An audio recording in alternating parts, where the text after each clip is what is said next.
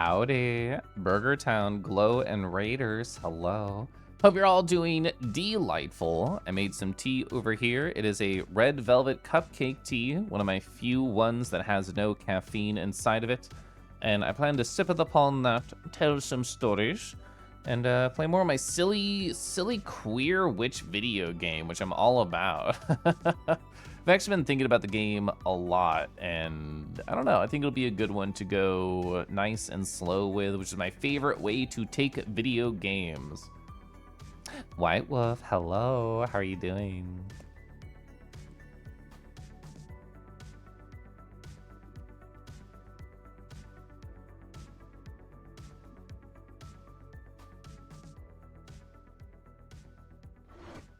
Are we toasting up in here? Lightly toasted with butter. I forgot I did this button. There we go. Taryn, hello. Hope we're doing amazing, Taryn. Did you play any more of, I forget which Castlevania it is, but I know it's the DS one because you got the ice power and you're like, this must have been terrible on the touchpad. So that's the only one I know about it there. Marshman, hi Marshman. I hope you're doing great. I actually watched that video, not that I said anything, that you posted about Deadlock, because I have a number of friends talking basically endlessly about Deadlock. I don't understand the state of the video game. I understand that it is in an alpha and that characters are still going through redesigns and it still is going through massive balance changes. But then I watched my friend Gunnar the Rat play a little bit and they're like, oh yeah, I can't queue against real people. I can only play against bots. And I'm like, I do not understand where this game is right now. Great Spear, hello, hi. You saw Gunnar play it earlier? Yeah, because I was in a call with Rego, because I had like nothing to do at my job earlier. I was in a call with like Rego and Matos, and Rego's like, oh my god, I'm so obsessed with Deadlock. Oh wait, Gunnar's streaming it? And then that's how I knew that it was happening. I went over there. You can send me an invite for it. If you have a limited number, I wouldn't worry about it, but if you essentially have infinity, sure, why not? New skirt, I do have a new skirt.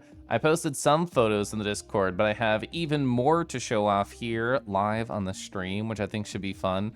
Oh, it's from that, because Mage Kaya, you have more context than other people. It's from that same site that I linked. Oh, I think it's actually the same one, because it's the red spider lily mini skirt. That's what I got. Hang on, I have to adjust the root ears to get better reception of the hops. Oh, there we go. Hi, Kingy. Hi, Failwin. Hope we're doing great. Gee whiz. So is it like a cheese whiz or is it like whipped cream? What type of whiz are you preparing for, Zybin? Also, hi. You're so excited to pick up the Castlevania Dominus collection? Yeah, that's what Tarrant is playing over on their channel when you have more money to spare. Is it excitement out of nostalgia and you've played all the games? Or is it, oh man, I didn't get to play all of these or only some of these and now I can sink my teeth into them? Question, your Doom 1+2 records got lost, can't find them in my Twitch archive. Let me go check my VOD channel. So it's true that Twitch only saves for, what is it, like a month or two? Because I have Turbo. But if I look over at this link, I'm gonna go check to see. All my Doom stuff should be over there by now. It's true, I'm very slow at getting stuff over there, I will not lie. Let's see. Yeah, myhouse.wad 1 and 2. Yeah, Doom 1993. Yeah, Blind Doom 2, Doom 2. Okay, so I think everything is there, as far as I know. Gonna hug you a kangaroo. Ooh, and you also have your new shirt that you made to hug me with. Oh my gosh. The same new skirt or a new skirt? Well, there's only the one new skirt because I have the two. So the one new one is the one from WitchVamp and the old one is the one from Amazon. Where can I find it? That link that happened right after the exclamation point VOD, you'll be able to find it there. Hello, Pi. Hi, Kieran. If Kel else, what is Kel else? Well, I'm more of a Kel switch, so that's what you could use the Kel case wins, all those sorts of things. Kadama, hi. Oh, you love Castlevania. It's one of your favorite game series. That's awesome. I remember, was it my first one? Let's go over here. Was my first one? I didn't realize I was so in the corner. I think one of my first ones was actually Castlevania 64. which, to say charitably, is not the best introduction to the series. Even though I owned a GBA growing up, I did not actually own any of the cartridges. I emulated some of those games in the future, like Aria of Sorrow, but I just completely missed out on like the NES, the SNES, and the PS1 era. I owned all those consoles growing up. Well, actually, we didn't have an NES in my house, but we had all the other consoles. The fact there's a whole ass remake of Haunted Castle in the collection is wild exciting. As somebody who doesn't have much context for like which game is which or like what platform they're on, is that one that like didn't get much love or attention, or perhaps one that wasn't even fully translated? Counterpoint, it does have skeletons on motorcycles. That is true. That is absolutely true. I can't believe Kingy got cornered and we're not even in Tekken today. God, so I wanted to get at least a little bit of Tekken in during a work day. So I was like, oh, okay, I'll just play like a couple of ranked matches before my day is over, and then I'll go get dinner and like set it for stream. So I opened up Tekken and I did a set against a Steve, who's like a boxer. And I'm like, ooh, okay, they're doing some different things. I'm not used to it. I lost the first set. The second set, I made a lot of good adjustments. It was much closer, but I still failed. And then I fought a Leroy, who traditionally I very much struggle against because they have like a lot of pressure and counters. And it was like a really close game and I lost it and they didn't rematch me. So I got cornered 3 extra times by boys. If it's anonymous, it's not as hot. If I know them, it's more hot. Interesting thumbnail for the second stream of my house. I already closed that tab. I'll reopen it. I don't really like upload custom thumbnails. I'm too lazy for that. I used to when I first like started to do this stuff. Oh, Lamau. Yeah, it's that one with a hero after smut. I fucking love that piece. I was absolutely obsessed with that piece during that time. I love that picture still. Oh, it was also your first one, Castlevania 64. You played Portrait of Ruin in high school when it was new. It's got you into it. I'm looking that one up. I don't remember it by name. Portrait of Ruin. Oh, it was another DS one. Hell yeah. Put Kangi to the Mr. Beast thumbnail generator. Did they actually make one of those? Oh my gosh, hi Rick. How are you doing? Hope you're doing amazing today. You're grieving for someone you never met, but you feel like you knew again. Spotted Squeak died yesterday. You spent last evening listening to sad music, spent a lot sending sappy messages to people you appreciate. I feel like that's a really good way to process grief, is through love in one way or another. Whenever, like, this happened, you know, occasionally on social media, where I would follow somebody and have kind of a parasocial relationship with them, but never actually talk with them. And they kind of just disappear, either for the fact that they're no longer around at all or no longer around on the platform, and it's some level of grief. I feel like love is a great way to process that, so I agree with that. And I'm sorry that that happened. Just Kangi pogs everywhere. I do have that Kelef pog emoji. I could use it.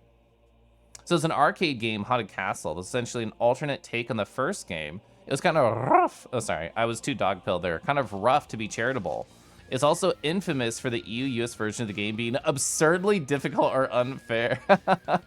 Do they have both versions in like the Castlevania pack, or is it like just the one? Oh, your first is Castlevania 2. You just have a soft spot for it despite its flaws. Aw. Evo, hi. How are you doing? Silver's, hello. You're friends with someone who knew him well. It's been a tough feeling into the secondhand grief with that. Giving love to those who are hurting, as you should. That's nice. Hey, Kingy, hi. Wonderful and lovely and sweet and excellently dressed boy kisser. Well, I have to be wearing a lot of clothes because when the boy starts kissing me and cornering me, they're gonna just slowly take all these clothes off, and that adds to the excitement, really. Thumbnail core. Haiku and hi. Of course you appear right in my dog-pilledness.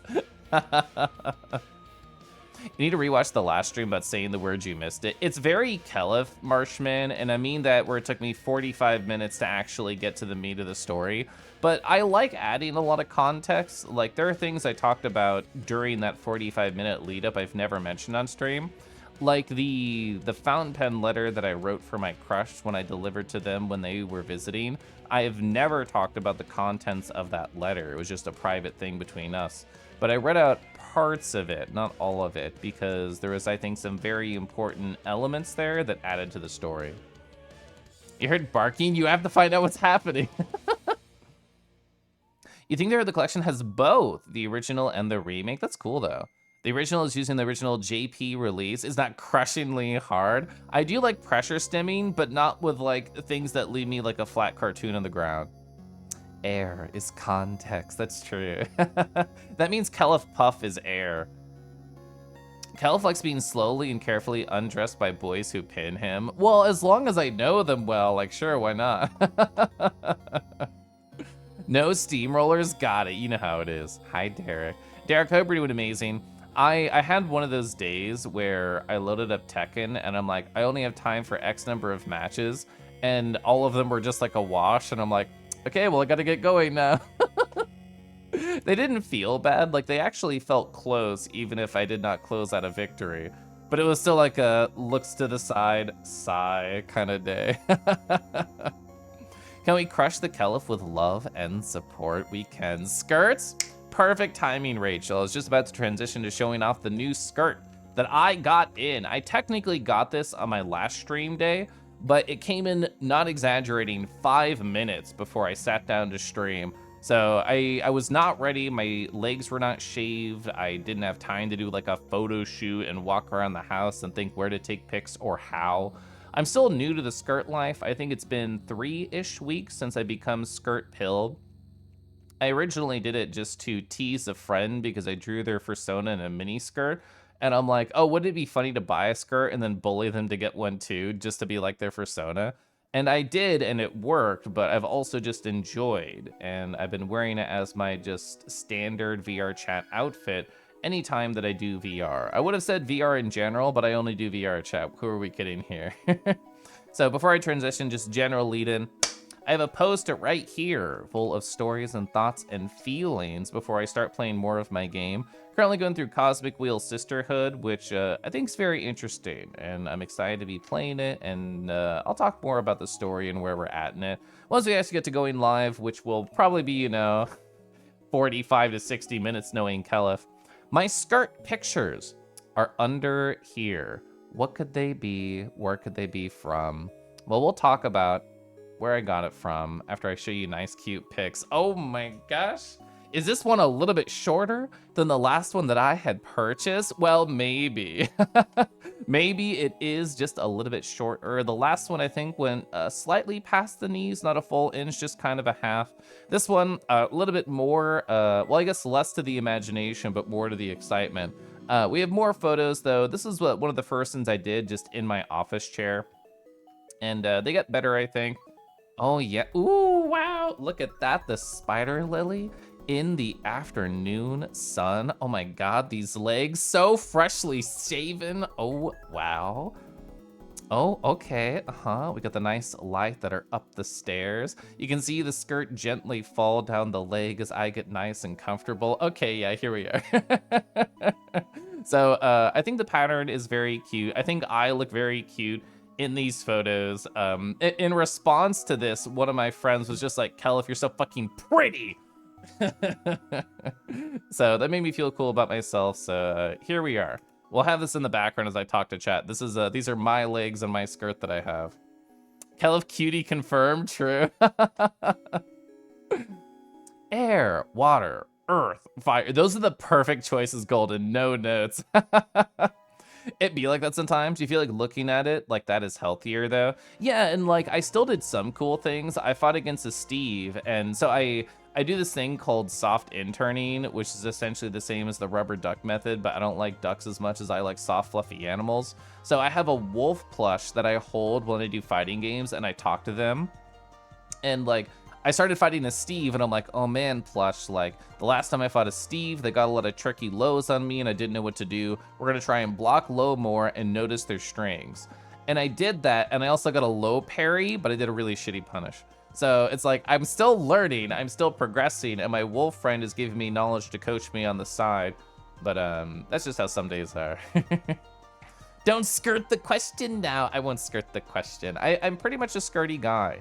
I have enjoyed the free flowiness of it. They work really cutely in VR because I can do a little twirl. And even if people can't see it, I know. And I think I have different energy while wearing a skirt positive. Scandalous. Hi, Andy. Kiba, hi. What are these? They're the skirt that I got 2 days ago, and I think Cadenza said it. Yeah, Witch Vamp, that is the site. We can just go over. I'll show you the URL and like how it looks and everything. And I'll link it right here if anybody's curious. Oh yeah, I forgot. Their homepage is like, we're about to get clowny. So if you have a big clown fetish, don't worry, they have you covered. Let's go all in stock. Yeah, so they have many different sizes. This is the basic style I got, the Spider Lily mini skirt. You can tell I got a bit of a smaller version. But even just scrolling down, this place is so fucking styling at all times. They have a number of different skirts that are like gradients. That's a soft example. They have like, I think, a black and purple. Oh, this one, gorgeous. Look at that nice gradient right here. Oh, wow. Oh, wow. Oh, yeah, this is the exact one that I got. So the Spider Lily mini skirt with pockets. I didn't even mention that. They do have pockets, and they also have an elastic band. So if you're curious, feel free to explore. I had a great time exploring and thinking about what to purchase. Delicious. I literally had to look it up. I was just like, what the fuck is this thing when I got it in? I forgot it was actually like over here and just told me, bro, it's a Spider Lily, but I don't remember that. You want to play T8 with me sometimes? I was going to say, I'm like, I didn't think you owned it. If you did own it, or if you did play Marshman, what character would it be? Wolf. Does a cute wolf plush have a name? I have a bad habit, Cadenza, and my husband does too, of basically none of our plushes have names because we pretty much only have one of every species. There's only one bear, there's only one husky, there's only one anteater, one wolf, etc. So it's just like, oh my god, wolf, hi. Oh my god, dragon, hey. So there's some exceptions, like Gretchen. Gretchen is a gigantic polar bear that we got from the St. Louis Zoo when we went for a visit once. And I used, on my old phone, I might have lost it now, maybe in a DM somewhere, I took a very cute photo of Gretchen. They were large enough that we actually just buckled them in the front seat and gave them priority seat in the car. It was really cute. Remote play, maybe? Maybe. Shitty punish my middle name. Yeah, Zap, I remember you were in Lupin's channel yesterday talking about learning more Steve. How's that adventure going for you? I've only ever fought them, and like, so Steve and Hwoarang, for people who don't know anything about Tekken, they are interesting because Hwoarang essentially uses their legs 90% of the time, and Steve uses their fists 90% of the time. So when somebody is going to punch low, or kick high, it feels a little bit different, and you have to make those mental adjustments. And I think Steve is tricky because of that. I personally struggle defending against him, but that's something I'm learning. When do you play against your plush wolf mentor? I would let them win. Oh god, imagine a plush wolf mentor destroyed me just by just landing directly on top of me. I would love to sip tea, which I mentioned briefly earlier, but I have a red velvet tea right now I'm sipping. Next stop, thigh highs. I actually used to have like a mini thigh high collection. This was, oh god, literally 10 years ago, I had like a thigh high collection. There's an old selfie of mine where I wore red and white, like striped thigh highs to a theme park with a garter belt on them. But that's very old. There's also a really good selfie of me going to get Chinese food, but I have thigh highs that are rainbow fishnet stockings, and I look really cute. But I think I intentionally got rid of those because I was like, A, these are old and kind of like too stretched out now, and B, I've been too lazy to shave my legs for 3 years, so why bother having these? Little did I know I'd go in a skirt arc. So here we are. Good morning, animals. Hi, Felix. Hope you're doing well. All the black one with patterns along the bottom look really cool. I agree. The skirt does have pockets. I've not tested the size, but also since I only do VR with skirts right now, I don't know if this will be a con thing for me ever. Really depends on the weather and my comfortable level, I guess. But I don't know what I'd even keep in them. Like, what do I need at a moment's notice in VR that I could keep in a pocket? Oh, Alyssa, Tiny Bit of King on the side. Oh, hey guys, what's going on? Spiders? Well, don't worry. If I trust you, you can just gently like smack them and slay them, and I'll thank you for it. And then your hand will also be in my thigh, so. To be fair, a lot of furries do that when naming their son. Jack7's funny, but you struggle to win with him. I have only tried Leo, who's I play the most, and Jun. I was looking at my statistics. They have like numbers that they keep track of while you're playing. And apparently I have played over 200 ranked games so far, and I have like a 47% win rate, which I think is good. I think that's fair. You've watched 3 videos about 1 hour long each. From what you've learned, all your punches are amazing and bad. So your punches are really good, but if people know the string that they can punish them or like duck them, I'm assuming is what you mean by that.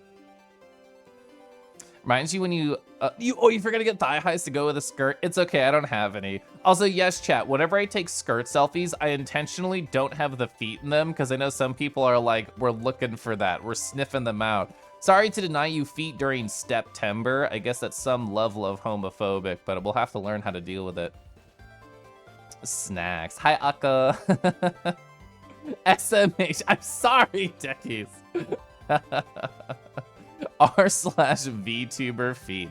Spare batteries. I have these straps made by Rebuff Reality, and instead of being like a standard full body strap where all it does is it keeps your full body tracking locked in, it also has a battery pack attached to them. So on nights where I'm a total gremlin and I stay up to like 3 or 4 in the morning, and that's like a total of 7 or 8 hours of VR, and my controllers get low, I can still charge them because there are 3 battery packs attached to me.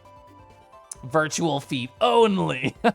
Yeah, Cadenza Lav, as in Lavender Fox, said that earlier in a stream today, and I'm like, September? I'm gonna say that all the time now. You mean I'm not pulling out the wallet with the photos and roll it out and each picture's a different dragon? Well, it's VR. I can just stare at all the dragons around me. Pretty much right on the nose, yeah. And like, there's plenty of bullshit that I do with Leo or Jun that I know is punishable, but I am not at the level where people are going to pay attention to it. I really relate to Lupin when they, so like Lupin Sheep, who I might as well just shout out, Cool Tekken 8 Enjoyer and Cool Skirt Enjoyer, they are the one who actually pointed out Witch Vamp to me. So let me type it right here. Lupin Sheep. There we go.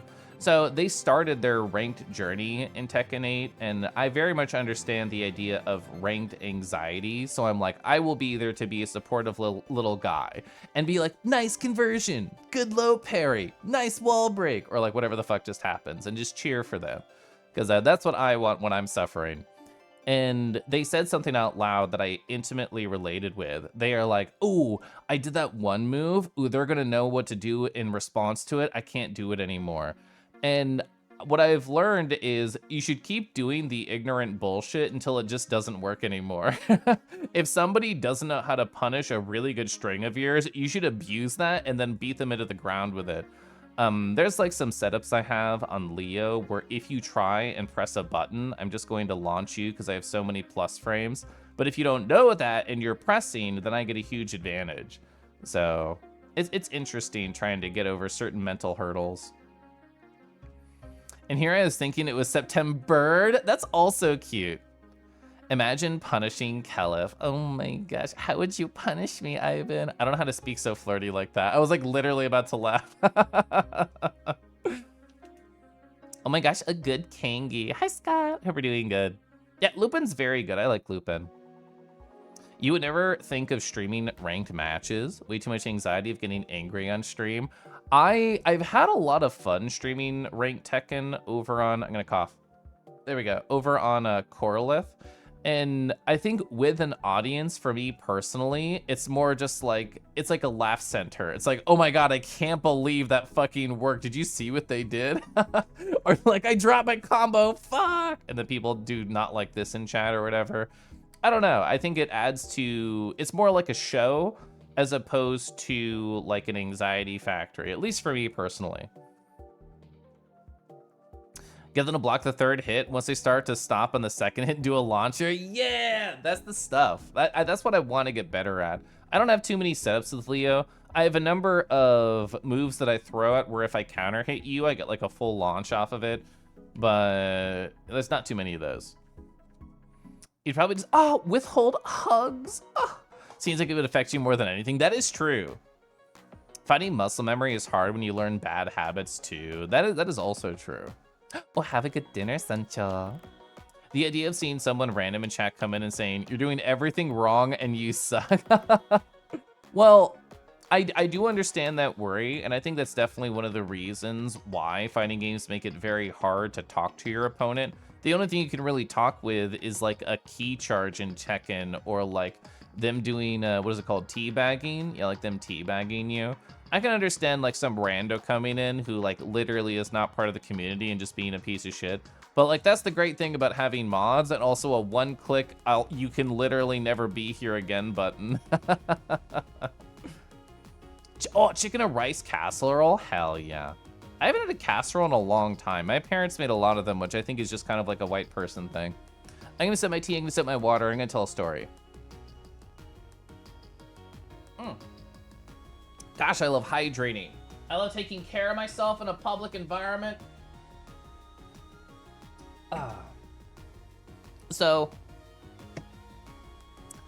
for people who follow the Kelef soap opera, you might be thinking, wow, this guy's been kind of quiet on this whole new job thing. He's been talking about it so much, building up towards it, and then he's just been edging us. I can't believe this edgecore streamer. I can't believe he's teasing us endlessly.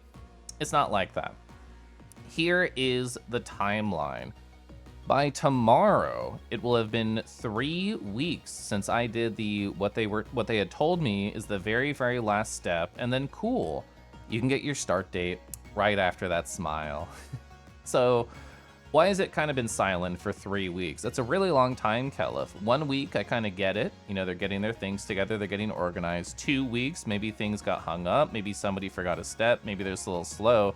3 weeks, that's kind of cringe, Kelef. And I know I'm kind of cringe right now. But the full story is the last final step before I get a confirmed start date for this job that I worked really hard for is to get a government work laptop. And as far as I know, the order was put in 3 weeks ago. The first week, I just gave a cursory check-in of just like, hey, you know, I haven't heard anything. I will let you know if somebody emails me or calls me or the package shows up.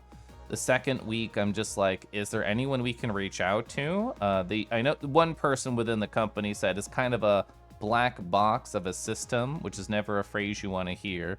Because how are you going to confirm anything? How are you going to get hard evidence that what you need is coming to you? And I talked about it with my husband in the kitchen yesterday, and he's an incredibly smart guy, and he told me what I should do, and I agreed. He said, Kelef, you have to be firm. If they're going to push you around, you have to get firm in response and let them know, hey bros, it's been 3 fucking weeks, but say it professionally. Hey bros, it's been 3 fucking professionally weeks. Like, what's up? Like, I want to leave my current job.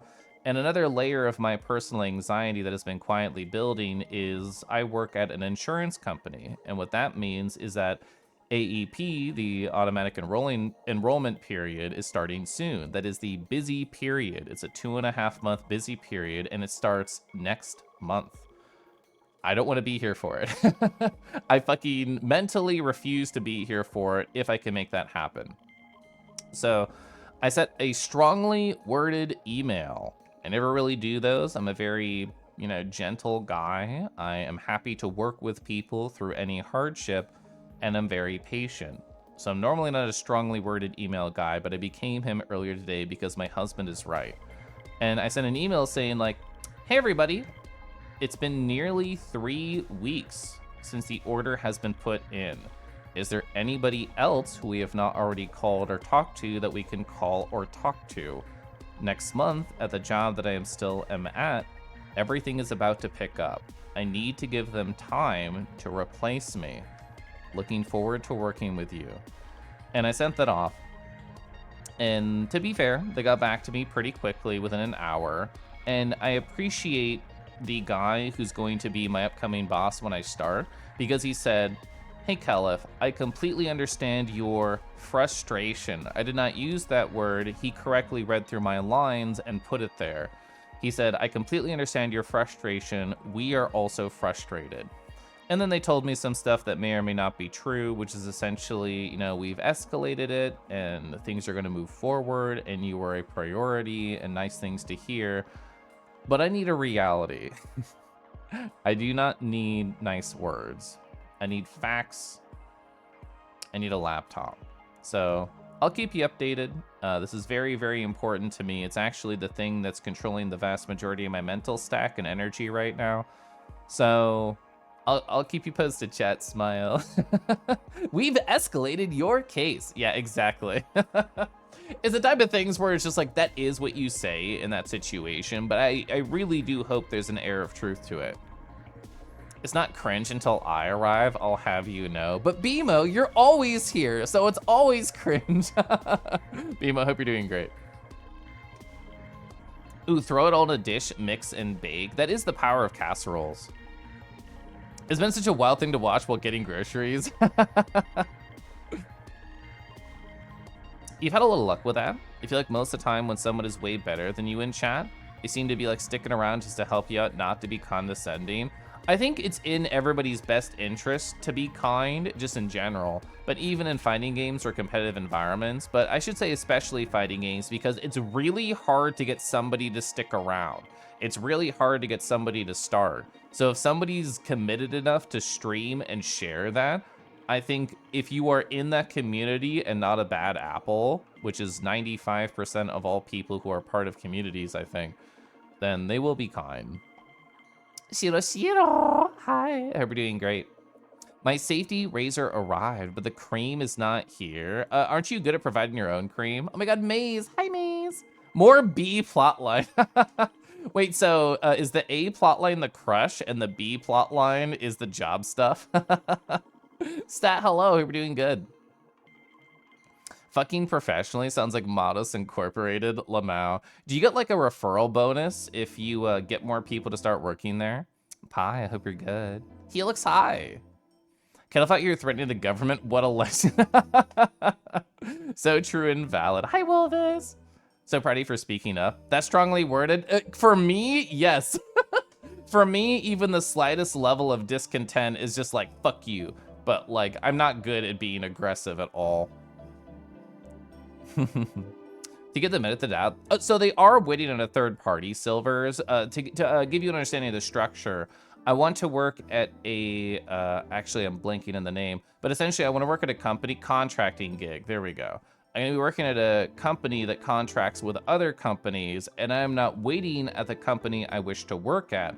I am waiting at the company they are currently contracting with. And it's also government, so there's 2 layers of abstraction and slowness in between me and my wants. Send you healing rays. Oh, you have COVID? I'm sorry to hear that, Maze. Just bat the germs. I'm good at batting things in general.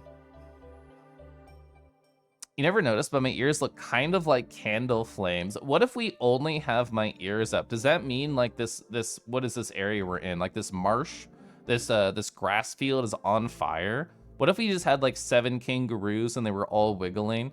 Would it create the effect of fire? Ooh, if only we had some yellow ones too. Someone says in a VR meet, talk to you later. Have fun.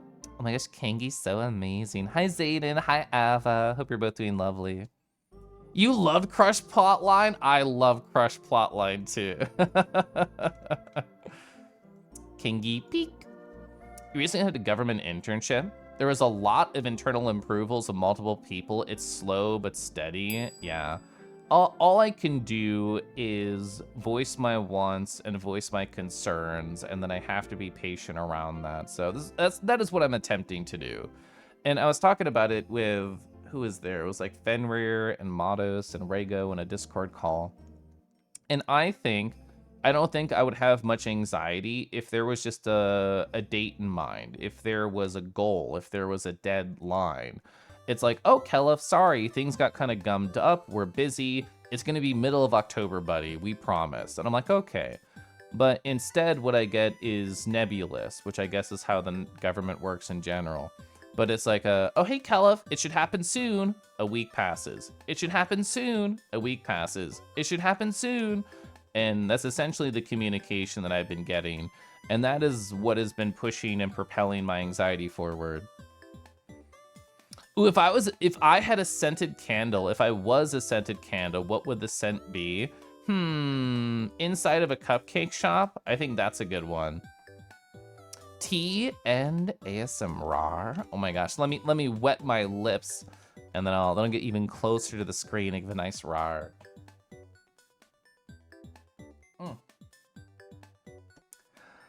Oh god. Thank you, Evo. Thank you, Helix. I'm feeling so moisturized and warm by my tea. This nice red velvet cupcake experience. Just like my scent, a red velvet cupcake. And you know what I hear if you light my candle? You can hear a little sound if you close your eyes and focus, a nice soft rar. Why are kangaroo ears so nibbleable? I think it's just the length and the way that they move. Ears inherently nibbleable, big and pointy and floppy, increases nibblability, true. I don't have any sketches for you, chat, but I have been slowly thinking about what to do for emotes for my secondary channel. If Gyuju's lurking, yes, I'm trying to make Nardod Chonk look good. I've not succeeded yet. But one chonky emote, and I've done, what, a page and a half of sketches in my notebook, and I feel like I like 3 or 4. I think I like 3 or 4 of those emotes. You know how I did kind of like a 7 emote like reveal bonanza on this channel? I kind of want to do something similar over there. I always get anxious at some level of having like a lot of slots, like I'm not living up to my potential as a streamer or what the fuck ever. So even though like I'm not in this for the money, I'm in this for the friendship and the experiences and the video games and the conversation. But like, I still feel like I want to fill those holes. Oh my god, Finchy, hi. How have you been, buddy? You joined on a Kelif Rar. Oh, Finchy, I feel like I have to show you specifically art. I recently have become very puppy-pilled in the art chat, a Kel Wolf, a K9 Kelif.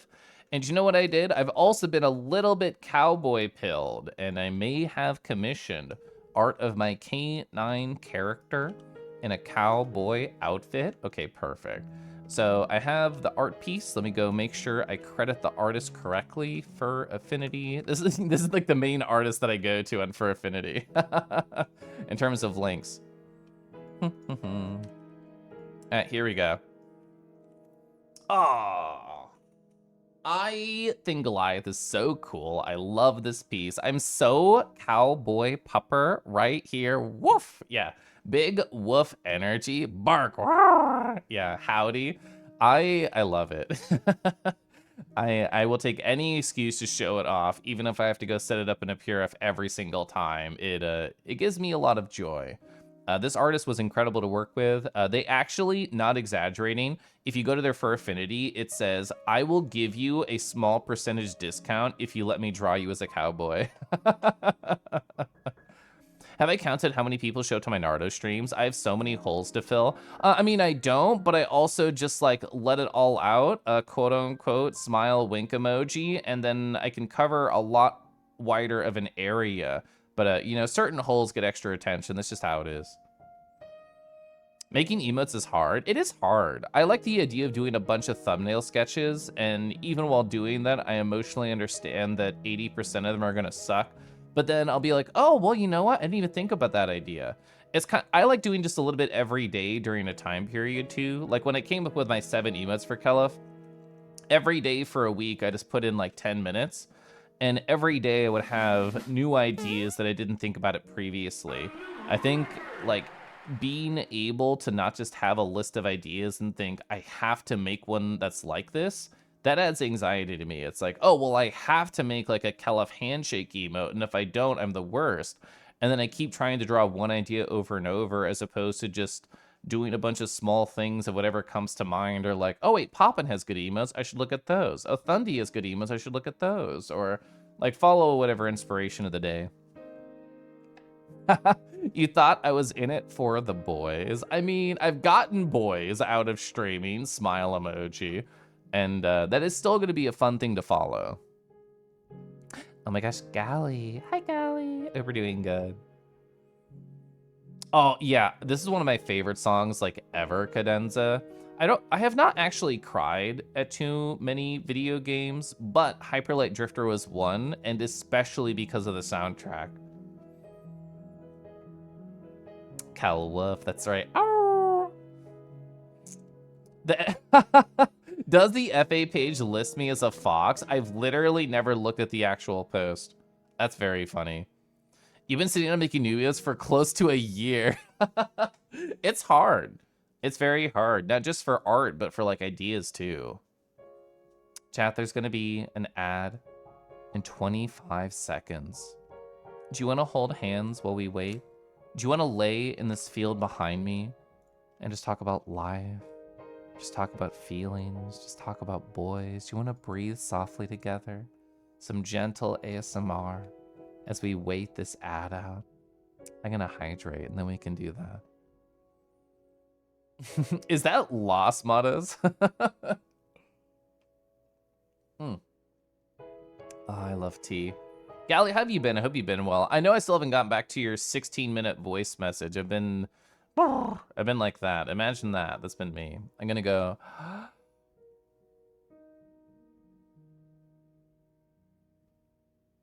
It is very hard to maintain a puff. Did the lighting change? I'm actually in full control of the universe. I don't know if I've told you. I can just change the direction of the sun at any given time. I normally keep it really consistent because I don't think it would make sense for it to change on the fly too much. But if I want, I can just kind of like tell a scary story and do this, or like give myself backlighting or whatever. There's very technically an angle I can do where you can see the shimmer on my... There it is, yeah. So you can see the shimmer on my glasses. It doesn't go over that edge on the right side. I never fixed that. But yeah, in VC Face, if you hold Control and then left click, you can just change the direction of the lighting whenever you want. Boy kissing is the perfect way to pass the time during an ad break. Who's in? I am so in, Felix. That's anime as hell. That's true. I really wanted that whenever I got my glasses for Naruto. Actually, it's interesting to think out loud just how my different versions of myself have informed versions of myself. Like, when I did the Naruto, I did the glasses and the shine texture, and I'm like, oh, I want that for Kangi. And when I did the pupper, I did the color changing eyes, and I thought, oh, I want that for Kangi. So anytime I do something new in a different non-Kangi character, it somehow loops back to me, which I think is an interesting form of self-exploration. Truffle mac and cheese, hell yeah. Hope I've been well too. In general, I've been good. I've been very positive and happy, and all I'm doing is waiting on the job. That's the only thing that's not super positive. Foxes are just orange dogs. Okay, there we go. I wanted the ad to be over before I responded to Cadenza. You were speechless during the ending of Hyper Light Drifter, yeah. Especially because the credits music for this incredibly otherwise synth-heavy game is a gentle, acoustic, upright piano piece that's very Debussy. Yeah, I know that's not how you say it, but I've been conditioned by online media to only read it as Debussy. Kel woofs, woofs, and now I do woof now. Gonna go interact with customers so if he can pop back in. Yeah, Zasap, thanks for stopping by. The ending of Hyper Light Drifter made you cry in similar ways to the endings of Echoes of the Eye. But, oh, God. More people to shout out. Chat, did you know that my friend Silver Mask is playing Outer Wilds for the first time ever? They are very early on. They've only played, what, like 90 to 120 minutes of the video game, realistically, because they, like me, are very slow and they talk with chat. They have very few realizations, which for any Outer Wilds enjoyers is great, because there are certain moments that, as a fan of the game, you hope to catch, and anybody right now could catch Silver watch those. Debussy the Colossi.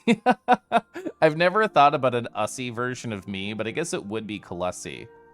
Oh my god, bass boost. I thought it was cute. So for people who don't know Bass Boost in chat, they were recently doing a recap of Megaplex. They didn't use Pure Ref though, so, you know, -1 point there.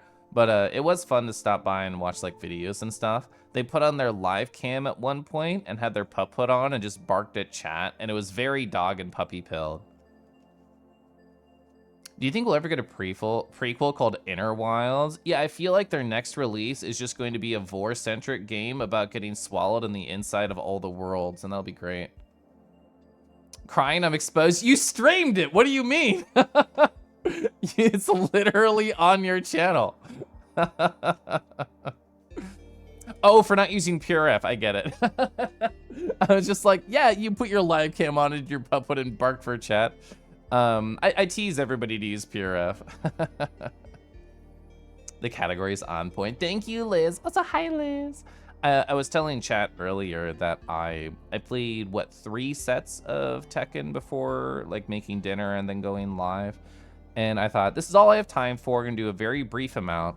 I fought a Steve twice and a Leroy once who didn't rematch me, and I got exploded every time. Next time, though, I'll be stronger. I guess one nice thing about losing rank is that it makes the pool of future opponents more within my range, more easier. So in a sense, losing is good because it means I'll fight easier opponents. Oh my god, Thomas, hi, how you doing? What game, Tekken? Yeah, Tekken 8. Either use PureF or go Kelif Boo. Yeah, use PureF or I won't stop by. I mean, that's a lie because I stopped by Base Boost stream. You do know a little about Outer Wilds. You wonder if it's a lot or a little. You could like ask me privately, but I don't want to reveal anything on stream about that game because it's special. Let's see, I did that. I talked about this. Oh.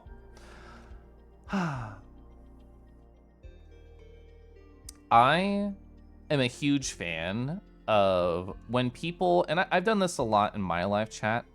I don't know if you've done this a lot in your life, but there are times where I'm just like hanging out with people and we talk about a friend who is not present within the group, but we all agree in the group who is present, we love this person. They're so cool, they're so funny, they're so great. Tell a funny story about them and then everybody moves on. I came up with a contract for myself where if I'm present and a moment like that happens and I'm free, I want to message that person who's talked about and let them know they're appreciated. And that happened earlier in Setsuna's stream. We were talking about like Malkier, who's like a cool G-Shep smile. Malkier's really cool. They haven't been able to stream recently. Their schedules changed. But everybody in Setsu's stream was like, oh my gosh, I love Malkier. You're so cool. You're so funny. You're so handsome. And I thought, I bet nobody here is going to message Malkier that. I'm going to just pull up my DMs and find them and be like, hey, we like you and you're appreciated. Here's a clip of us saying nice things about you. And then I did that and I sent it to them. And they actually ended up like stopping by the Setsu stream while that was happening. And everybody just added them. We're like, oh my gosh, we love you. We miss you. You're so great. And I encourage everybody to try and do that. Be like the guy who messages the person to tell them they're appreciated. Because I've only gotten positive interactions from that. You'll get them next time? I think so. And like they were close matches. It's not like I was getting steamrolled and didn't know what was happening. It's like, oh, I'm adjusting to these moves. Like this is a low move. I'm gonna try and parry it. And then I would do that. I didn't get a good conversion, but I still got a low parry. So I felt proud about that. And just micro steps forward. You're mad? Yeah, they made DP's grab, invul, and strive to miss your whole advantage game. You don't know how to safe jump? I looked to the side because like that was thunderstorm sounds. If I disappear at any point, that's why. That's why. I didn't realize it was even gonna rain today. It looked so nice earlier. That's so sweet. It's fun. Gonna pop up for now. You'll see me around. Yeah, I'll see you around, Derek. That was just you walking or through. Okay. Thank you for not stepping on my house directly, Deckies. Calif's cables. No, not my cables. Can we like create a sacrifice cable individual and you can enjoy their internet over mine? Don't believe him, chat. Calif was crushing competition last night. Yeah, I think you're saying that because I was in Lupin stream being like, I'm doing good. Oh, actually, I remember now. Specifically in Lupin stream because like they were playing Tekken and I was playing Tekken. And I was just like, Lupin, I don't know if this is a good or a bad thing, but I denied somebody promotion by beating them and it felt really good. You played at Lupin? So I played while Lupin was playing yesterday. We were both doing our separate rank games. Watch Kelif muzzle the fish so I can starve. You're fine, Gally. It's not bad. Small cells. It's all blowing through pretty fast. That's good. Anytime I hear like a single crack of thunder, I'm like, that's it. Stream's over. But I don't know. I probably shouldn't be too worried about it. Imagine a Kangi beating you to a promotion, becoming your boss and looming over you. I'm not even at an impressive rank. I would need to be like, I don't know. What's an impressive rank to me right now? Blue? I have to be as cool and as strong as Liz to loom over you, Rego. I'm gonna sip my water.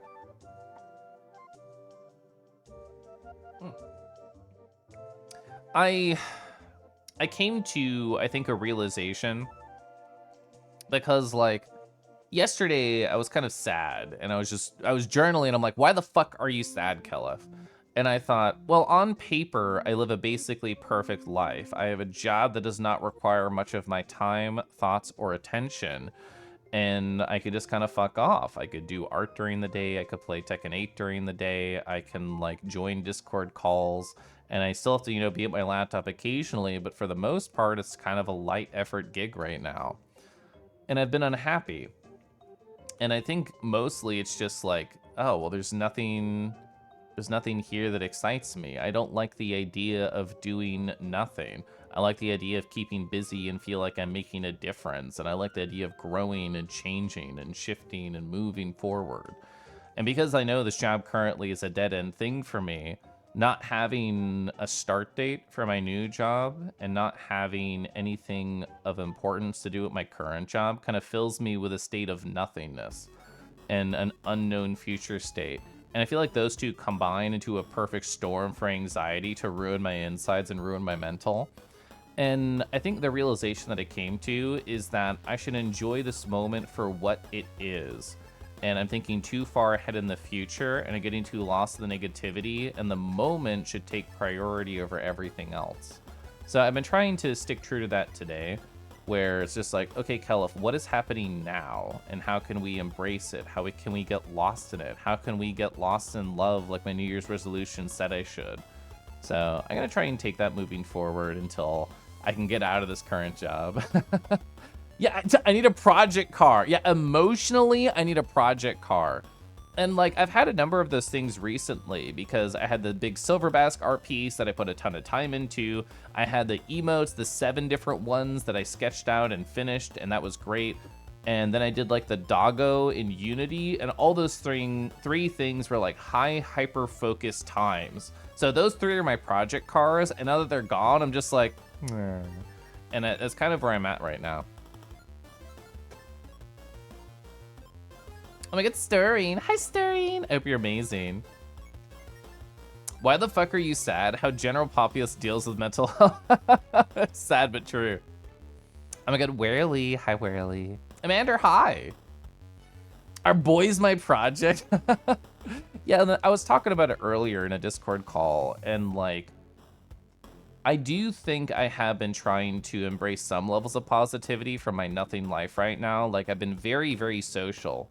I've been jumping to a lot of Discords, I've been keeping up with group chats, I've been playing a ton of VR chat, and I feel like that's only possible because of how free-form my life is right now, and that is a very positive way to do it, to get lost in love with my friends. But I do need projects, I do need productivity, I need to check lists, I need to check boxes, bro. I'm such a box checker. You live in the moment. It doesn't work very well when you're extremely bad at financial planning because of it. Ah, I see how you're phrasing that, yeah. Project cars are great. Let me know if you find when you need one too. I mean, something with Corlith I think will be my next like project car, either with updating the model to 3.0, which will be a lot of work for me, or like doing the emotes over there. I think those will be 2 good projects for me to focus on. For actual, I'll go with you of no choice. Over a clapped out old car, true. Dragons do fix my anxiety, you're so right. Chat, I saw this in a group chat earlier and I literally gasped. I literally gasped because I'm like, this is so fucking Kelif core. Are you prepared? Do you have your Kelif looms ready? I'm gonna zoom in on the art, and then I'll tell you the artist's name. Oh, whoa. Your sweet eyes ignite a flame in me. I think it's love. If so, will you be my treasure? Oh, man. Oh, the shirt is open and everything. Oh, yeah, there they are. There is the me. There is the you of the comic, Lamau. I love this piece. This is by Mr. Yeah, what is it? Mr. N.B. Green. So good. So delightful right here. I love that like smirk, just like the hello. It's nice to see you. And them like, oh, I didn't even appreciate this detail. They're so strong, they're cracking the wall as they pin the person to it. That is another level of hot that's present here. Kelf, I will literally do anything to make boxes not exist. I swear to God, how do you do it? Boxes are safety. Boxes are structure. Boxes are progress. Boxes are a way that we don't forget about the details that we could forget about. I love checking them. You want less work? It's a weird balance because either extreme is horrible, and then, well, at least for me, the super nothing and the super everything I hate, but the nice in between makes me feel wonderful about my life. And it's hard to find that right balance. I underthink the future until I have no choice, and then I have anxiety. I'm definitely an overthinker. No work at work is unreasonably stressful. Having a purpose is good. That's why you got into Blender, Dots. Yeah, I agree absolutely with that. Having a purpose is very good. You're not antisocial. You end up interacting with other people a lot less than you'd like. Oh my God, Fumble, hi! I'm always faster than like the actual sub message. Thank you so much for the 13 months. We're doing super good. Hearing a Kingy's beautiful voice in a call makes my day better each time. I don't know why, like sometimes I just get into a mindset where I think, oh, I want to use my sultry voice now. And it always happens in Discord calls. Like I joined a call yesterday, like around 9 p.m. and I'm just like, hello, hi everyone. I don't know why I'm like that, but I am. The detail of a dragon wearing an open, unbuttoned shirt is inordinately funny to me. Like, how would they even button that up with those big old claws? Like, they'd have to have a kobold or a small boy to do it. You notice every time? Yeah. Golden joined a call around like 11-ish p.m. Central Time. And as soon as they did, they were just like, oh, Caliph, what are you doing here? Aren't you supposed to be in bed already? I don't remember exactly how you phrased it, but that was the energy. Gonna grab and coil Caliph with a shark time. Is that how you defeat my anxiety? Prestidigitation and Mage Hand are such useful spells, true. You wish your labor pushed yourself forward more instead of a company that'll forget you before the grass grows over the grave. Woof, yeah. The dragon's trying to be sultry over here. Like, did you shop at Belk last week? That is a very good take on it. Oh, you're figuring out how to do the quest custom fallback thing for the VRC avatars in Unity. If the avatar's all good to go for like quest restrictions, you should just be able to change to Android mode and then upload to that blueprint ID that your main avatar is attached to. I feel like I messed it up when I was doing the doggo, but it worked for the pupper, and I don't know what I did different. It's not. God, Unity's the worst, isn't it? All my bros hate Unity. Am I done with my post? I think I am. So I feel like Steam is watching me and my enjoyments because I have my Caliph game list and I've been like going and updating it and changing the orders and thinking about what I want, and I keep track if I own it or not. And one of the top ones that I wanted to play, I guess I can just click it. It's not a full flashbang, but slight flashbang. It's not like perfect dark mode. But here is my current list. I should change size as I talk about it. And, you know, these I haven't changed for a little bit. So Gravity Circuit, Melon Journey, and Small Saga have been like my top 3 for next thoughts of games once I'm done with Cosmic Wheel Sisterhood. And Gravity Circuit recently went on like a 50% sale. I don't know if it's still on sale at that level, but it recently did. So I own it now. I own Gravity Circuit, which if you don't know, is kind of like a Mega Man Zero kind of inspired game. I don't own Melon Journey or Small Saga. But, well, technically my husband owns Small Saga. So I could use the remote play or whatever Like the family share, there it is. I could use like the family share to technically steal that, but I like to support the devs anyway. Tease, oh, we're doing good, Tease. Tease, have I shown you? Have you seen, are you aware of, Caliph new skirt time? Caliph skirts, red spider lily era, perfectly shaven legs. Hell yeah.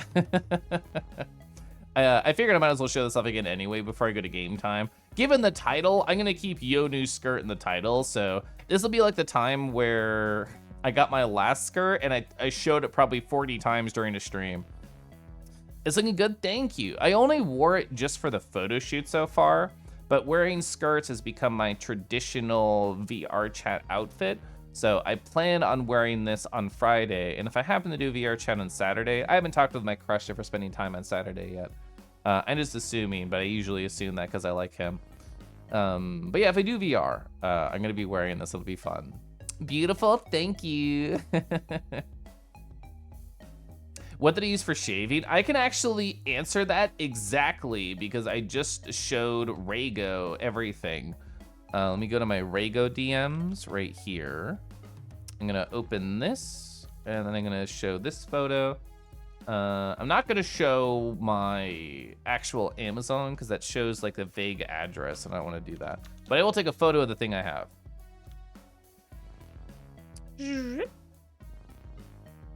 Good enough. And there's no PII there? There's no PII there. Okay, perfect. So, I personally use a safety razor. This one has treated me very well. How do they even do this? Shaving resolution. It's all the fucking search optimization bullshit. But yeah, I just used a basic safety razor and like fresh blades. And I took the advice of a femboy that I met like 6 years ago, and they were like, I really like just moisturizing cleansing cream whenever I shave. And I'm like, your legs look beautiful. I'm just gonna trust you forever from this point and never even think about my own things. So I don't even use classic shaving cream. I just use that. At least it's not a word salad brand, true. But yeah, this is what I use. I really like this. I mean, even if it is a safety razor, when shaving on parts of the body that are closer to like where the bones are close to the skin, like near the knee and then down the front of the leg, and you still have to be careful about nicking yourself. But on like any fattier part of the body, you can be pretty careless, and I've never really nicked myself on those parts. Trusting Kella forever for shaving advice. It is how I got legs like this. So it worked out pretty good. Use a Mercor. You think that's the spelling on your face? It's a bit pricey, but super nice. I mean, prettier. Yeah. Rago, you have to shoot for the skies. You're twinkier than I am, so I feel like your prettiness threshold is higher than mine. But anyway, so here's this video game that I'm going to be playing tonight, the Cosmic Wheel Sisterhood. I'll change my category and I'll talk about where we're at and what I want to do in the game and just what my pretty cards are. And we'll go from there. I don't even think I'll change my title. I think my title's fine. Yo, new skirt to Cosmic Wheel Sisterhood. That's still true. Cosmic Wheel Sisterhood done. The shaver looks like something your grandpa would use. You wonder if your grandpa had smooth legs. I like safety razors. And they feel better raw than like disposable razors to me. They don't feel as dangerous. Like I know it's in the name, the safety razor, but like it's been very kind to me. Oh, this one's really cute. I want to show this one off. Chat, do you ever stay up too late and just text boys? Talk to somebody you like, talk to somebody you miss? Maybe I have, and maybe this dragon is talking to somebody they really like. This is by Davarage. I don't know how to say their name. But either way, it is super cute, super adorable. Look at them. They're kicking up their little leggies. They got their gentle undies on, nothing else. You know they wagged that tail pretty recently. The tail's surprisingly pert. It really is. It's lifted high. Been shaving with a safety razor for a while now. The technique is tricky. If you're well greased, it's hard to nick yourself. Yeah, always grease up. How do I become twinkier and increase my cuteness threshold? But Starring, I've met you and I've hugged you IRL and your cuteness threshold is very high. It's a safety razor because it's safer than what came before. True. Yeah. I am not a straight edge user. You won't stop until all the boys to your left are in skirts. Even if you have to tackle them and put them on. I feel like that is a way to get people to wear them faster. Like, did you lead with that with Rago when we were both teasing them in VR? It's like, I will find you, I will tackle you, and I will force this on. I feel like that would work really good. For no apparent reason, anybody who knows Zord should be like, ooh, you should think about this cute skirt. Here's one I found. Ooh, what about this one? This place ships to Brazil. We should do the research to help Zord out. Or they could find one locally, that too. You need to hang out and hug Kelif again. True. Don't expose me. I would never, Liz. Anyway. So, what the fuck is happening in Cosmic Wheel Sisterhood? This is us. We are Fortuna in this video game. And I'm going to turn off my VTuber lighting while I talk. So, this is Fortuna. We have been exiled. We were in a witch coven. We were told that it was ending. And we got exiled for 1,000 years, a millennia. At 200 years in our sentence, we decided to contact a demon, a behemoth. That's the phrase that's what I was looking for. We were talking to a behemoth who said, oh, I can give you powers, smile, which is always a scary, dangerous thing. We're currently flirting with them. They literally have a witch fetish, and I kind of want to fuck them. But that's beside the point. That's fluff. As soon as we got all the seals, essentially finished the contract with the behemoth, and an individual from the arbitrage, which is essentially like a neutral council of all of witchdom, came and was like, your sentence is kind of fucking long, bro. This sucks. We're gonna try and fight for you. And after that, they lifted my visitation ban, and then multiple girls from the coven that I used to be a part of when I was not banished have come to visit, and we've told little like readings of them and ourselves. So things are going really well. We're making more and more friends, but right now, I think Abramar is in the room. Yeah, I've played for 5 hours and 19 minutes, 6 cards. I can show you my cards right now. I'll have to walk down here.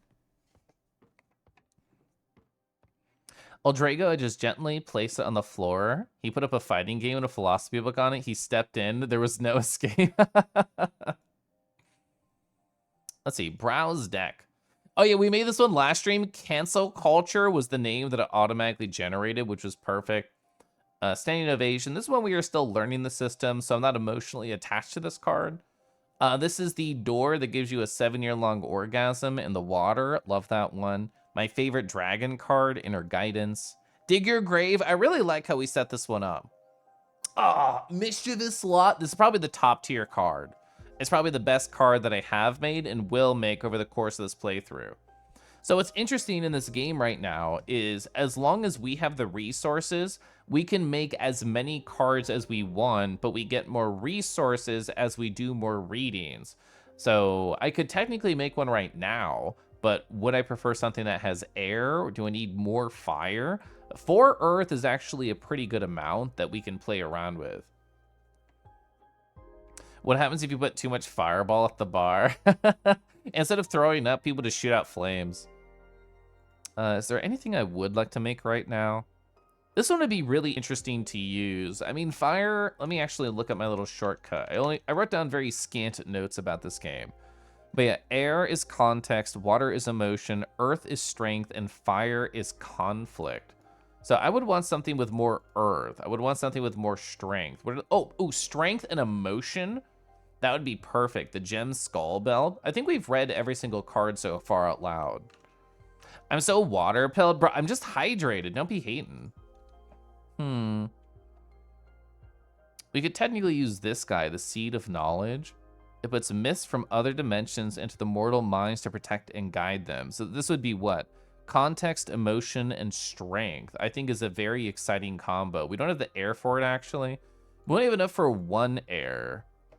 And that'd be too much fire to do like this guy. This one's so sick. I want to do it, but I'm earth poor. All the things I want to do require more earth or more air than I have access to. Check the lore on the skull belt. We can look at it again.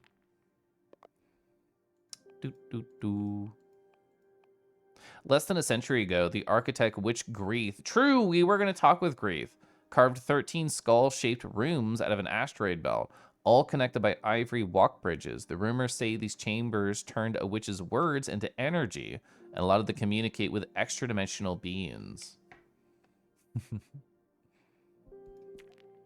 So, do we have any pure water friends left? I think we've used them all, right? We could technically get this guy, the florist. Trying to make life in an asteroid belt that doesn't have much life in it, I think is actually a really cute idea. And we could also have the bartender, but like, who would they be serving in an asteroid belt? I think he would be trying to bring life there, and I like that thought. We're very low on resources here. It would have to be either fire or water, or some combination. I think the mirrors could be fun. Because life and reflection on life that has passed, I think, is a fitting theme. The reflection of its owner, you can't lie while looking at it, which is used to find if they are fooling themselves. Yeah, let's try this for like a card, and then we can actually progress the story. What's our background choice? He's so big, bro. Calm down. Can put down to size. This is like such a sick zone. Oh my god, he's gonna look so fucking rad here. He's just gonna be chilling. So I think we need either this skull mouth or this skull mouth. Vor enjoyers, which one's better? I think this one, right? I think this one is the more ideal mouth to get put inside.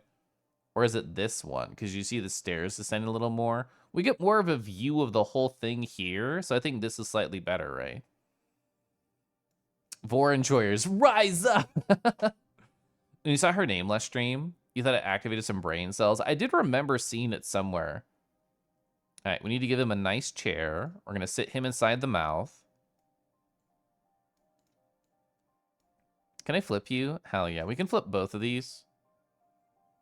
I can't put him like behind one of the teeth for perspective reasons, so I need to put him like right here. Oh, put this to the front?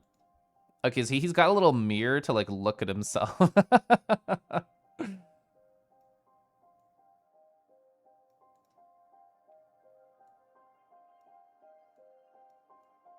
All right, so we can put this in the back, and then we can like mirror and flip it, and also put in the back. Heck yeah. Vor enjoyers, rise up! Well, I thought they'd want to get swallowed down. I agree with your mod choice. Let's go! Powerful witch conversing with Vor enjoyers to make accurate readings. Am I dating this man? I mean, if he got me enough flowers, I would think about it. We can get some like gem encrusted teeth. These are gems, right? How can we utilize the gems? We could put that like on the actual flower pot. Just like make it stand out a little bit more. A bit smaller, I think. Not yet, question mark?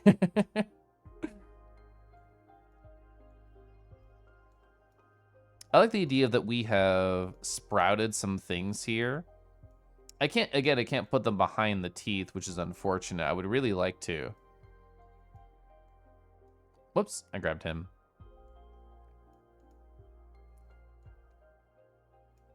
Behind. Might want to keep it only in here. That might look better. TBQH. Whoops, I did duplication instead of show to back. Yeah, there we are.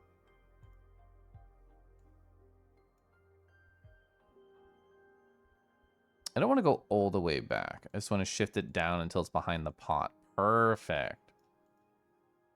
And they'll have one super big one. Gorgeous.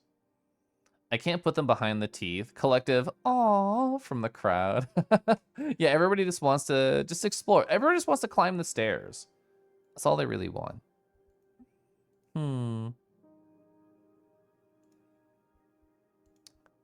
Yeah, it would have to be like behind him. I can't put it behind only like one of his hands. So I think that's the best that I could do.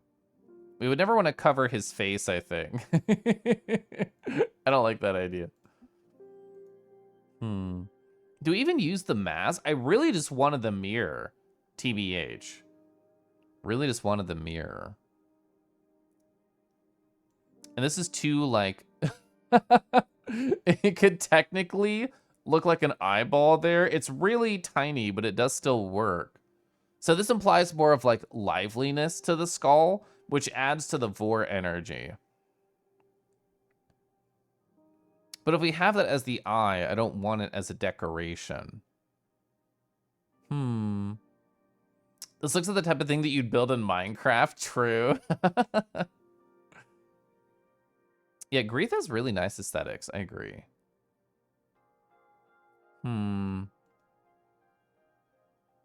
Ooh, we could, like, hang these upside down from, like, inside of the maw, too. Flip. That feel too weird? They just have something stuck in their teeth, that's all. It's about to be you, but currently it's that. Ooh, wonder if mirror transparency would work like the urn. It actually does. Wait, is this a different mirror? This is a different mirror. Oh, weird. I didn't even think about that, but you're totally right. How would we even utilize that, though? So what Mage Kai is referring to is that on a different card that we have, this is like see-through on the card itself. So we could like try and come up with some sort of pattern to create like a larger hole too. Oh, if we have it from the outside, it'd be like a big monocle. True. I didn't even think about that aspect.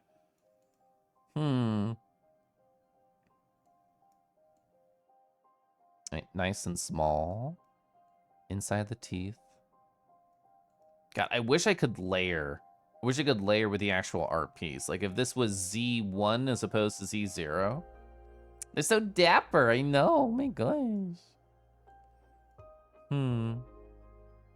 don't know if these upside down ones actually add anything. I like the initial idea, but I think that's about it. I think I'm happy with this. We got a cool dapper guy enjoying bringing life to a dead area.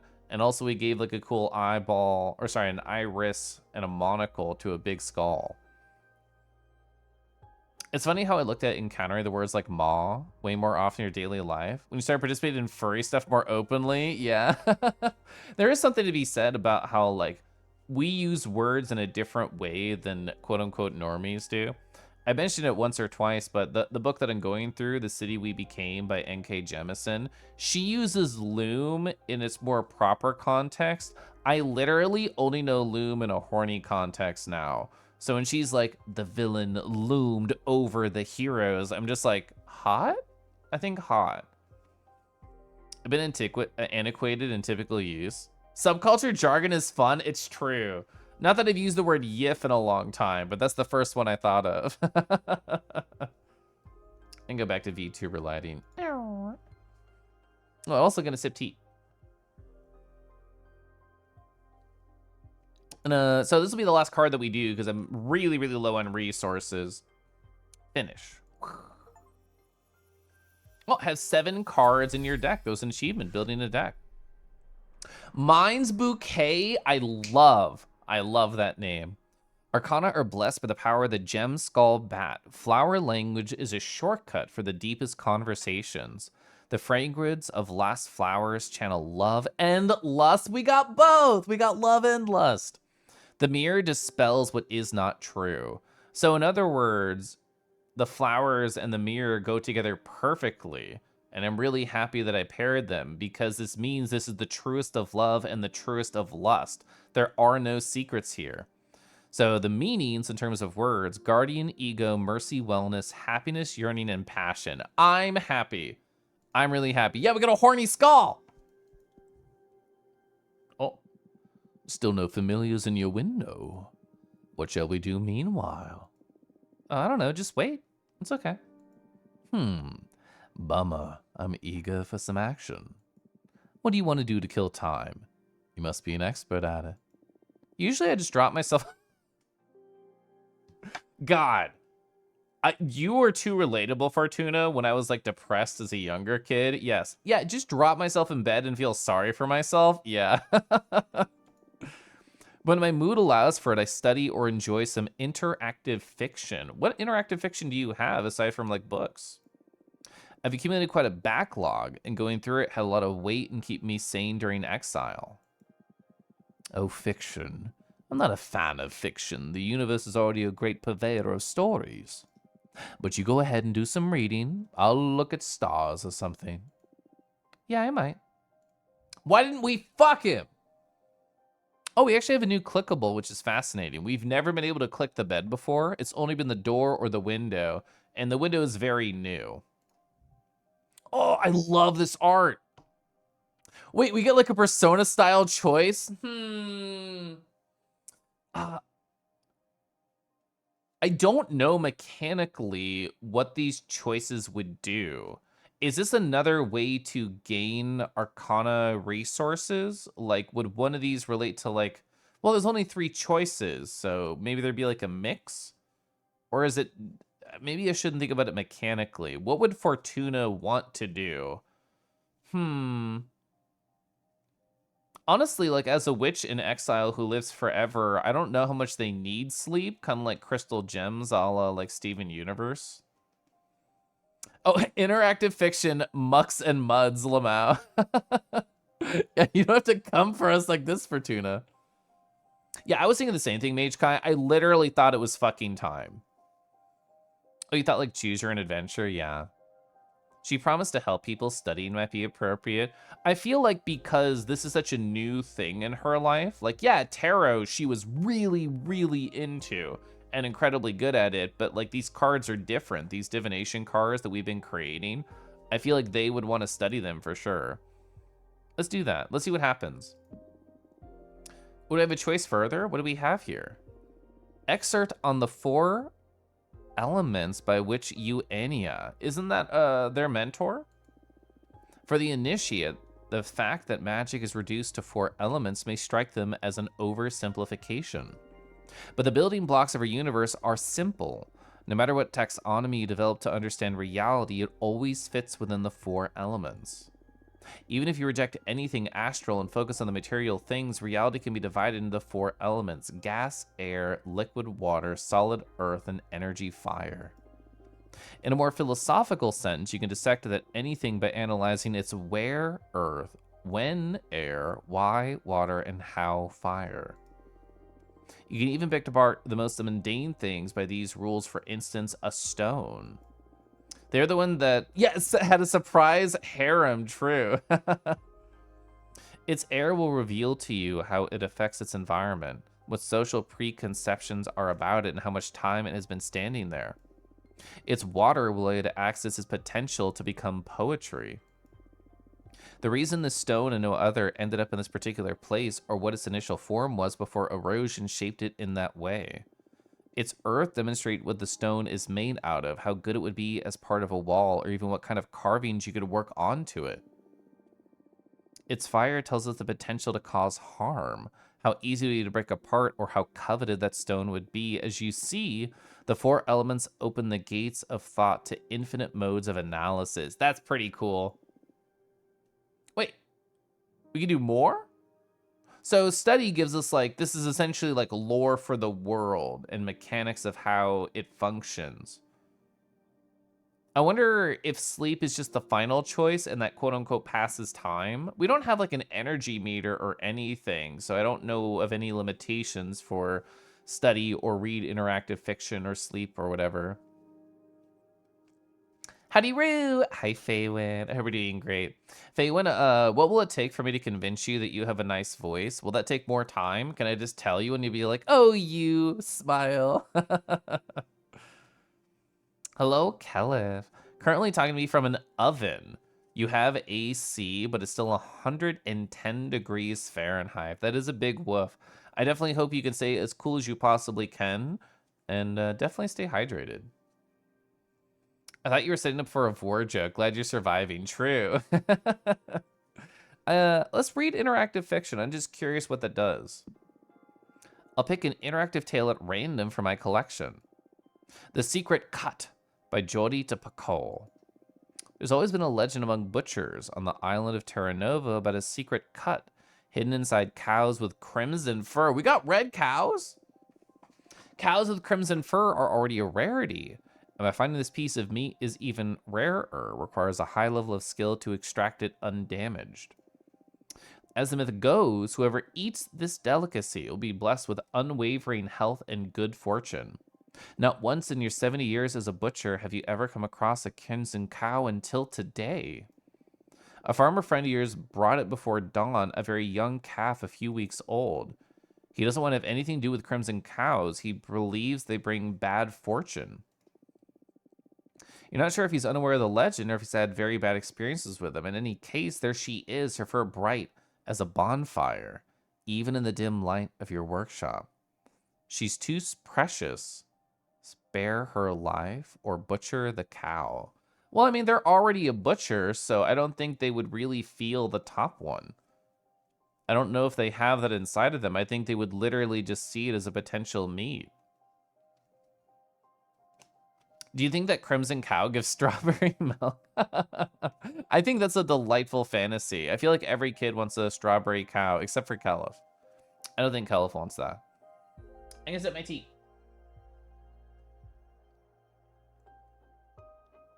Ooh, chocolate cow?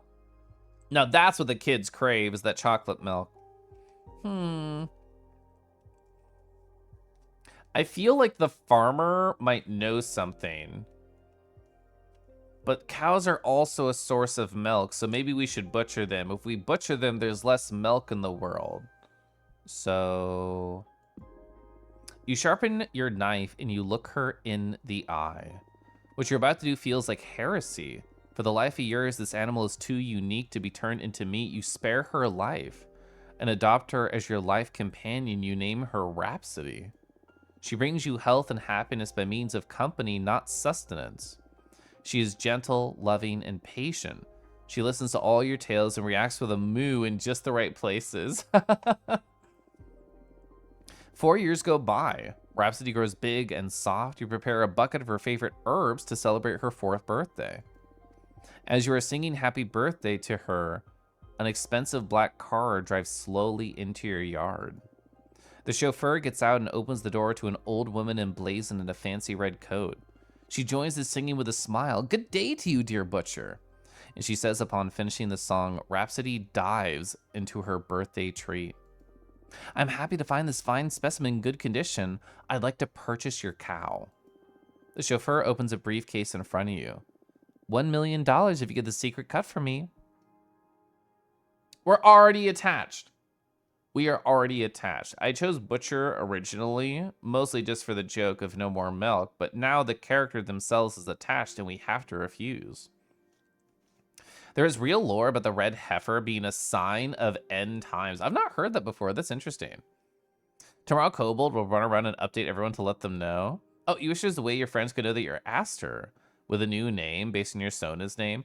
At least for me as like a streamer, I can think, oh, like A, it's the same name color, and B, you have like the same speech patterns because you're still the same individual there.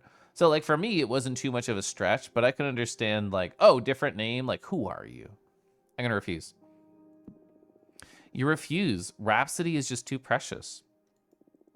The woman twists her nose. I'm willing to go up to $5 million for the legendary. Who gives a shit about money? No. Rhapsody is not for sale. The woman senses your unbreakable determination and decides to give up. Good. They pack up and graciously leave forever. You live until you're 100 years old, not finding yourself bedridden a single time. You and Rhapsody die together peacefully, cuddled in her stable. You tell her goodbye, and she moves just at the right time. That was really fucking cute, actually. So when it said interactive fiction, I didn't even pick up that it meant you had choices along the way. So studying seems to just be lore, and interactive fiction seems mechanically to be, oh, you get resources out of this. And it's also just cool. Caliph, Awawa. Hi, Mana. Mana, I hope you're doing good. What's new with you? Tell me a cool Mana fact. I'll pick an interactive tale at random. Tickles by Emma Rios. Back and forth, this wooden husk, I take my naps and wandered adrift in an endless, merciless sea. Oh, we get art too? Oh, fuck. That's great. Where do I go? I guess I'll cover the dialogue. Because I'll just read it anyway. Oh, you're full of Korean barbecue? I love Korean barbecue so much. Out of all the things I can do with like a semi-larger group, I feel like Korean barbecue is the best idea. I went to one at, where was it? I think it was A&E, the Boston one.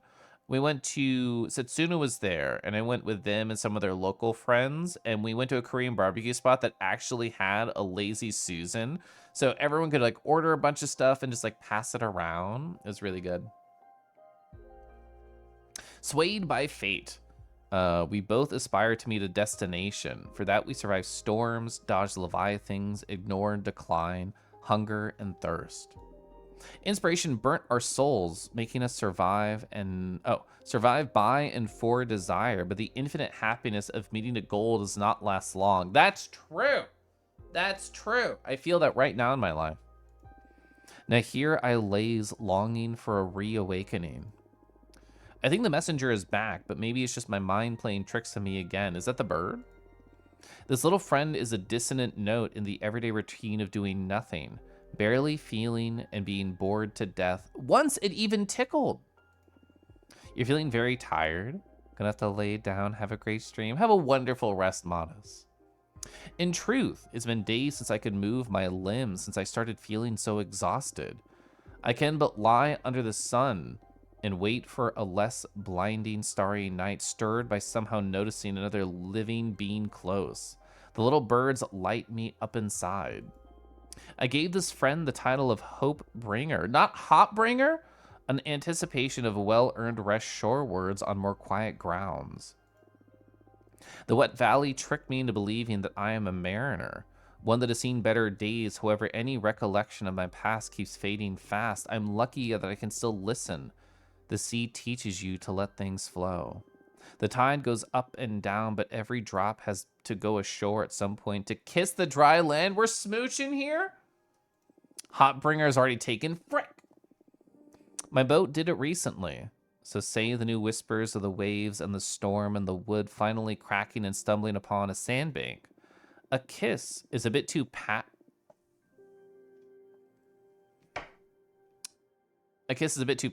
for your taste. I'm out of the story now. I wonder if I've ever kissed someone. I like kissing gently. I mean, that's true. I do like kissing gently.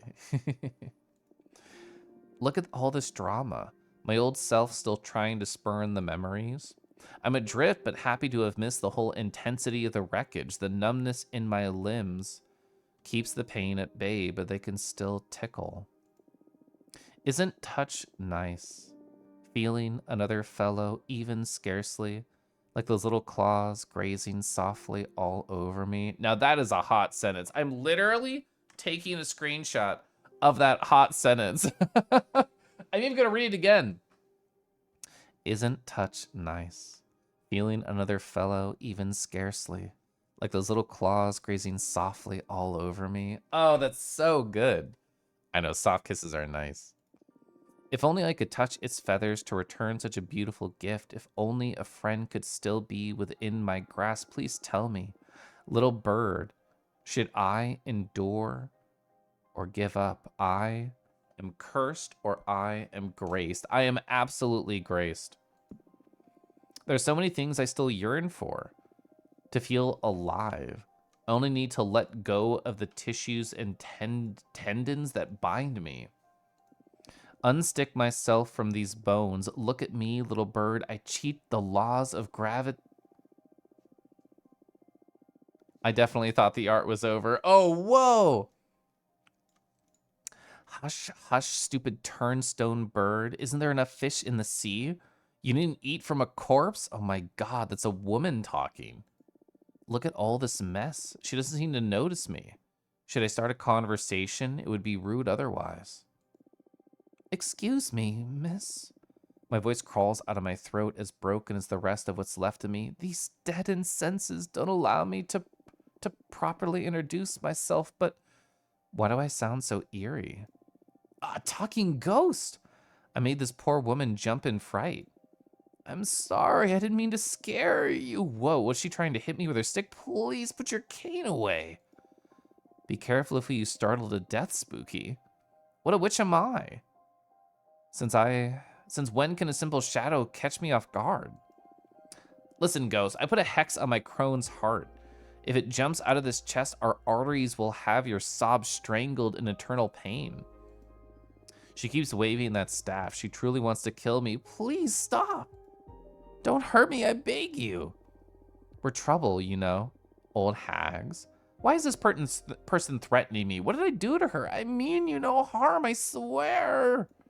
Who's terrified now, ghost? Not this old crow. It's been a while since my last exorcism, but at least I have not lost my touch.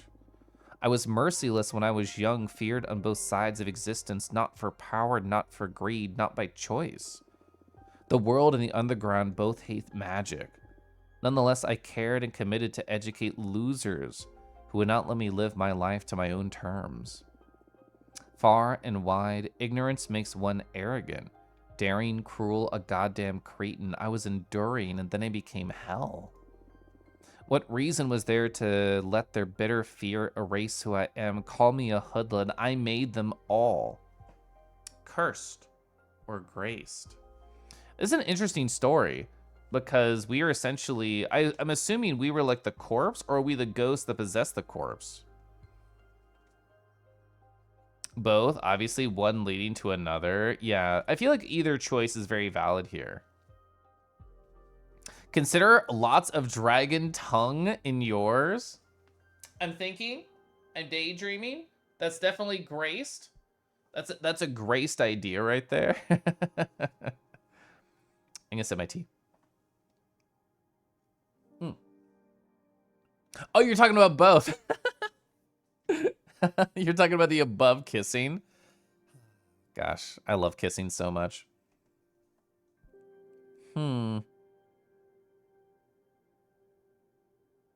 What reason was there to let their bitter fear erase who I am? Call me a hoodlum. I made them all cursed or graced. I mean, given this story, I feel like you mean cursed. But I'm a hope believer, so I want to say graced. Please, I need help. I don't know what's happening to me. Why do I speak this weirdly? Wait, don't tell me. You called me a ghost. Am I truly... Shit. Oh gods, indeed. It looked way too shaken for a creature from the afterlife. The poor fellow may have just died. It doesn't help very often, happen very often, but the phantom amnesia can turn the coldest assassin into a pure, gentle mind. Unaware of any harm they may have done, of any pain they may have suffered, of any mistake to feel remorse over. Ghosts become too sensitive for this world. Hey, don't cry. Please don't cry. I was a bit of a bully. I got scared and overreacted. You're so translucent, I could barely see you. Not all of us are the considerate type. Old people don't give a shit. We forget to be nice. I never want to forget to be nice. There's something more pathetic than a necromancer losing her shit. A necromancer feeling embarrassed. For that, I'm sorry. No, it's my fault. I can't see well either. Everything feels so confusing. If I offended you, I apologize. Far be it for me to hurt anyone. A skiff with a rotting passenger that happens to be a well-mannered and gentle. It's all cool, don't worry. Unbinding this poor soul is going to be more difficult than I thought. You're kind. My kind, she just said. See the world just like you, blurrily. That's why you get lost so often. I must be levitating over my corpse. Do I reek? I'm sure I do. I can't even smell the sea. This is so embarrassing. Is it normal for the departed to feel benumbered? Benumbered? Fate always takes its toll on our senses, little ghost. Look at me, 1 foot in the grave, and yet my brain furiously believes I'm still in my 20s. How could I compare myself? This poor soul is dead. Oh, benumbed.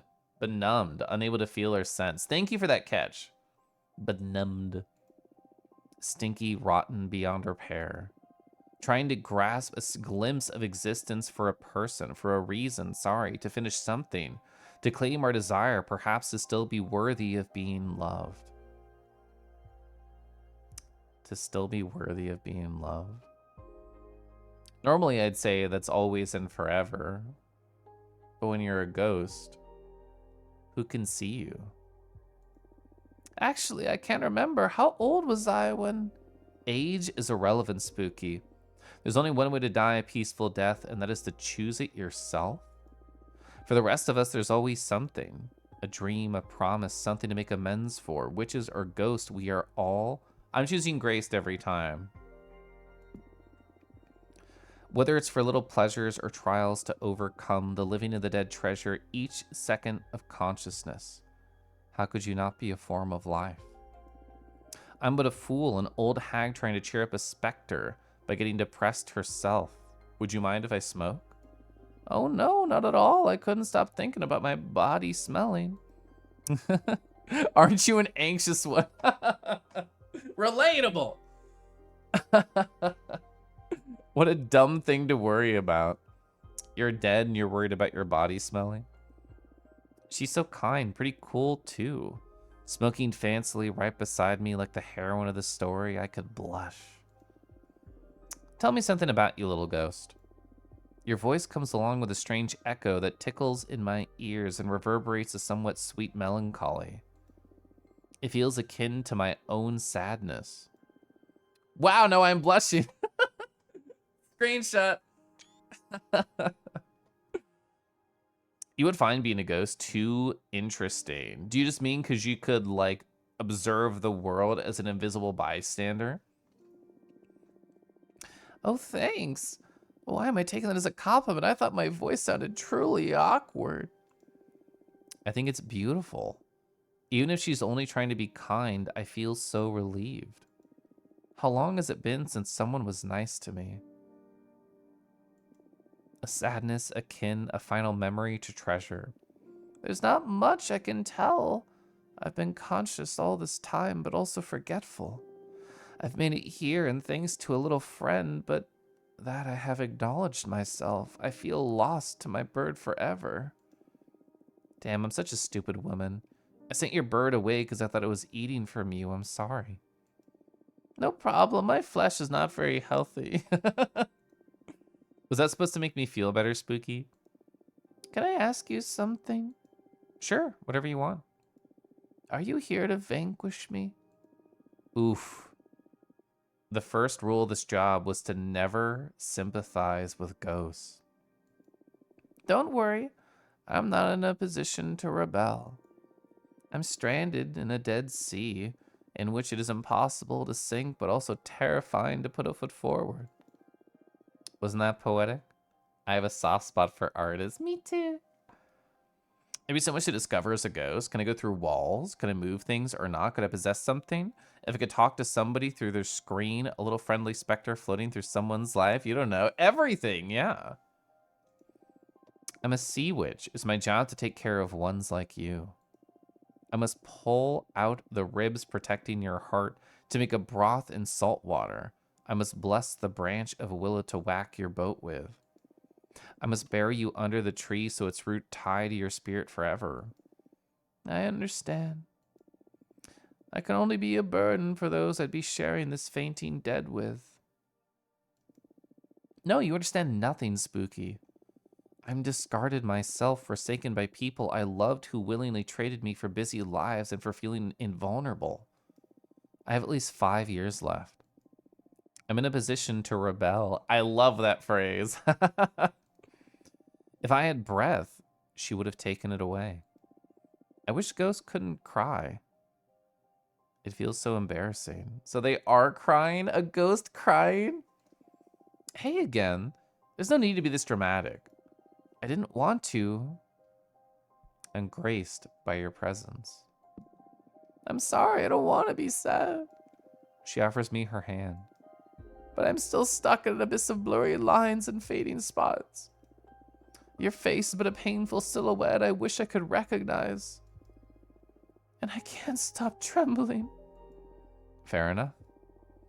I meant to be altruistic, but I was doing it for myself to ease my own compassion. Don't worry, dear. To live is to have a choice. I'm dead. Can I truly choose to cease to exist? Her hand feels so warm.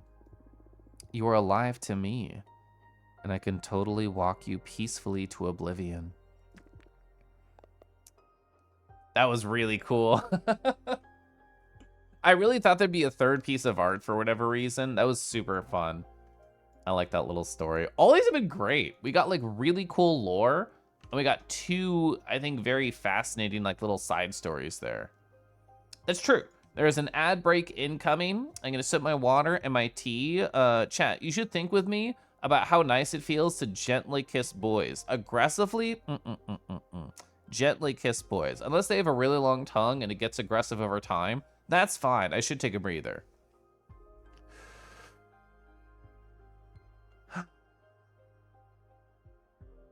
Ooh, do you think we could flirt with Abramar if we walk to the window? Oh, fuck, I forgot to plug my phone in. It says low battery. I put it on the stand and everything. Oh, shit. I haven't done that in so long. Yeah, Kelf Lampshade, sorry.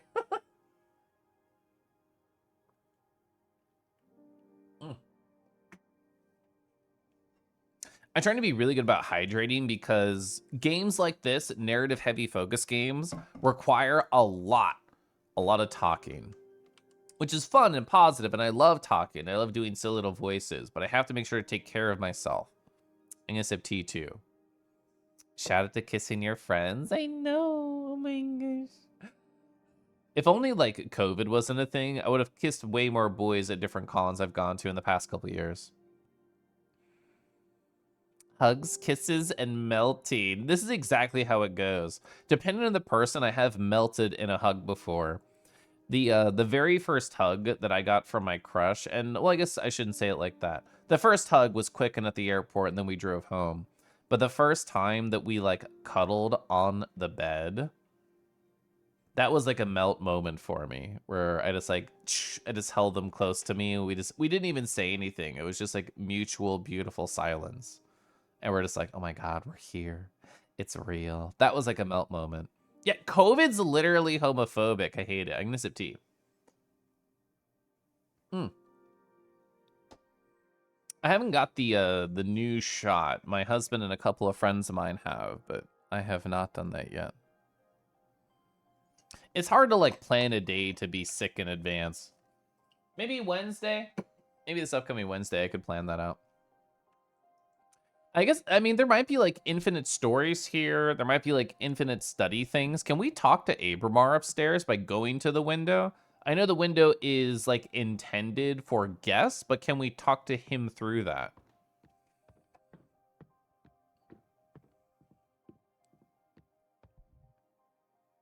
Oh, I didn't even see these. Fuck, we got like invites. So we got a spider and we got that bird has like Fabio hair. When they turn to the right, when they turn to their left screen right, that's so good. Who's a spider? Which Fortuna? My friend Jasmine is always talking about you. She just told me you're allowed to receive visitors now. Congratulations. Sorry for contacting you so abruptly, but I think your divination arts could help me regarding a personal project. I'm kind of desperate. So let's look at both of our options before we choose. Oh, fuck, it's Greeth. We actually know Greeth. My name is Greeth. I'm a witch architect. We just made a card using Greeth's location. Yeah, Dahlia. Dahlia's so sexy. I told you about my situation. I need the maximum discretion. So they're the person also summoning a giant behemoth. May or may not be Abramar. I'd rather talk with the rest in person if you're willing to have me. Because we know Greeth, I'm more interested in this conversation. Mutual Beautiful Silence would be a kick-ass album title. True. Yeah, super Persona vibes. You got COVID the day of your flight to Vancouver. I hate that for you. Whoa. You're on the skull. We made a card with a skull. It's your hair. Whoa.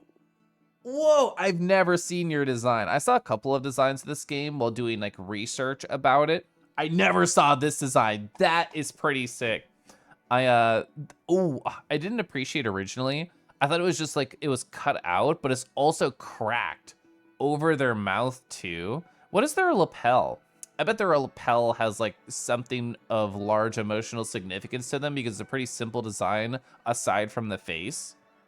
Well, they have a gold watch too, and they're definitely drinking something. Oh, and all the eyes are blinking at different times, and I adore that. Hi, Victor. Hi. Welcome, Greeth. Hello, Fortuna. Thank you for having me. Dahlia filled me in briefly on your situation. Not that isn't obvious just by looking at me, huh? It does look bad. Let me say it out loud anyway, for the sake of therapy. I've gotten a behemoth fused with me. How does it feel? Well, never thought I'd get that question.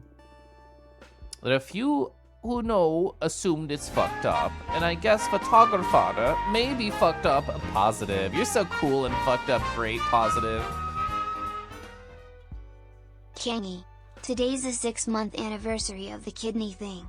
I'm officially recovered. Let's go! That is amazing. Photo, I love you. That is so powerful. For people unaware, photographer in chat gave their kidney to a friend. It was a huge, long process of like flying over to Sweden, getting tested to make sure that they're a match, actually doing the thing, the transition, and then recovering afterwards. I am very happy for you that you are fully recovered. Woo!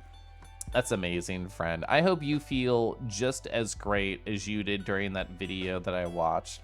I don't know if you uploaded any more since then, but I remember leaving a comment. I remember you hearting it. It's always been great to like follow that journey. Which con was it? Like FWA, not this year, but last year, is when I met your partner there, and they were like, Kelif, Photo posted a video. You should watch it. And I'm like, huh, I should watch it. Whoa. And then I watched it at like 2 in the morning when I couldn't sleep in bed and my tummy was hurting. And you've come so far since then. I'm proud of you. To the corner I go, banished. The VTuber corner. But if we're talking feelings here, it doesn't feel bad, actually. I mean, aesthetically... Shut up, Greeth. Aesthetically, you kick ass right now. You look amazing. I mean, you know, maybe Martha at the grocery store isn't going to agree, but literally anything Martha says, we can just sign off. We don't need to think about it. Oh, you've been updating that a bunch. Another video will come out soon. Big announcement. It's secret now. Oh, well, I can already read between the lines. You're going to be a 0 kidney guy, giving away another one. You're already addicted to giving kidneys away. I knew this would happen. I thought about trying to stop you, addictive personality and all. See how it is. But no, I'm excited. I'll definitely be on the lookout for that. Martha at the grocery store, the head of the coven. True. But it doesn't hurt. I can sort of communicate with the behemoth at an abstract level. If anything, I feel more powerful. Wow. Glad to hear you're not suffering in any case. But it isn't worth it. Firstly, because summoning a behemoth could well get me executed. But more importantly, I want my cute cheekbones back. Looks like an important loss, yeah. So do you think you could help me? If there's a way to cure you, my deck will find out. But I need to know more about you first. Mind if I ask some questions? Of course. Ask away. Ooh, ooh, ooh. Okay, we got a lot of cool stuff. Sounds like becoming addicted. Someone becoming addicted to giving away their own kidneys. Sounds like the premise of a Lemon Demon song. Yeah, and then there'd be an amazing animation associated with it too. Why summon a behemoth? We summoned a behemoth because we had 200 years of exile and we are losing our fucking mind. I just want to know about this, being a witch architect. What do you want to do in the free time? What are your thoughts on Adana? I wonder if the bottom one is like the last one or we can just see everything. I'm assuming we'll be able to see everything, but in the event not, I kind of want to know about being a witch architect. That sounds fascinating. It's a made-up title, to be honest. I've never encountered another witch who defined herself as an architect, at least. A pioneer, then. I just like to build things. I was also an architect when I was a mortal. But being able to design and execute projects by yourself is way better than overseeing years of development. And all the bureaucracy. Ugh. I'm sure that I ascended out of pure stress. Ascended out of pure stress. I love that. Whispering aside, they're all made-up titles. That's true.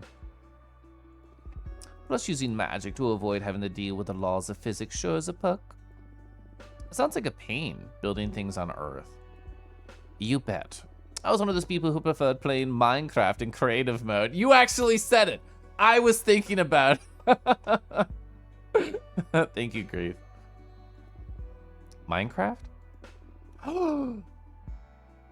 We've been on the asteroid for 200 years. We literally don't know about Minecraft. We live such a sad fucking life.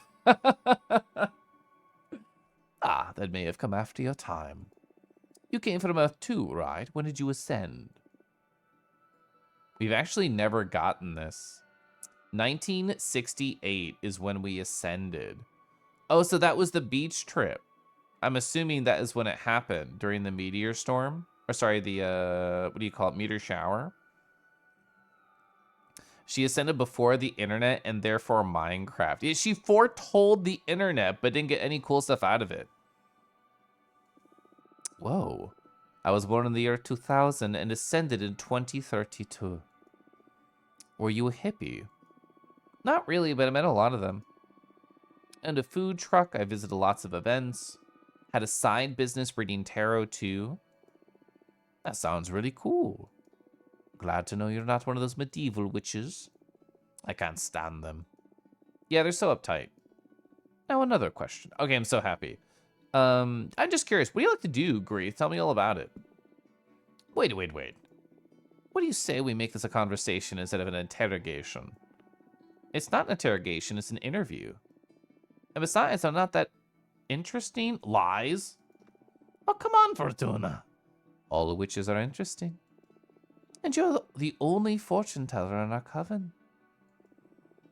We don't like witches. Classic. We need to get to the modern age where we like witches. Dahlia speaks highly of you, too. I'm dying to know more. To be honest, I feel awestruck just by the way you look at me. I can tell you're not cut from the same cloth as the rest of us. You're special. It's because I wear Converse. I've never said this to anyone. I feel ridiculous, but I just need to express it. Thanks? What do you want to know anyway? What is it that drives you? Freedom. But that's circumstantial. I mean, ultimately, what makes your life worth living? What is it that what is it that drives you? Pleasure, curiosity, or achievements? We don't like witches, boomer. So, I don't agree with pleasure, even if the simplest pleasures of life, like having really nice pasta, kissing a boy, those are all really good. But I don't wake up every morning and think if I don't have my pasta, then life's not worth living. I think curiosity makes the most sense because you can have that in many forms. Like, I am curious to know the answer to this question, I'm going to figure it out. I'm curious to know what this experience feels like, I'm going to search it out. I'm curious how to get more pasta so I can eat it later. Achievement, even though I love like checking boxes off and like finishing games and finishing a stream and social doming people, I feel like that's a pretty big achievement for me.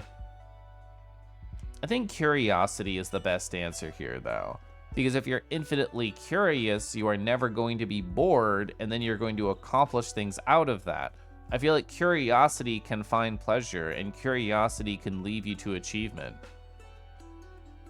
I'm curious to know what kissing this boy is like. I've thought that many times. It's very omnipresent in your life, curiosity. You feel like I'd be an air kind of person, using like tarot terms, yeah. I would love to sip tea, thank you. I actually just poured more earlier, Akka. Oh, that was so hot positive. That was really good. Yeah, definitely curiosity. Curiosity. I'd say that's my raison d'etre. I don't know how to say that. Raison d'etre. You're doing that. Do you not want to touch your face because it's part behemoth now? This is the best look at your watch that we've gotten to. I feel like you're using me for your own cosmic studies. Well, I can't miss the chance to pick apart such a wonderful being. You're weird. You're truly obsessed. It's all right, bring it on. I kind of like the it's all right, bring it on, because it's a little playful and it's a little flirty. Both of these are negative in one direction, I think. Just like me, for real, for real. Good cheekbone? Yeah, singular. It's all right, bring it on. Thank you so much for indulging me. I'm truly enjoying this, though. Glad you're having such a good time. My turn now? Sure. Ooh, so we'll actually get to answer this question? Because it wouldn't just repeat, right? I spend most of my time on my project. But on the rare occasion I'm burned out, I like to read. I read essays and arcane text. Mostly philosophy, so I guess I don't ever really rest. Oh, really rest, I understand now. So I guess I don't ever really rest. Well, I do enjoy taking extremely long baths? Graith, you're great. You're an architect and you want to take long baths and you want to be curious with boys inside the bath. Yeah, she really is like you, Rhaegar. Even then, I can't stop thinking. I'm cursed by my never-ending quest for illumination. I mean, the Minions movies are fine, but, like, don't go looking for them. Have you met Jasmine? I haven't, although Dahlia speaks about her often. Why? She may have something to help you get your mind off things. Jasmine's specialty is tea craft. She helped me through many difficult times. You're honestly not sure the last time you had a bath instead of a shower? I think it's easy to get in that state because so many baths are so incredibly tiny or underthought or just impossible to use. My bath that I currently have is like fine. I cannot sit there with my like legs all the way straight out. Like I have to like curl up a little bit, but like it's fine. It's whatever. Cool. Witch drugs. More or less witch drugs, the tea craft. But without the drawbacks of substance produced by mortals. True. I'll try anything, hook me up. I'll let her know. So Fortuna, tell me. What are your thoughts on relationships? Oh, we're going there already? You asking me if I'm single? No, silly. But are you? Yes. Cool. What I mean is, what are your thoughts on romantic relationships? Great, keep talking. I love you. Some people can't live without them. Some others don't want them at all. I'm curious where you stand on that. What are your thoughts on relationships? Life cannot be complete without one. Desirable and enjoyable, cool but overrated. I feel like the center option says it perfectly.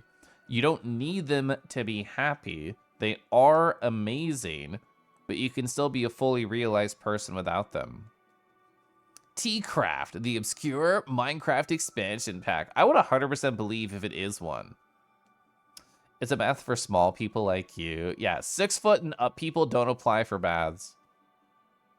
You're pretty gangly, so most tubs cannot really accommodate your long legs. Well, yeah, 100%. I feel like instead of a bath, just having a hot tub experience is probably what most people have instead. You're way too tall to fit more bathtubs. See? It's an ever-present problem. Without one, hello, I want a dozen. In character, cool, but overrated fits the flashback, but desirable, enjoyable is very us. That's true, yeah. I'm still gonna hit the middle one. Desirable and enjoyable. Although it's rare that someone catches my eye. This is true. I don't know if any people in chat, like, I think there's 2 extremes. I know there's more than that. There's people like Rego who are like, I fall in love all the time. Here's like my list of crushes and all their interests and how I can hashtag get them or how they can hashtag get me. There's people like me who started like, oh, okay, just one boy forever. There's only one kisser here. And then I'm just like, oh, wait, this other guy's really cool. Shit. Imagine, is it true to say most people still think of themselves as monogamous? Or is that like slowly opening up and changing? Oh, back from cooking. Made some butter, chicken, and garlic naan. That sounds delicious. Hot tub is good. You can't scrub and soak yourself in the same way. That is true. And it's more, I don't know, an active thing is a passive thing. Like when I have a bath, a lot of it is just, I close my eyes and I contemplate existence positive. Cool coming over to your place for a long hot bath with candle lights and soft music. My place would be great for that. Okay, your turn again. Yeah, why summon a behemoth? Ah, this is not an easy topic for me to discuss. Not because of the behemoth, that part's pretty straightforward. I wanted to build a temple out of a skull of a titan of the quarry. The harder the material, the more powerful the altar. And the skulls resist carving in supernatural ways. Oh, a supernatural hob? Lyra, I promise, I've never put code in there to make foxes jump less than other species. I promise. I tried every method I know. When I ran out of options, I resorted to forbidden magic. Why are you so desperate to build that shrine? That's the sensitive issue. I'm looking for meaning. Meaning? I know it's an unanswerable question. Or a question that hasn't been answered yet, if I want to put this optimistically. The meaning of life. I feel silly saying it out loud. I mean, this makes sense for Kodama to have tiny hops, given their size. Why? Everybody thinks about the meaning of life now and then. Or, I don't think life is supposed to have a meaning. I think you define your own meaning. I don't think there is a meaning. I think there is a your meaning. I feel like anecdotally speaking, a lot of folks are still monogamous. Yeah. That's a big discussion. Ever-changing mores and attitudes regarding sex and relationships in this society open up to queer, non-heteronormative styles of life. Yeah. I mean, just in general, like just my personal life, I've known more and more people who are either open or poly, usually both whenever we talk about that, but not always. You know, if you find yourself falling in love easily, polyamory is becoming gradually more acceptable. It's still very fringe, yeah. I feel like most of the things that I take for granted are actually fringe on the macrosphere just because I only interact in the queer furry existence. Now that you say it, I have doubt. I promise I didn't rig it, and I also didn't make dragons hop more so they give me more attention. Guess your thighs are just sweet. You've been on a cold streak for like how long, Lyra? It's been a bit. It's the latter for sure. If you dig magically for meaning. What? Okay, that was really good. Eating magically for meaning, there's a lot more you can learn than just accepting the lack of inherent meaning, yeah. You think meaning is impossible to escape from? Given that we can only perceive the things we ascribe to, the edges of a box we interpret to be its shape, we only perceive that which we can interpret. But sometimes you just want people to put you in a box, or then maybe lock you in the box, and then tease you from outside the box. On the macrosphere? Yeah, I did. You can't take a bath, you got hops? Yeah. I'm definitely gonna say the top one. People do think about it. Whether or not they decide at the end it means nothing, and all they want to do is just flirt with boys in Discord calls, I still think people think about it. Yeah, but I'm like obsessed with it. I can't ignore the question. You're a fortune teller. You should be aware that there's something more out there. The book where everything is written. Is there something writing us? Is this just a simulation? Does the universe actually exist, or is it nothing but a figment of my imagination? Do you stop existing when I'm not looking at you? Are we all protagonists? Do we have a purpose? Oh, okay, I get it. Am I missing out on some cosmic truth?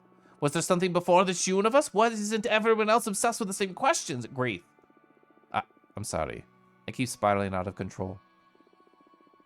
I want to be adored. Yeah. They are like you, for real. Yeah, super Rego code. I can't stand being by myself because I keep returning to these ideas again and again. I've been countless thought shrines looking for answers. And as I dig deeper, I only find more and more questions. I haven't slept in the last century. That's why I summoned the behemoth. Carpe diem is not an option for me. I'm stuck in... I actually don't know cogito ergo sum. I'm a witch for fuck's sake. If not for us, who is supposed to unravel the mystery of the cosmos? Why did I ascend? Oh, I think, therefore I am. Thank you. Why couldn't I stay an oblivious Boston architect? You know, the cards aren't supposed to be made for predicting things. They're also an excellent tool for meditation. I'd be happy to help you on your quest. Really? Of course. If the two of us manage to get out of our predicaments, I'll join you on one of your Skull Temple meditations. Who knows? We might find channeling the power of your shrines through my deck. That makes my heart race. Yes, please. Let's dissect the cosmos together. What's your predicament, though? I'm exiled, forced to remain in this asteroid. Let's leave it at that for now. Okay. I promise I'll help you be free in any way I can. Partners? Partners. Partners. How exciting!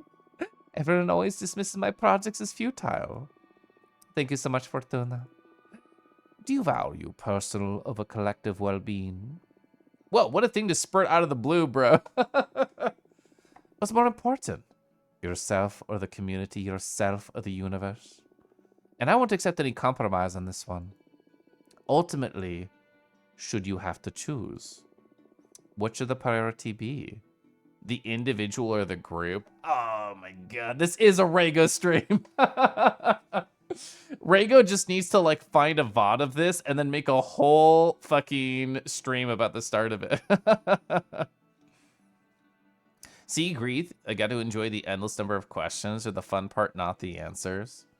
Free to have visited for 2 days. We're already dating. It's crazy.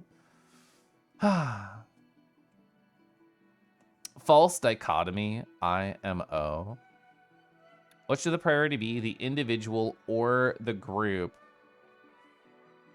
I feel like I have to say the individual because A, I'm going to be isolated here for a long time, even though I have visitors, and my focus should be myself and not the group. But also just in general, you should take care of yourself to make sure that you can help others also be okay.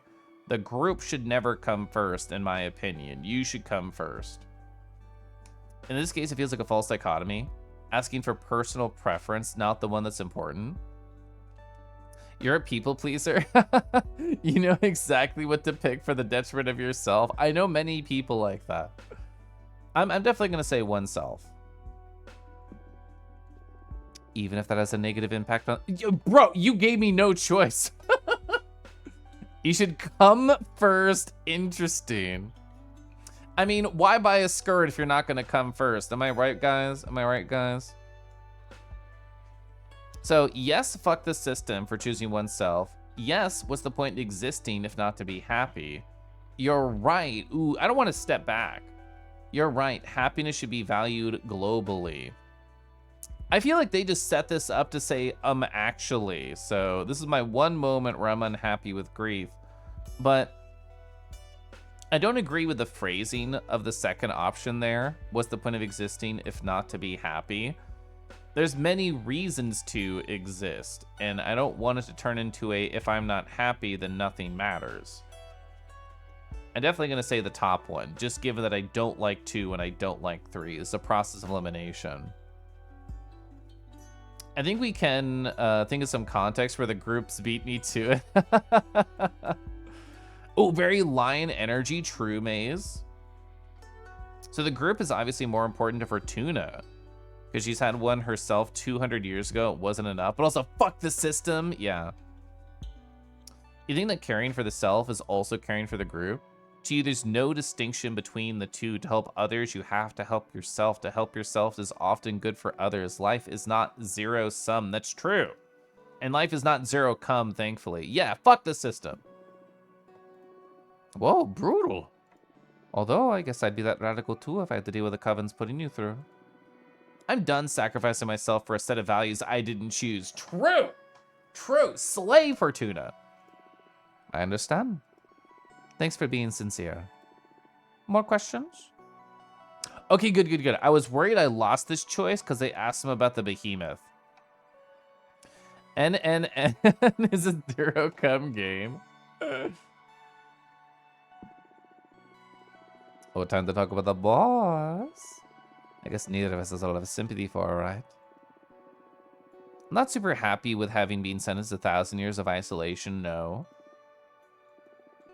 I summoned a behemoth. I think that speaks for itself when it comes to respect for authority. I didn't mind her before, though she's always let me focus on my project. But now that I know she'll have me executed if she discovers what I did, I have to either get rid of the behemoth or Dana. Whoa, heavy words. What? I'm not keen on being erased, at least not before I finish my quest for knowledge. I understand. Look, I understand we need some rules to ensure the stability of the Coven. I cannot possibly agree with either of these arbitrary punishments. Under no circumstance should a witch be sentenced to death or exile. Oh, can they be sentenced to pets? Oh, discarded. So yesterday, Sajam Slam was happening, and there's like a number of different teams. There's what, 5 or 6? But the Brian F one is the one that I care about because I actually follow some of those creators. Like, because of the Tekken Slam that happened, I'm like, oh man, Brawl Pro is really cool. Oh man, SK's really neat. And they both happen to be on the same team. And I'm like, let's go. Yeah, and Doki's also on that team. For people unaware, the Sajam Slam is a really cool fighting game format that's happening right now. I know they've done it with Tekken. I know they've done it with Street Fighter. I don't know if they've done it with other games. But the basic idea is that pro players are the captains, and under them there are content creators, and these are broken up into brackets. The lowest bracket are essentially people who have never ever played before and probably don't have much fighting game experience. The next bracket is either people who are hardcore sweaty gamers and maybe just don't play fighting games, but they play like shooters or Valorant or what the fuck ever. And it's like, okay, we know you're an addicted sweaty gamer, let's see how well you adjust. Then the next bracket is, oh, I have a little bit of experience. I might be like, you know, gold, platinum, and Street Fighter. And then there's like, oh, you know, I'm in master rank, but really low. And then there's, I am a very sweaty gamer, but not a pro. And then you watch each of these teams fight each other, and they each get different points. The previous one, the Tekken one, was really cool because the winners got a guaranteed trip to EVO, and that was awesome. Actually, oh, is it TwitchCon? I think TwitchCon is the reward for the team that gets the top here. But I just care about watching the players grow. Like SK is the person that I've been watching do a lot of training. She started with Chun, and then she switched over to Juri. I was thinking Tekken 8. She switched over to Juri like pretty much last second. She was doing a set against an Ed who's in platinum and she's in silver, so like fucking expected to lose. And she did a match as Juri, and I'm like, I can't do this. I have to switch. And she switched over to Chun and won, and it was really hype. It was so cool to watch that happen. Being threatened with erasure does put a damper on things, yeah. There's a lot of sweat and no mention of showers, bathing, or deodorant. There are some chat members very excited about all of this. Maybe the reward should just be a bath. Maybe like that is what we do for the gamers who try hard enough, is they deserve to get clean. Oops. There we are. If someone made some bad decisions, they need some guidance and forgiveness. We're supposed to be a family, not the army. I couldn't agree more. We need to construct instead of prosecute. I hear you. Fortuna, I still feel like I'm ready to get my fortune read. Yeah, me too. Shall we? Grief has been really cool, so I'm super excited to read their fortune and then think about it, because it's going to talk about the meaning of their life and then maybe something else. I mentioned the main topic here is how to deal with the behemoth ears. Yes, please. I'd also like to ask about my personal quest while we're at it. I thought a single card would allow me to finally untangle the meaning of life and the cosmos, but the behemoth and the quest. I shall be able to point you in the right direction. The quest for knowledge is all about asking questions from as many angles as possible. How many actuallys am I allowed? And your deck is one I haven't tried yet. Keep these questions in mind while I shuffle the deck. Shk, shk, shk. Reward blasted with a fire hose. We just made this, and it's like their card. What a perfect fucking draw. What a perfect fucking draw for this. Ooh, I'm so happy. Ooh, I'm so happy. Yeah. Love the slams, so I need to catch them on the VODs. Yeah, I'm more invested now because with the Tekken slam, even though I enjoyed watching a lot of the highlights, I didn't get to see any of it happen live. So now that I know the slam is happening, I can be like, oh, let me like watch some training sessions. Let me like keep up on like what is going on now. And then when I see the breakdown VODs, I'll have more context. Okay, so the question is, what do we put this on? The behemoth or the quest? So what do we have here? Guardian, ego, mercy, wellness, happiness, yearning, and passion.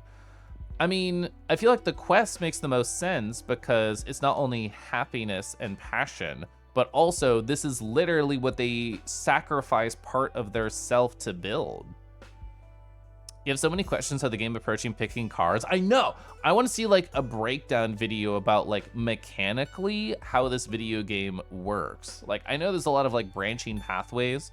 My theory is that it depends mostly on like the combination of elements that were used to create the card. Like if you only use water, you're only going to get pure water questions. If you use like water and fire, you can get like that style of question. I definitely want this on the quest. So you need to break even more rules to find the secrets of the cosmos, disregard all authority, seek the forbidden. That is a bonkers thing to mention. Like, they just did a thing that would get them fucking executed, and I say do more. You've done enough introspection. Now you need experience. The meaning of life is hidden beneath the greatest love and the greatest love. This is very Kelif coded. It's super water and a little bit of air. The meaning of life lies within the minds of others. Spend more time with other people to find progress. I do feel like Grief is kind of stuck in themselves right now. So I can see why that would work. These are all interesting for different reasons. I mean, what rules could you break even more so? And this also means they'd probably get closer to murdering Adana as well. Because all this choice and like quote unquote randomized elements, yeah. What do I want to do? Seek the forbidden. I'm gonna just only say water answers forever. I feel like that's what Kelif likes to do. There's always another set of boundaries to break. I get they could find more ways to go further, that's for sure. Lies within the minds of others.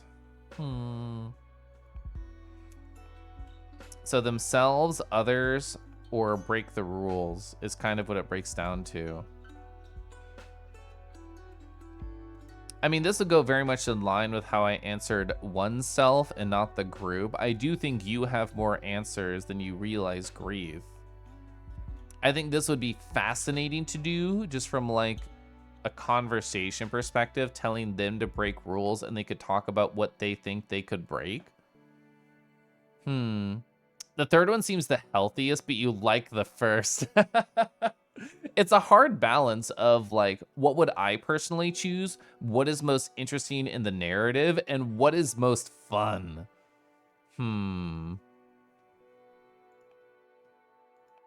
Yeah, embracing time with others seems to be like the biggest fix. Would Dahlia hate us if we said this? Well, I guess Dahlia doesn't know we have choices. Everybody else only sees the one thing that does become the truth. They didn't tell us what they were drinking, by the way. I want to know.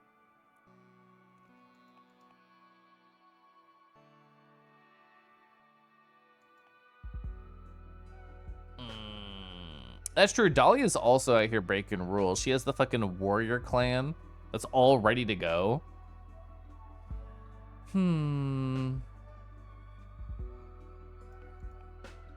I can't choose this one. I want to, but I can't choose the first one. I'm choosing the minds of others.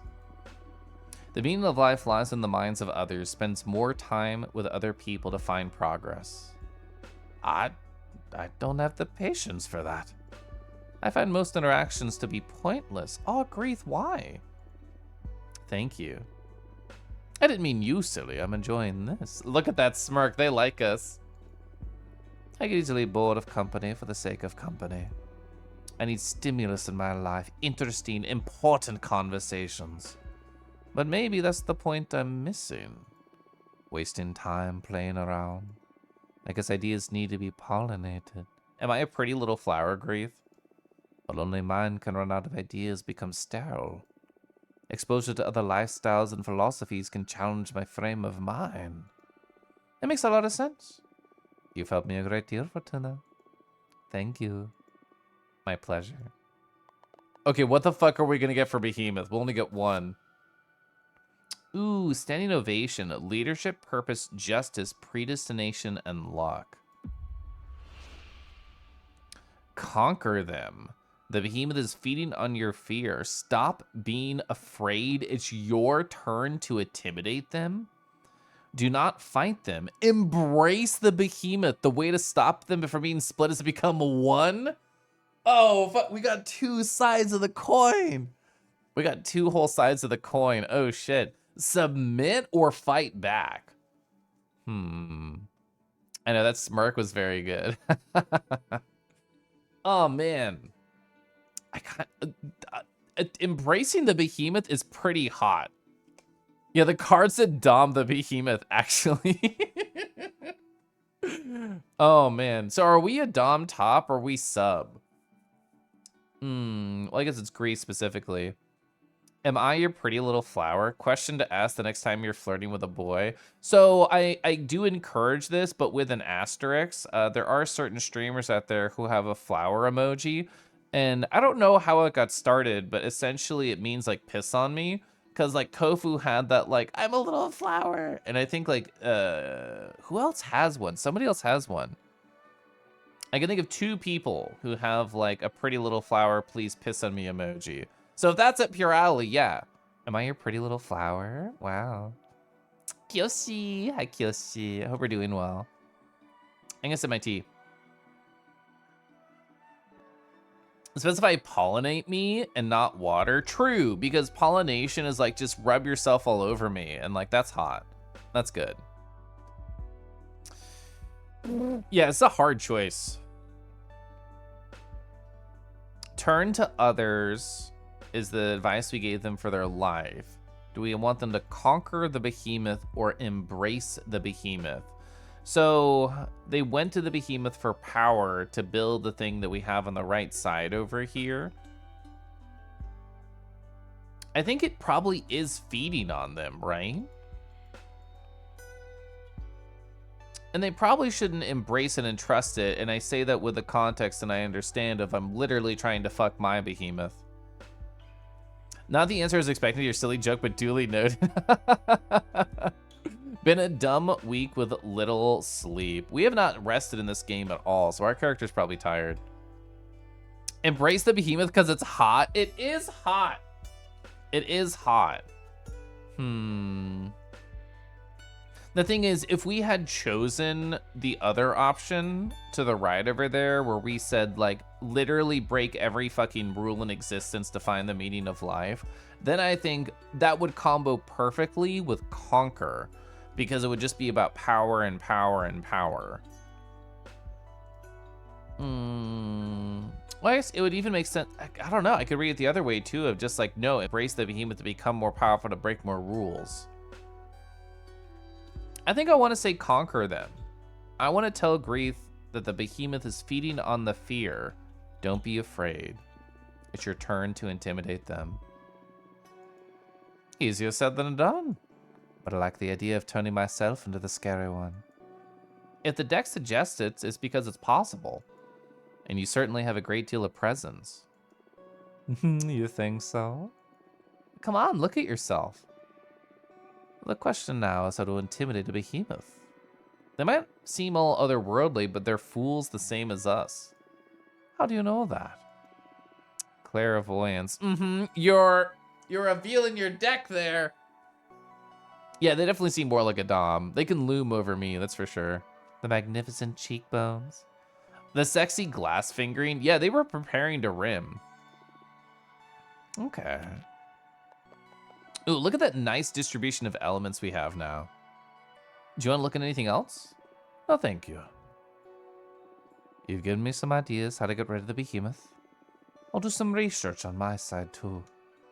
You're revealing your deck there? Is that what they're calling it nowadays? I showed you my deck. Please respond. Cool. Let's meet again soon to teach this bastard a lesson. So, do you think the next time we see them, the behemoth will be taking over more of their face and body?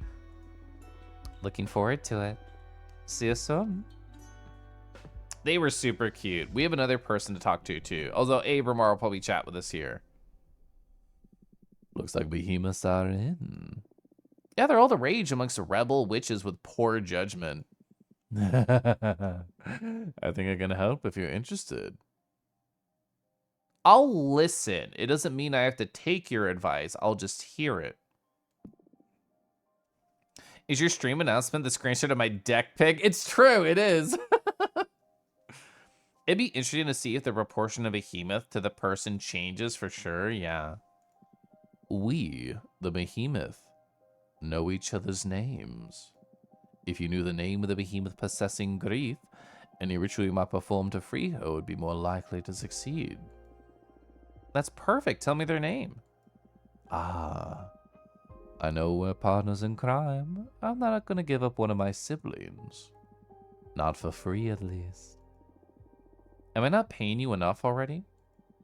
The deck stuff is one thing. This is another matter. Hey, what do you want? Don't fret. I just want a bit of that delicious power you're harvesting. 5. Ooh, 5? That's fascinating. So we need resources, not only.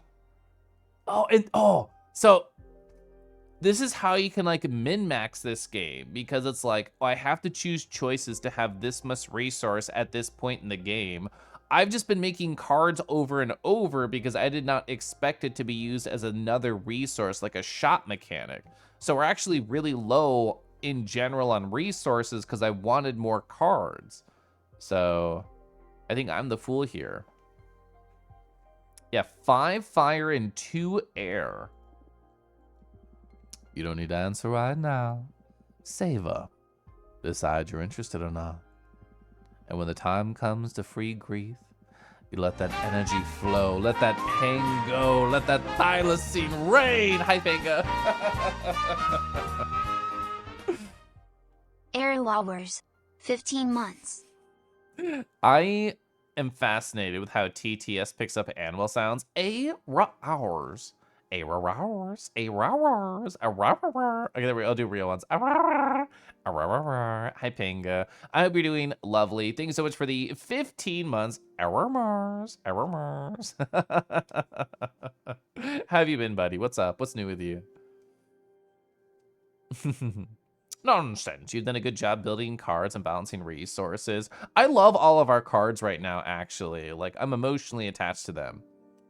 Especially considering to know about the aspect of this game. I feel like I'm about to become more frugal, because if this is an introduction to the mechanic, there's bound to be more of them.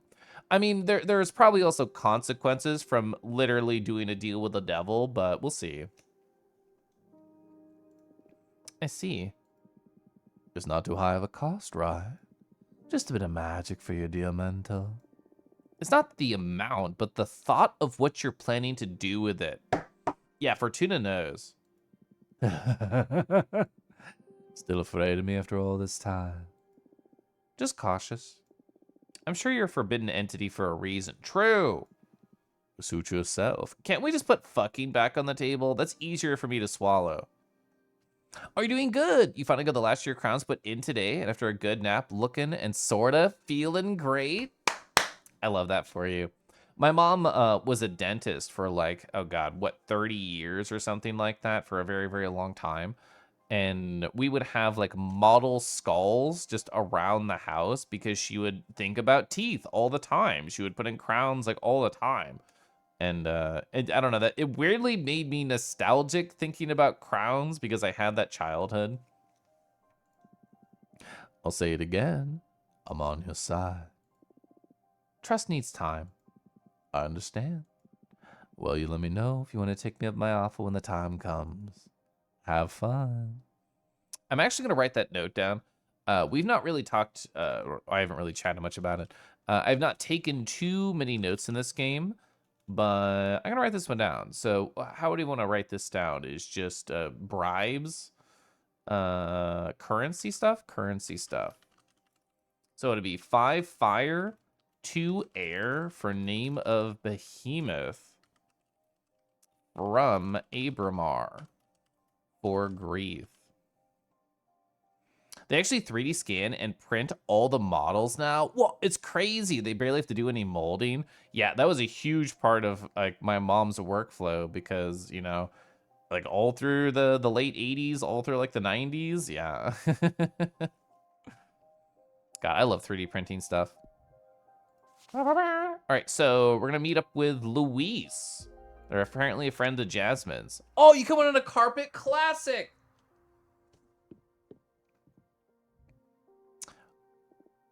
The spider aesthetic was not just an aesthetic. I love the 4 arms. The underside of your witch hat is actually so fucking good. Oh yeah, what is our at? So we would need 2 more fire to be able to get the demon's name. Oh, the charms. Oh, this is really good too. Everything. Every single thing is spider themed. It's really cute. She nicked her finger too. Welcome. Welcome. Oh, hi. What's your name? Fortuna. Your name's Fortuna. I'm sorry. I'm sorry. Nice to meet you. Your name's Luis, right? No need to be so nervous. Any friend of Jasmine is welcome here. Oh, I'm sorry. I'm sorry. It's just that I've heard so many things about you. I feel like I'm meeting a celebrity or something. My husband has teased me about this. He's just like, oh, Kelif, so many people know you on the internet. I'm like, shut up. Oh yeah, what have you heard? Oh, all good things, don't worry. Mostly from Jasmine. She loves you and missed you so much, you know that? Oh, you think it's a thimble for sewing? I didn't even parse it as that. I think you're probably right, because she probably makes all of her own clothes. The game kind of reminds you of Valhalla. Oh yeah, Valhalla. I've heard the soundtrack of that. I think it's really, really pretty. I don't really know like anything about it. You like Spoods? Oh, so I can't show you, it's gone now, but her letter pepper, it had like a spider just holding it in webs and it was cute. Rumas. Hi, Zigben. How you doing? Famous through. I don't think I'll ever consider myself as famous. Like, I think in part it helps because I don't look at any of my funny numbers or my metrics. So, like, I have no idea how, like, many viewers I have on average. And I don't even want to know. And I don't even use social media anymore, so I can't use that as like a cool metric. So to me, it's just like, oh, I'm surrounded by friends right now. Amazing. Jasmine needs to lend friends her special herbs, yeah, to help with that anxiety. Oh, you love that genre of games? Cyberpunk bartender game? Oh, we looked it up the other day. I can find it really, really quickly. Apparently, this development studio made another game that's like pixel style. Here it is. The Red Strings Club. And apparently it's about being a bartender and talking with people. I don't know anything more about it from that. Prestigious is good. She had like 6 put in today. Was in and out in like 45 minutes. Dennis said that before the 3D modelers and scannings, just adjusting the contracts and services would have taken hours. I absolutely believe that. Also, thank you, Bima. That's the right choice. Hey, I want you to take a deep breath in. And tell me more about yourself. Oh, sorry. My name's Luis, and I'm sorry, I'm drawing a blank. That's okay. How about I ask you some questions? Would that be all right? It's good, thank you. What's your specialty? How do you know Jasmine? What do you want to do in your spare time? All basic stuff. You totally get that. Yeah, I go out of my way to never look up analytics. Like, I'm a data guy. I literally work in data visualization. So other people's data, yum, scrumptious. I'll eat it all up. But my own, it's too tinged with anxieties. It's too tinged with how it affects how I do things. I still have memories of watching this person on Twitch who, like, I didn't know well. They were like a friend of a friend, and they had just hit Twitch partner, and they were like giving advice to people in chat about how they could hit partner too. And their advice was all coded in a lot of the things I think we've heard before of like, oh, well, you gotta look at your numbers. You have to make sure, like, oh, I streamed this one day and I got more followers and I got more traction because of it. I should stream more of that thing. Like, whatever I want to do doesn't matter. I should push the numbers. And like, I remember hating that stream. I remember hating every single piece of advice that person was giving. I didn't say anything in chat. I was just like quietly staring at my phone. It'd be so funny if Luis's specialty had nothing to do with spiders and sewing. I imagine it's way more comfy and less anxiety inducing if you treat social stuff. Yeah, instead of trying to min-max everything. I 1000% agree, Pango. Like, I have made so many friends through Twitch.television and VR chat. It never feels like a numbers game. Like, objectively, what I'm doing in VR chat is like networking. And objectively, when I'm in a different channel talking with people, I'm networking. If we're talking about the raw facts of what's happening. But the reality of how it feels is it feels like friendship, and it feels like boy kissing, and all of that is way more fun than networking. Oh, Praline, is your trip still going? Is it over? Are you holding your crush right now? Have you made out for 7 hours straight? And if not, are you thinking about it? You've got one more famous Rue pun, entirely based on my glasses shape. Griffin McElrue. They had to go home early, but we're both crying right now and talking about the next time. That is cute as fuck. I love that for you, Praline. Oh, Praline, it's pretty new in my life, so you might not have heard, but my previous stream, I started it with a very long story time, and I mean like an hour-long story time, about how I had a conversation with my husband, and I got the green light to tell my crush that I love them. And the whole story was like the buildup of all my feelings over that time and when I wanted to say it and why I didn't feel like I could say it and the act of saying it and then the conversation. So it was pretty good. It's pretty nice. It felt like it was powerful catharsis, I think is the right way to phrase it. Felt like a giant weight was off of my chest and it was really fucking gay, which is cool. We love boy kissing here, that's true. Like, issue where the sun doesn't shine. But you act like I go outside, though. That's everywhere. Love is such an amazing feeling. It is, yeah. Sorry, I'm just thinking about boys. Chasing data trends is such a soulless business major look at streaming, yeah, or any kind of creation. Create and people will find you. Luck is inevitably tied to being found more than chasing numbers. Like, cats are better at picking stocks than stockbrokers. Yeah, it's easy to get lost in the weeds, and I understand why the anxiety tentacles choke the light out of a lot of people, but I love finding new streamers. Like, I was just talking with Bug in their stream, where it's just like, oh yeah, the person who's oldest in this chat, not by age, but by how long they've like been here supporting the stream, is Caliph. And I was like, that's right, sunglasses emoji. Because, like, I remember, like, with Bug and Loop, and I'm like, I want to raid these two people because I think they're cool and not enough people know about them. And I feel thankful and lucky that I have a large enough audience that if I throw raids at people, someone is likely to enjoy them and stick around. Like, Ultrago, Thunder, I'm sure there's other people I'm not thinking of, Jovi. She's like, I want to raid these people because I like them and they deserve more love. They deserve more eyes on them, not for the numbers, but just for the friendships.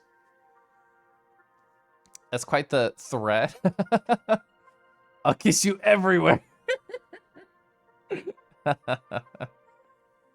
I still remember when I confessed to him and seeing the, hey, I have feelings for you too. Let's find out what they mean together. That's fucking smooth. I love to hear that. I'm gonna open it up because I'm a sappy guy. And Bima's right, I will take a break pretty soon, but we're having fun just chatting. I'm gonna open up my Purif that I had for my previous stream. I might lag while doing it. Are we good? Are we good? Cool. So if I go over here, so this was the whole thing that I went through, which is why it took like an hour or whatever. And I'll make myself smaller as I talk about small bits and pieces. There's one part I want to focus on. Is it here? Yeah. So pretty recently, 9th of August. And at that time, I would like skirt my feelings. I'd be like, I love that you. I love when you. And there was that one moment when we were boy kissing a VR chat, they said, I love you when.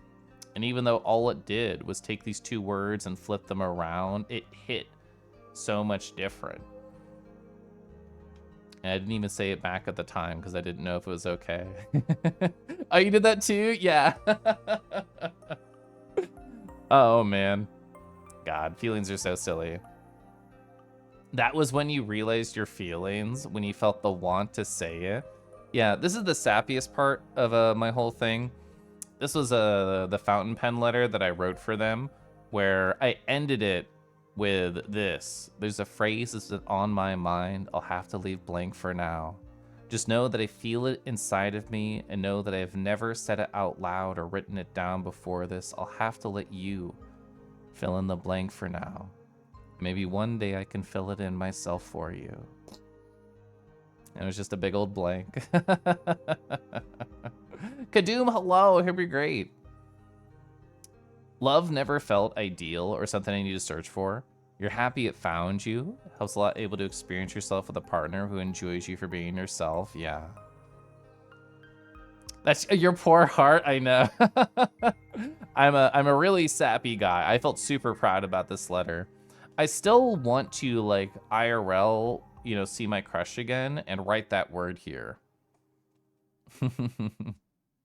Whenever I'm watching Kelf, I can't tell if he's talking poetic romance about boys or if it's game dialogue. Well, I try and make the default voice of the pro tag in every game just my voice. So like I don't have to push it at all. I can talk like this for like hours on end. That's so cute. I used to say, I love when you talk about fighting games, and a week later said, I love you even more when you talk about what you like. That's so cute. That's so good. I've been playing a lot of Tekken 8 recently, so I relate to the fighting game thing. BMO is correct. I should probably stand up and stretch. It's been 2 hours and 47 minutes. I like to take a break around every 2.5 hours on stream. So I'm going to force myself to stand up, be good, take a small breath, step outside, enjoy life, and I'll be back in like less than 5 minutes, okay? We're gonna take some stretchies. I'm gonna encourage you to do the same. Whether you need meds, a break, a snack, a boy kiss, tell me all about it when you get back in about 5 minutes, okay?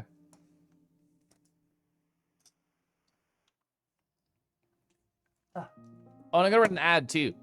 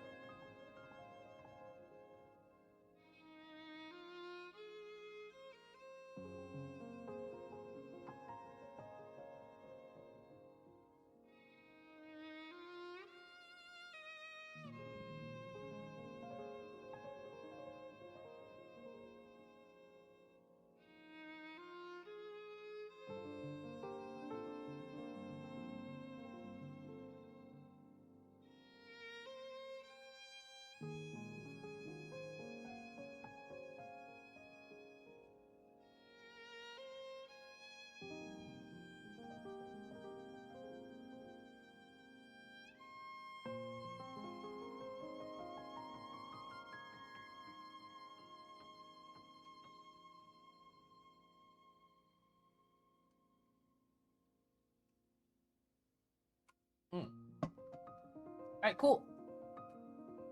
Twitch ads are really pushing Applebee's for some reason. You have no idea why.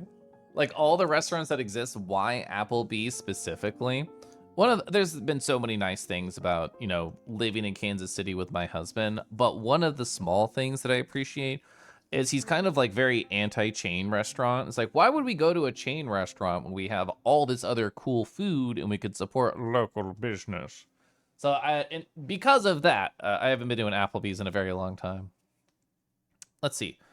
Reset my facial tracking, pour more water, be a good boy. Oh my gosh. I say the song the moment I heard in your stream. Oh, which one was that when it was playing? If anything, I find myself even more who I am once you met your current partner. I know. Oh my gosh. Boys are so good at helping us realize things about ourselves, filling in the holes in our personality and also other ones. The paw, yeah. For whatever reason, when I recalibrate, like I'll do it right now. There we go. When I recalibrate sometimes, it just like shoves me down. So this is me like parachuting. I normally just like silently fix it. I don't know why it does this, but it does it. I don't even know how to like imitate it, but leaving and coming back, I have to like recalibrate. So there we go. It happens the other direction sometimes too. Applebee's nuts.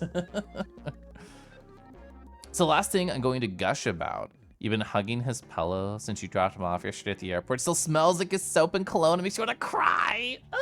It's so good. Speaking of other stuff you might like, Praline, let's go over here. And also I just want to show it off again if there's different people in chat. I got a kick-ass skirt recently, and I look very pretty in it. Where is it? Here it is. Kapwam. Good skirt photos of your boy Kelif on his floor posing directly for you. So you want to take me to Raising Cane's? So Raising Cane's is a treat, and when I last got my haircut, there's a Raising Cane's across the street, and I'm like, I can't say no. This is my reward.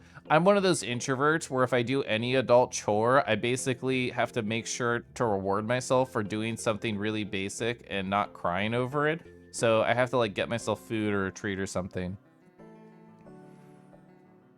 Calv talking to a short boy.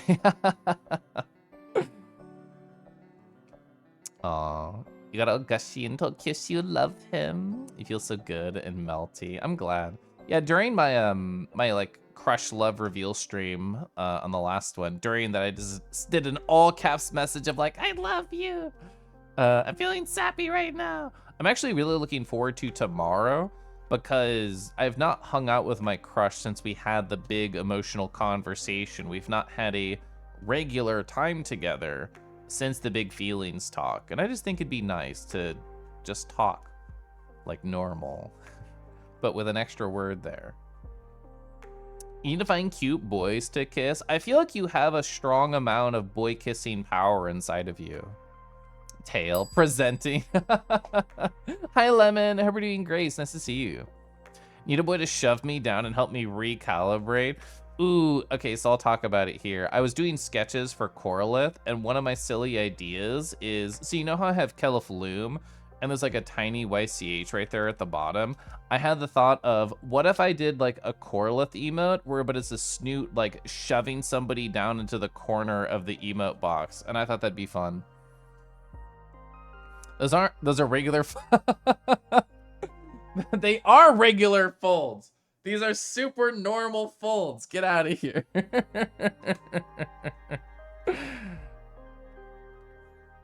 So glad to have friends here. Oh, work just told us they're gonna move from monthly, to monthly from bi-weekly.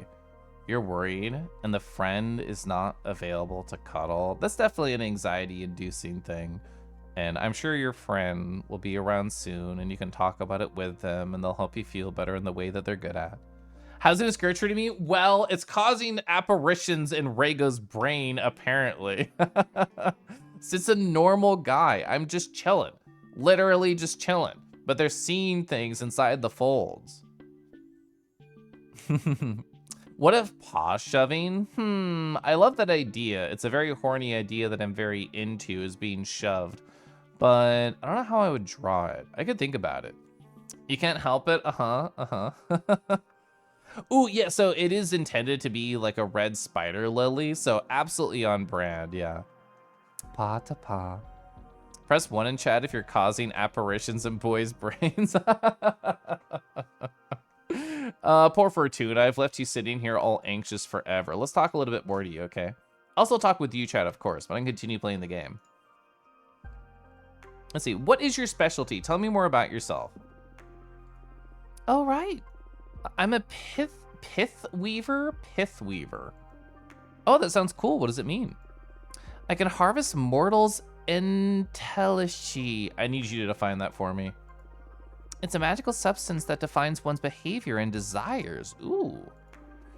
A single mortal barely produces enough thread, but if you find a community with a rich collective subconscious, you can weave whole cloths and capes. Oh, and tell a key, thank you, with like a hard sound. Hey, that's hard to picture, but it sounds fun. And those clothes you craft must have magical properties, I imagine. That's right. It depends on the kind of community that you pull the thread from. What about a horny one? As a quick example, the yarn extracted from a band of artists can make a lovely scarf that stimulates the wearer's creativity. I want that. So the realization of potential, the definition for Entelechy. Sexy colors. Yeah, red and black is a very sexy combo, IMO. I was telling Zord. Zord left me like a couple of voice messages that I responded to before stream. And some of them were about the skirt. And they were like, oh, Caliph, even though I'm like a big pink and purple fan, I used to love red and black so much. And it made me think like, well, you know, I'm very committed to like white and red or white and pink or white and coral, however you want to call my color. And I was thinking, ooh, what if I went like super beast mode, like an anime, and had a power up to defeat an enemy? What if I went like black and red and that was like my strong version of myself? Our Entelechy is lingerie, true. I didn't even think about it. So pith, spongy white tissue, lining the rind of an orange, lemon, or other citrus fruits, the essence of something. The rind of what? Oh, you're a black and red enjoyer. Hi, Bristle. I also love that a lot. There's a character in Suikoden 3. I forget her name. She's one of the 3 major characters. She's like the knight. And she had like a silver and orange outfit. And when I saw it, I'm like, these 2 colors together are like gorgeous. And for a couple years, that was my favorite color combo. You're hearing that she could make a sweet cape out of the concept of the furry community? True. I love it already. I'll weave something sometime for you. What kind of Entelechy would you like to fancy most? From Mons and children, from soldiers and warriors, or from astronauts? So children are a concept I don't want to think about. Soldiers and warriors is way too aggressive. And astronauts, they're literally from fucking space. That's sick, yes. Whoa, no one's ever asked me to harvest from them. Now I'm excited to see what comes of this. Oh, you get like a space cape too? If I get the chance, I'll bring you a nice cloth as a thank you present for having me. Thank you so much. I would love to know more. You make it sound like an interrogation. No, sorry, I'm having a good time. But it's easier for me if you ask me things. Chad, do you need somebody to social dom you to help you with conversation? Because I actually love doing that. I love, like, I've done it a lot of times in VR chat where I walk up to somebody and just like, oh my gosh, how are you doing? And then I like just make a conversation. I think it's fun. I love the idea of helping people come out of their shell. I love the idea of just trying to ask just the right question to get somebody to info dump all over me. You never played Suikoden 3. You know that character design? Oh, Chris! Yeah, Chris is really cool. One of my main memories of Suikoden 3, as I mentioned earlier, my mom was a dentist for a very, very long time. She was an Air Force dentist, so therefore a military. Therefore, I knew what the phrase FUBAR meant, which if you don't know means fucked up beyond all recognition. And I knew this at a young age just because of that lifestyle. And the Griffin in Suikoden 3 is named FUBAR. And when I was playing that and my mom saw, she's like, I cannot believe this character's named FUBAR.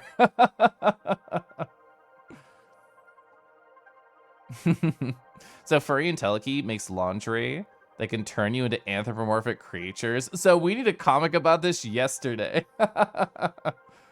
You're the type that needs someone to wake you up due to being an ambivert, yeah. If you shove me to the ground and force me to talk about something, I will literally melt. Yeah, I did know that, true. The art of asking just the right question is something you live for. Oh, well, yeah. I've been present to many lemon question of the day, and they're always fascinating. Hey, how do you know Jasmine?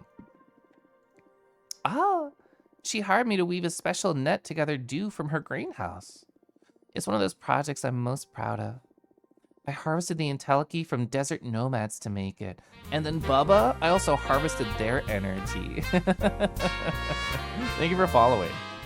The dew filtered through this net makes an astounding base substance for all kinds of flower-based potions. Jasmine's brew became quite popular after my contribution. It's been centuries since I've had something from Jasmine. I can't wait to try this improved version. Together, we also developed some magical tea bags to multiply the fragrance of dried mixtures. Oh, that's so cool.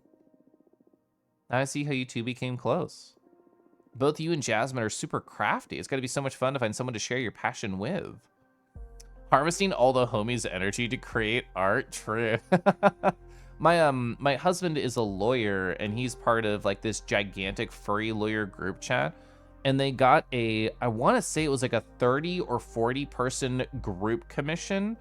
And they've done this twice. I remember there was, oh God, I used to remember the name of them, but I don't follow people on social media, so I forget their names and stuff. But like, they got one that was just like a big kind of like standard, we're all here together posing. And then there was another like giant medieval castle thing. Maybe it was like a Renaissance fair. I think it was probably a Renaissance fair, and they had like all these different ideas of these different characters interacting. As an artist who's anxious to draw two characters together, I can't imagine having like a 30 piece to do. Oh, I wanna sip some tea.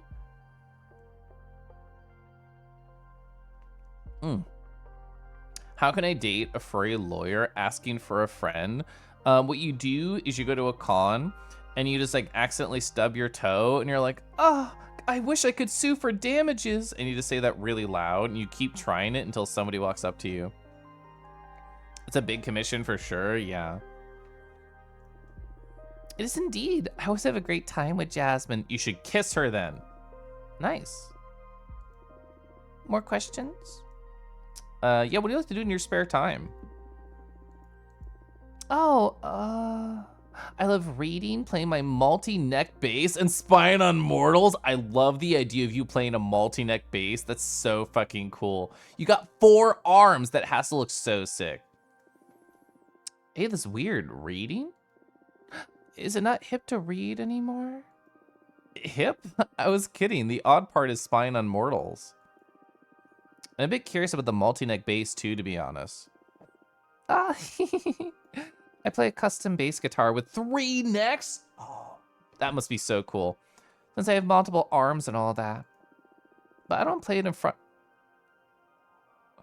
We're definitely gonna get a scene where she plays it in front of people, right? We have to see this in the game at some point.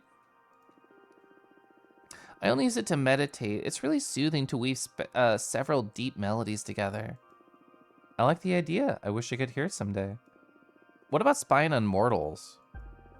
I love making myself invisible and just watching them go about their lives. This goes back to the ghost conversation we had earlier. Comparing lifestyles from many different cultures and planets. After many years of observing, I gained the ability to perceive their entelechy. That's how I found my calling and developed my pith weaving. That's so interesting. I didn't care much about mortals back when I was one of them. I guess there's a great deal to learn from mortality too, isn't there? Yeah, I love mortals. I can tell. I hope it's not too weird. It's perfectly fine, don't worry. This is I love all the characters in this game, actually. Like when I go take a drink, my VTuber is it's like taking a message from an off-screen secretary. I have tried to do that bit before. I'm like, husband, husband, or like just something like that. I think it's fun to do. Those arm mans are metal as fuck. Yeah, this seems like the type of person who is like a really, really gentle soul, but they listen to the most aggressive music you've ever fucking heard. Imagine the polyphony, yeah. Oh, keyboard 2 would be great. I would love to watch that. People watching is fascinating. That just makes me flash back to where I met you at the Anthrocon Bridge. That is a great people watching zone because it's a high traffic thoroughfare, and then you can look down at the dealer's den too. So good for it. You have to wonder if she grew extra arms when or after she ascended. I think it'd be after, right? Just to be invisible and not perceived. She's still spider coated. Yeah, she can do all dragon force all by herself. True. A dragon can force themselves on. Anyway. Hey, why'd you come to see me? Oh, better get to business. I'm here precisely because of my Pith Weaver skills. As I explained, the Entelki for mortals varies depending on the community they're in and the lives that they lead. The universe provides enough different contexts to find whatever kind of energy to fit your purposes. But of course, there's the shortcut of manipulating mortals to produce the substance you need. For example, you could add lust serum to a water supply of community to harvest massive amounts of sexual energy from their orgies. I'm listening. Quite an example. Oh, not that I've tried this more. Not that I've tried this more than once. That's very cute. I usually prefer all natural chaos bred Entelki. The thing is, Adana saw a lot of potential in one of my projects. It started back when the worldwide digital migration happened on Earth. So many lives lost, even if their souls were replicated in their servers, humanity was producing an unprecedented amount of corpses. I felt an imperative need to witness that massive event as it oozed an otherworldly energy. So I spent decades spinning thread from it.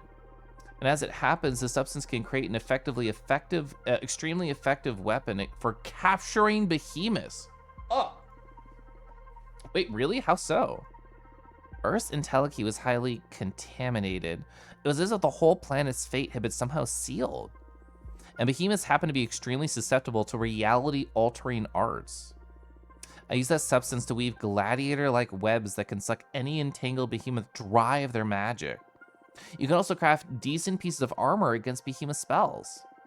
Aha, why is Adana so interested in developing such armaments, The cosmic echoes warned her that behemoths will threaten the coven. She wanted to prepare accordingly. The problem is that even with such a tremendous phenomenon, I can only pull threads to craft one set of web and armor.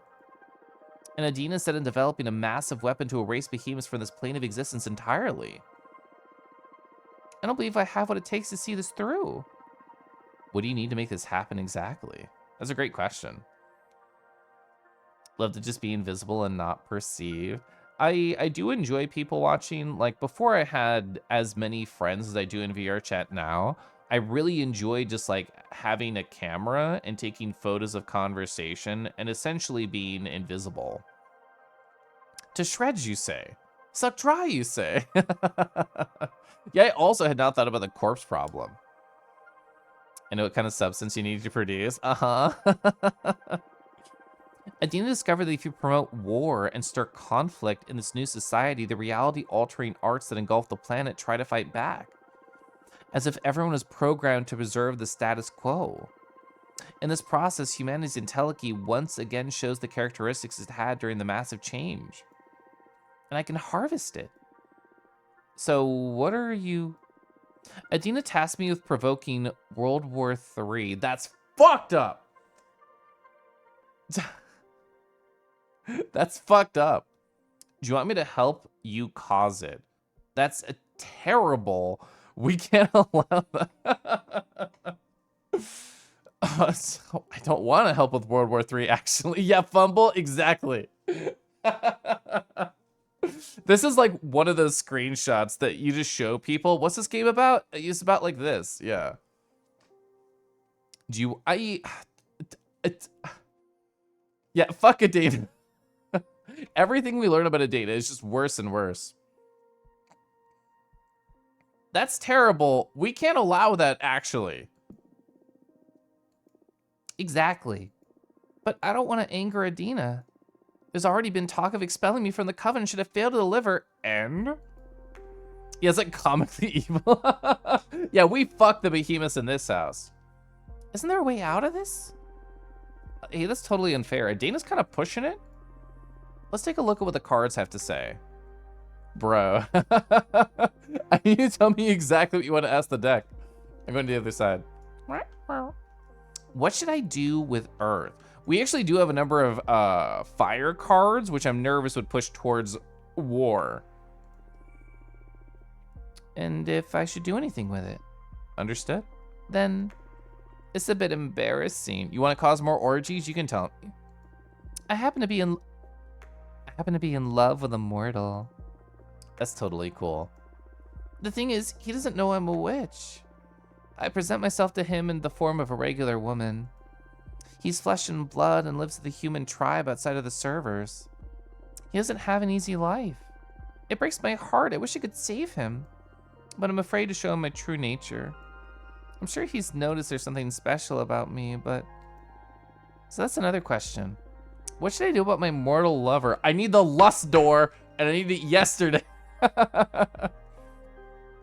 My advice is not to get attached to mortals. They wither too fast.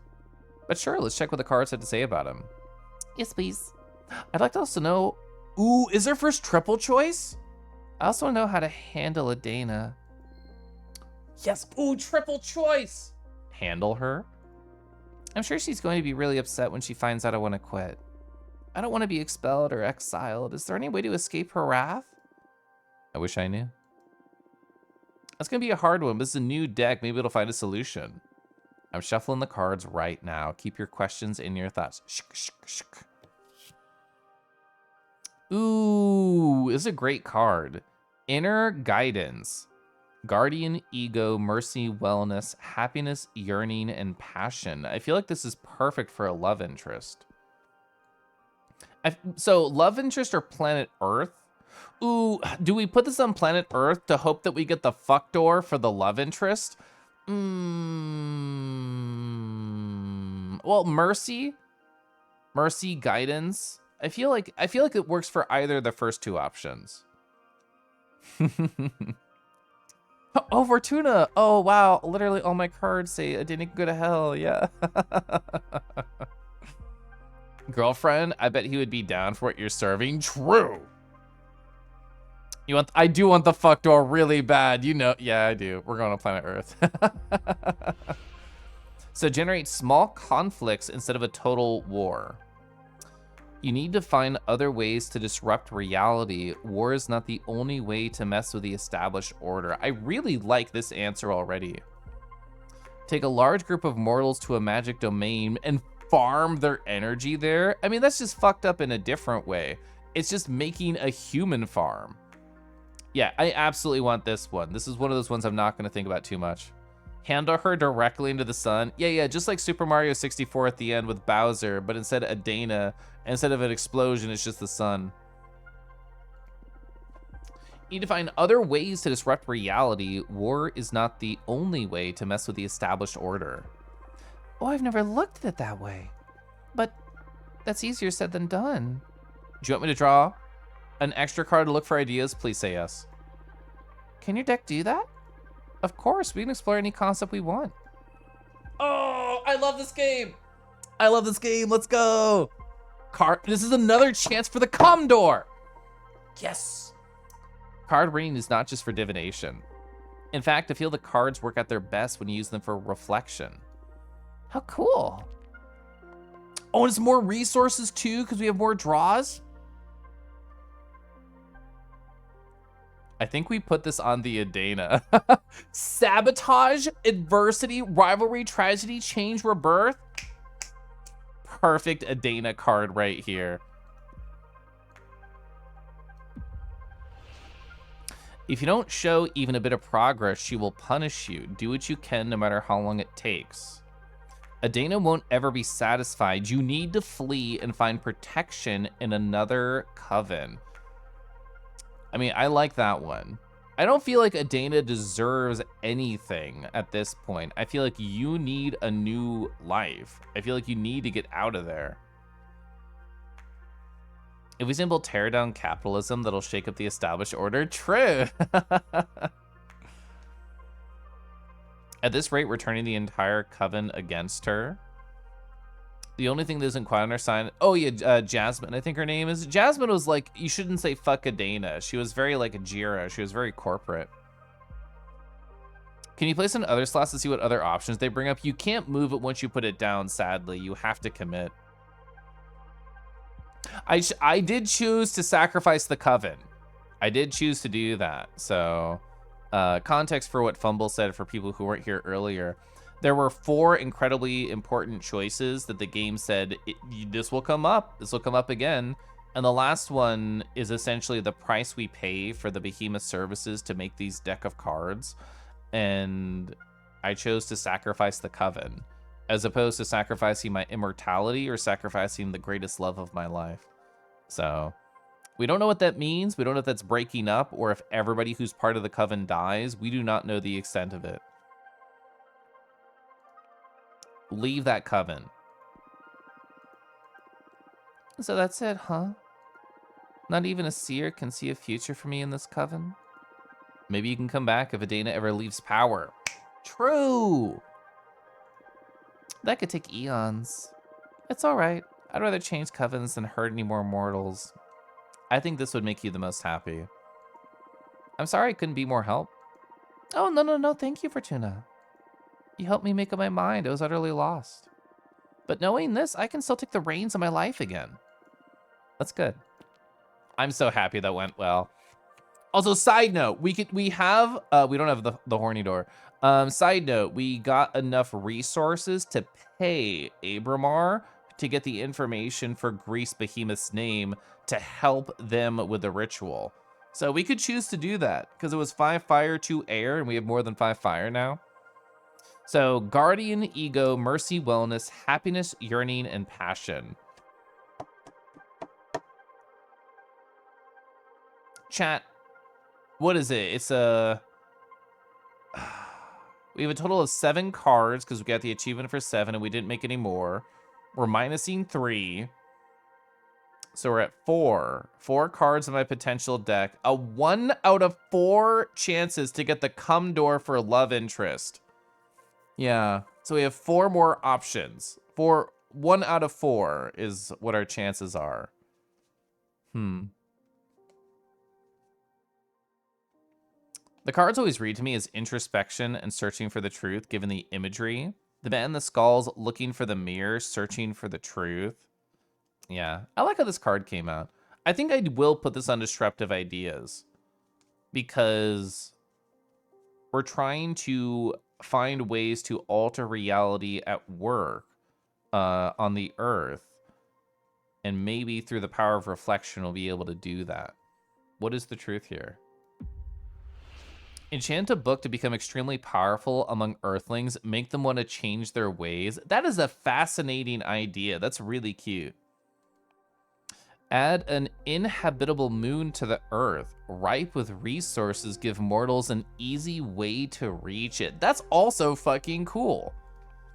Form a pact with a benign deity so they move Earth and bless mortals' lives. Oh my gosh.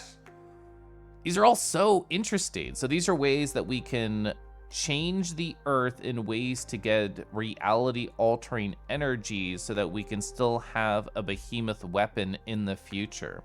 I think all these are cool. So the first one is pure air. This one is pure earth. This is strength for the inhabitable moon. And then the benign deities, a pact with them to move Earth, is emotion. I know! They're all interesting. I don't think there's a weak option here. Like, even recently I thought, oh, these suck, I want this one. I like every single option here. We need more cards, too. More cards means less come door opportunities, but that just makes it more special when we come for 7 years.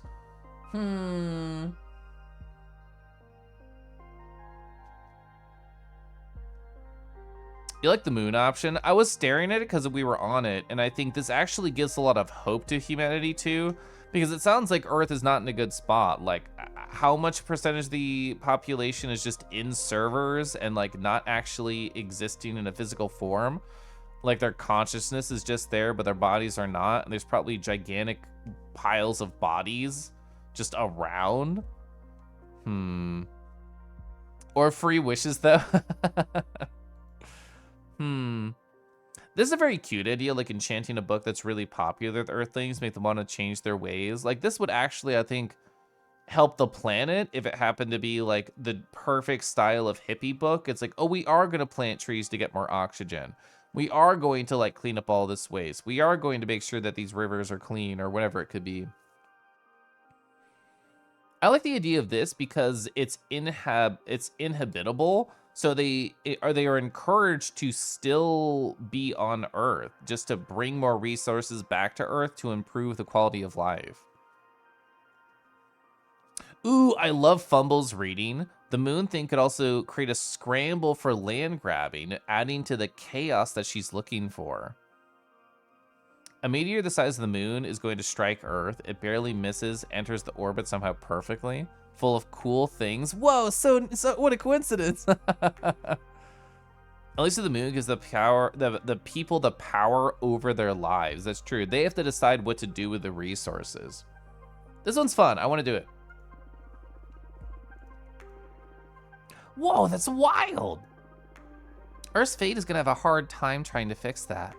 The reality-altering entelechy is going to be overflowing from the planet. I love it. If you're going to solve things as a witch, you should own it, Louise. True. You also think space is neat? It is neat. This universe is big, but that thought can be... Ooh, the universe is big, but thought can be even bigger. I love that line. My mentor always said that there are endless solutions to a problem. And it is us witches more than anyone who should entertain as many as possible. Space! It's a valuable lesson indeed. I'll treasure it. Thank your mentor for me. I'll see them in the future, theoretically. And thank you and your wonderful deck for the solution. My deck has no bad cards, Yugi. Our pleasure.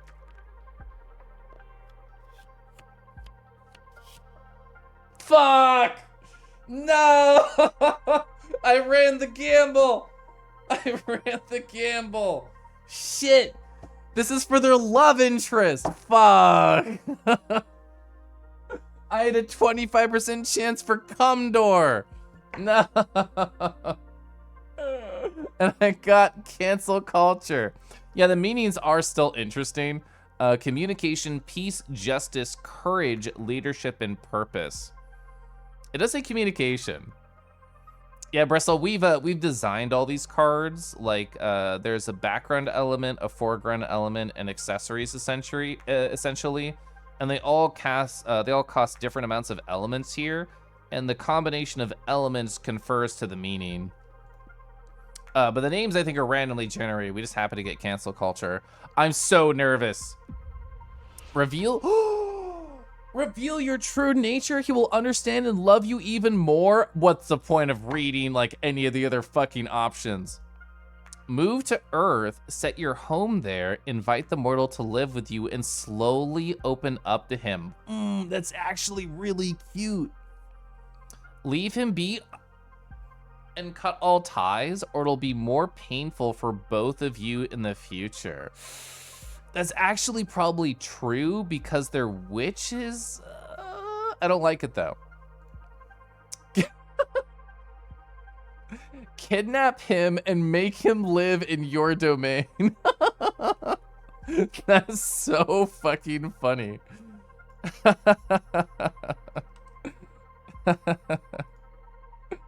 Oh, it works really well with like the spider aesthetic of like, oh, I'm wrapping you up. I'm gonna keep you here in my place, make sure you're so well nourished, and then I'm gonna suck you dry. Yeah, it is a spidery option. Oh man. Basically the Caliph idea.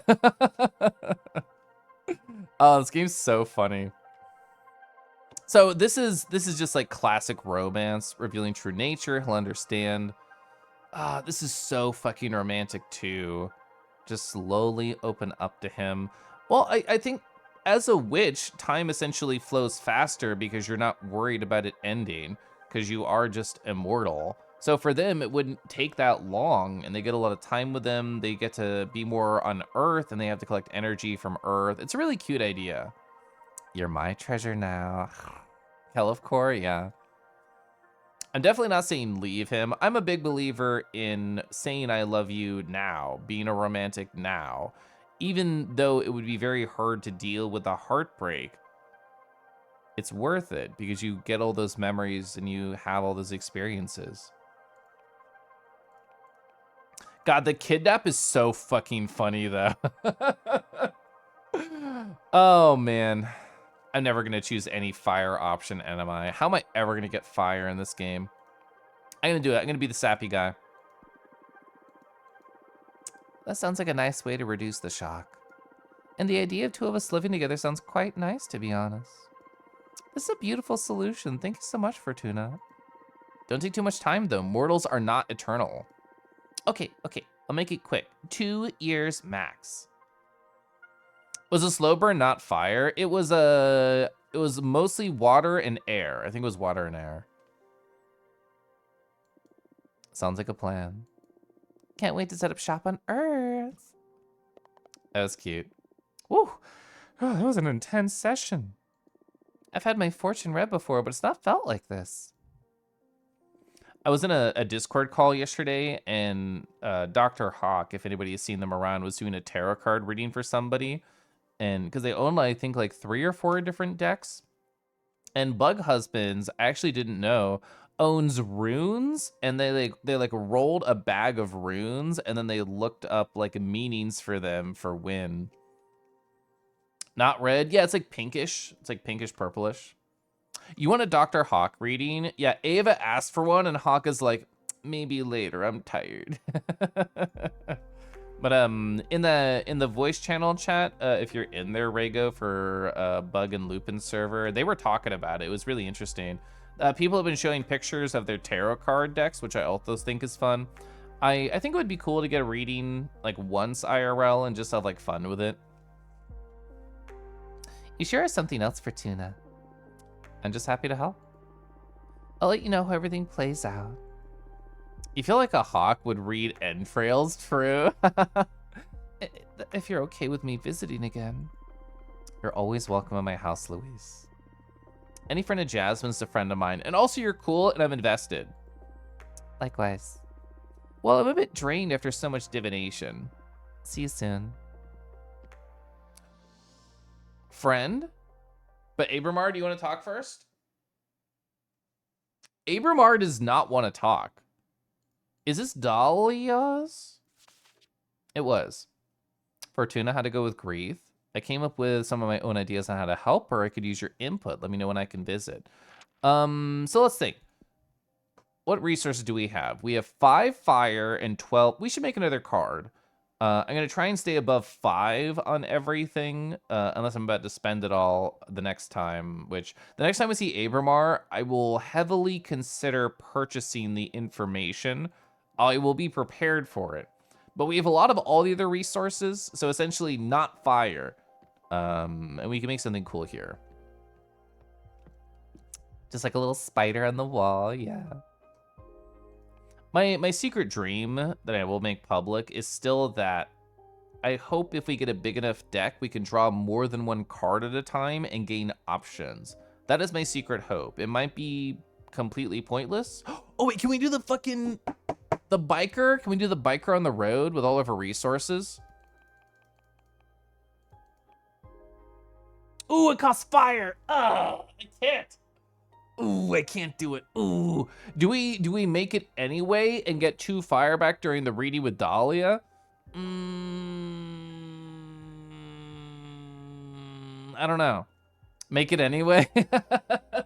I do want to make it anyway. Ooh, see, Mage Kai. Ooh, you pushed me over the edge there. The more fire cards we have, the more likely we are to get more fire back. That's a lot of words. Too bad you won't be reading them. Don't worry, I read all the words here, Zuna. You just have to listen. Hi, Zuna. So definitely not fire here. What's a cool accessory to put here?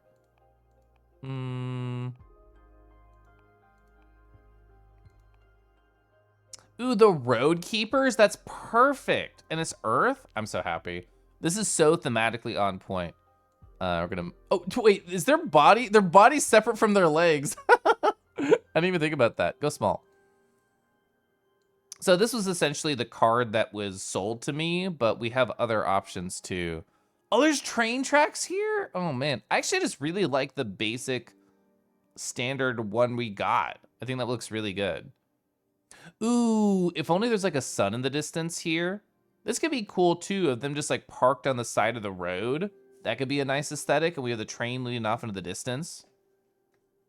Imagine saying things that Kelif reads. I try really hard to keep up with chat pretty extensively. Hi, Draco. I hope you're well. Close his ears. No! So when you're in Florida, a couple of people actually used to legitimately be in a coven.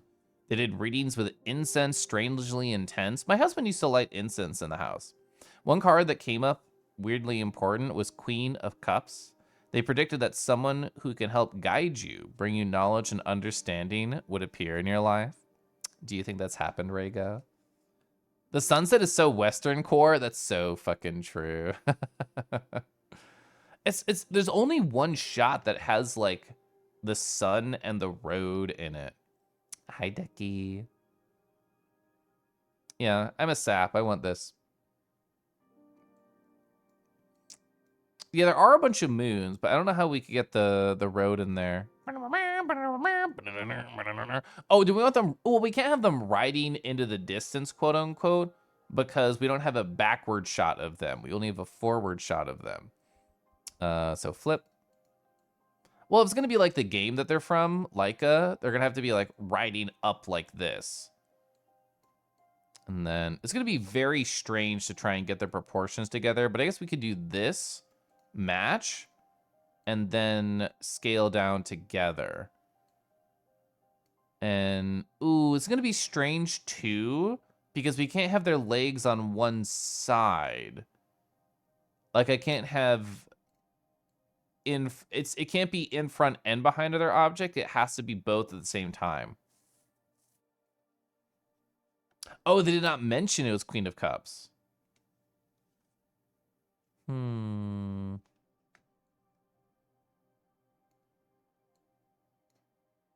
Okay, instead of riding it because of the leg issue, I think what we should do instead is have them standing next to it. Oh, well, they have to shoot something. We could even have them like here, like, no. Like they could be in the foreground and then their bite could be to like the side over here. That's another option too. Oh, that is a riding leg. I did not even parse that correctly. I didn't even know what the fuck that was. You're so correct. They do have a riding leg. You're so smart. They look so strange like this without the motorcycle. All right, get out of here, legs. This is me deleting my pants on the weekend. Queens of Cups? You were making a pun. I missed it. Ah! Oh my God, Josie. Hi, Josie. I hope you're well. Ooh, actually, you know what we need to do, chat? We need to make sure that Josie feels as small as possible. So we're gonna make a little stand-in right here. And we're gonna make them as small as the game will let me. There we go. And now that they're super small, I'm just gonna say, hi, Josie. It's great to see you. Imagine you're riding to work and you see me and you just hold your thumb out and you're like, Kelif, can you hop me there? It'll be so much faster. And I say, well, I can pick you up. I can hold you in my paw, give you a gentle squeeze, and then go, rawr.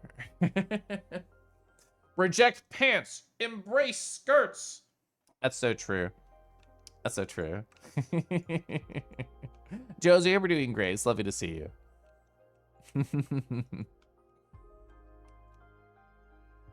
Okay, riding leg. Yeah, delete pants.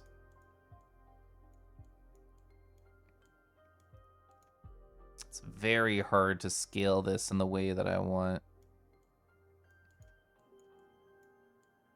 Hell yeah. I created a gap there, buddy.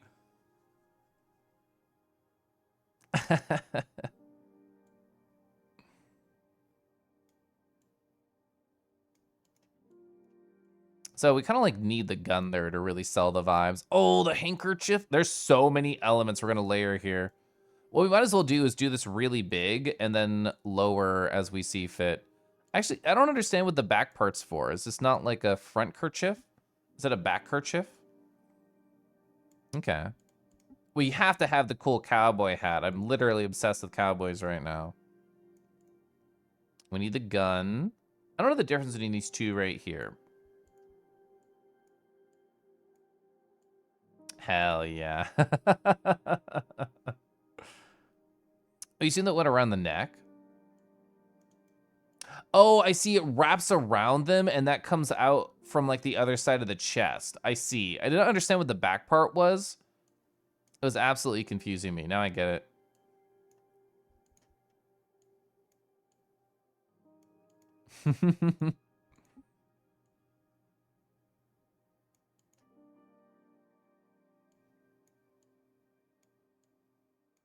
Oh, drinking my grape juice on the road. Hell yeah. One forward. Oh, I see. You need to go all the way back. Oh, this is so silly. All right, now we got some depth here. And I'll figure out where to put you later. Where do we want this? You have to go to bed now? Have to go to the bank in 7 hours. Love you, Caliph. Love you, Josie. Reject all pants. No skirts? Zuna, what do I do? Do I just take the skirt off then? Okay, but I'm gonna go out, take off the camera here. An expert. It's very questionable gun holding. I also agree. I don't know how to make it look better. Is like this better if I angle it outwards? I don't know. Because like they definitely have grabby hands right there, but I don't know what to make them grab.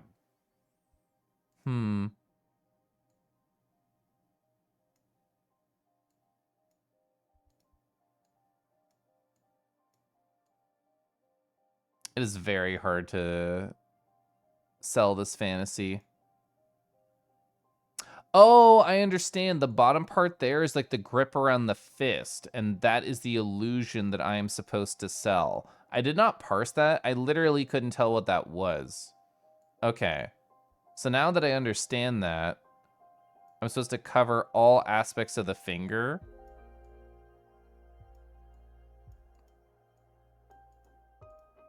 Okay. So maybe what we do here, I actually can't go any higher.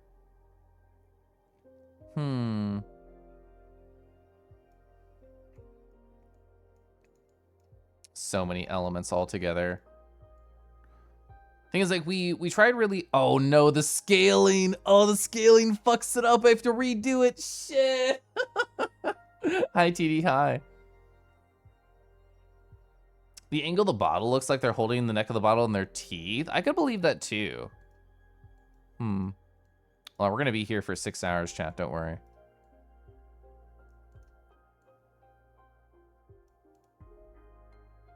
Did anything else get messed up on the scaling? Both the hands got messed up a little bit. I like the idea of like the hats flowing off in the wind. I think that's a cute idea. And then how do we utilize this correctly? Worthwhile 6 hours for coyote with guns. We do love coyotes here. I don't know too many coyotes in the fandom. As soon as I said that, I thought to myself, oh, I can think of like 5. How does this arm make sense? Because we still see the covered hands right there. Do I have to go like behind? That makes less sense. Ooh, background / littered across the road. True. Yeah, we could do that too. That's a cute idea. I don't know why there's tentacles. Is this what they're supposed to be like shooting at? It's like the various tentacles right here. they're like driving towards the tentacle monster. I can sell this fantasy. I've not played Leica or seen it played, so I have no idea if there are tentacle monsters in it.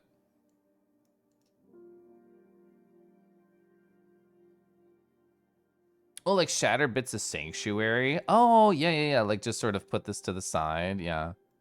The implied tentacle monster off screen. I think it's funny. Let's go to the right. Go bigger. And then backwards.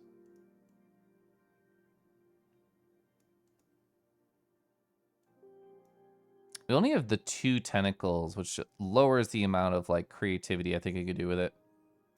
You played the demo for that? It's very sad, Leica. No furry is safe from the tentacles. True.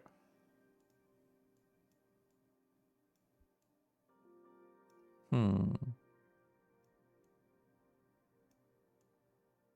where perspective like really matters.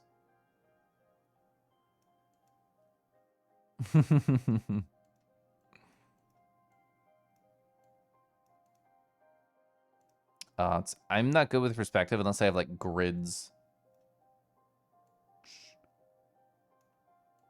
I have no idea what like the reading for this card could be. Could we treat this like another tentacle piece? Yeah, absolutely we could. Tentacle shaped like a curly bracelet. True.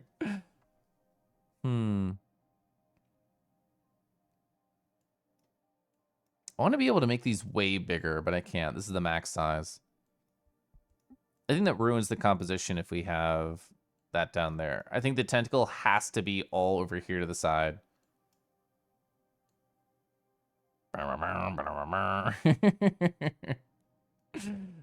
love games where like you make your own fun, which I guess technically is every game. But like this is such a large part of the game is creating your own cards. So if I were to duplicate you, would I want that or would I hate it? That's about as small as it could go. These go really big. I think I don't like him over there either. The composition is very lower left focused. Chicory? Oh, Chicory is so good for that. You're incredibly correct. I love Chicory.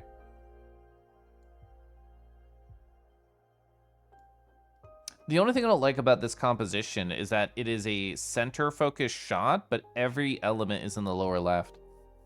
Hi, Rondo. I hope you're doing so well, Rondo. It's lovely to see you.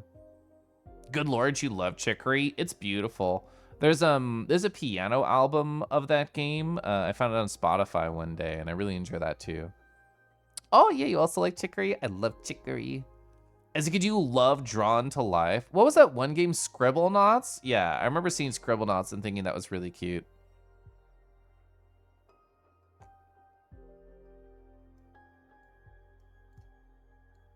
Is there any other spot we could choose for a background? We lose the sunset. But we can also make our furry bigger if we're here. And then you could just be like off to the side. I'm gonna play around with this and see if I like it. I might not. I know scaling fucks it up.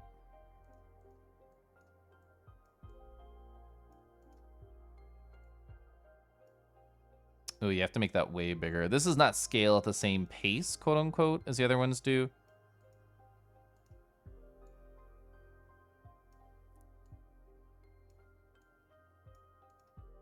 I think this is better just because we actually get more of this cool design right here. Oh, the mountain song. I love the mountain song. Got stuck in your head a few weeks ago thanks to the Polygon article. I didn't see that article. What did they talk about with it? Apple pie tea. You're making me flashback to when I wrote it down somewhere.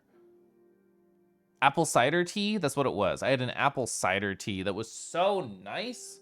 I never had it the one package of it, but I want more. Okay, cool. I think I'm chill with this. We're very technically using like the roadside dude, but we mostly just wanted the tentacles, which was fun. Yeah, I like this better. Finish.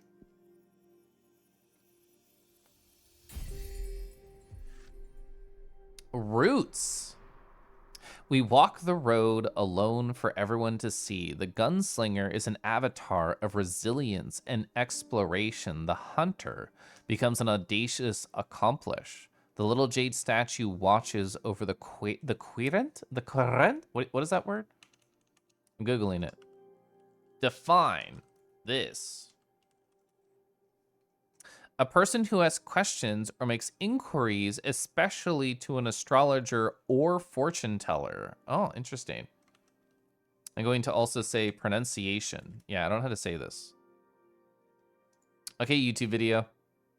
I fucking hate YouTube videos that are a minute long, but it's just a pronunciation.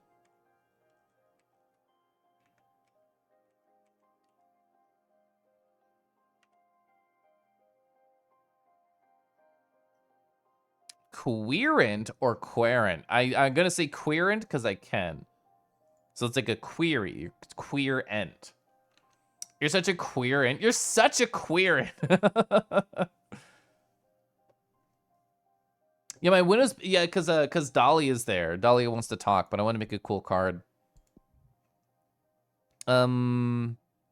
I think we are a really good resources. While I could make something, I would get pretty low. I want to say like above 5. We need to get to 5. It's the first time I want to try and game the system when we have questions and answers. I would love to get 2 fire through something. Yeah, Rego very much is. Oh, they interviewed Chicory's composer, Lena Rain. I fucking love Lena Rain. Oh my gosh. Yeah, so Dolly wants to talk about Greeth, and Dolly is the most badass character we've seen in this game so far. Hi. Hey, a Forts? Forts? Oh, for Fortuna. You're so silly. She wrote notes on each individual song. I love that. I feel like Dolly is very fiery, passionate type. Absolutely. I know it's been 2 centuries, but I still don't like any abbreviations of my name. We're anti-fun. Oh, shoot. I thought forts would work. Been through this too many times. I don't like fort, I don't like 40, and I especially don't like tuna.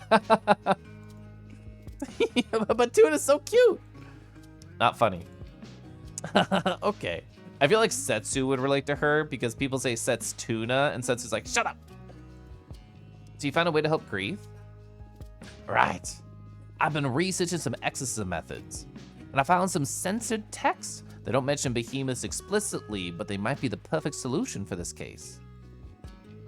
Tuna's pretty good for Fortuna. I like it. There's a way to quite literally sever extra-dimensional beings from a witch. Oh yeah, how? With an enchanted blade. I'm gonna forge a Damon Bone dagger to cut that bastard down. That sounds dangerous. I know my way around knives, trust me. Hey, you're right, you're right. And you mentioned you need my help with this? Oh, that's correct. For the ritual to be most effective, I need to imbue the dagger with an essence kindred to Greeth. And I was wondering, since you put it through your wonderful deck, you could put me to the proper energy. But wouldn't you know best? You've known Greeth way longer than I have. I know, but I can't wrap my head around her. She's so self-absorbed, always focused on her own projects, I realized I can't really tell. You don't need to disclose any sensitive information to me, but I've experienced firsthand how incisive your divination can be. Air, definitely air, yeah. You did read the cards for her, right? Yeah. Perfect, your guess should be better than mine then. What energy should I imbue the dagger with? Ooh, this is so many choices. Individualism, determination, truth, dread, philosophy, and architecture. They very much want to know the truth, as in the meaning. They want to find the meaning of life more than anything. Philosophy stood out because now in my mind, Greeth is inherently tied to Rhaego. And they are so philosophy cord. They're so philosophy cord, which I think would be very funny to say there. Perhaps determination might be more accurate. They are very fucking determined. They literally made a deal with the devil, basically, to like find more meaning in their life. Architecture, I feel like, is just you only have a surface level knowledge of the character and you haven't been talking with the Twitch chat for 30 minutes on a single question. You've dabbled in philosophy too? Good. I don't really partake too much, but I think it's fun to listen. I'm snoozing this ad. I don't think individualism, I don't think dread, I don't think architecture, determination, truth, or philosophy are the only interesting ones here. You know, I'm a bit of a philosopher myself. I kind of like determination the most here. Dagger imbued with determination makes you think of Undertale. I didn't even think about that. How do you do, fellow philosophers? I don't know, I still kind of like determination. I like the idea that Grief is so determined to figure out the truth, they will do anything, but truth is right there as well. And just given the fact that they could literally talk to me for hours on end about anything that came to mind, and they also came up with funny little like play game questions about like, oh, what's more important, the individual or the group? You have to decide, no take backsies, is very much like philosophy vibes. So I see truth in all three of those. I'm gonna sip water.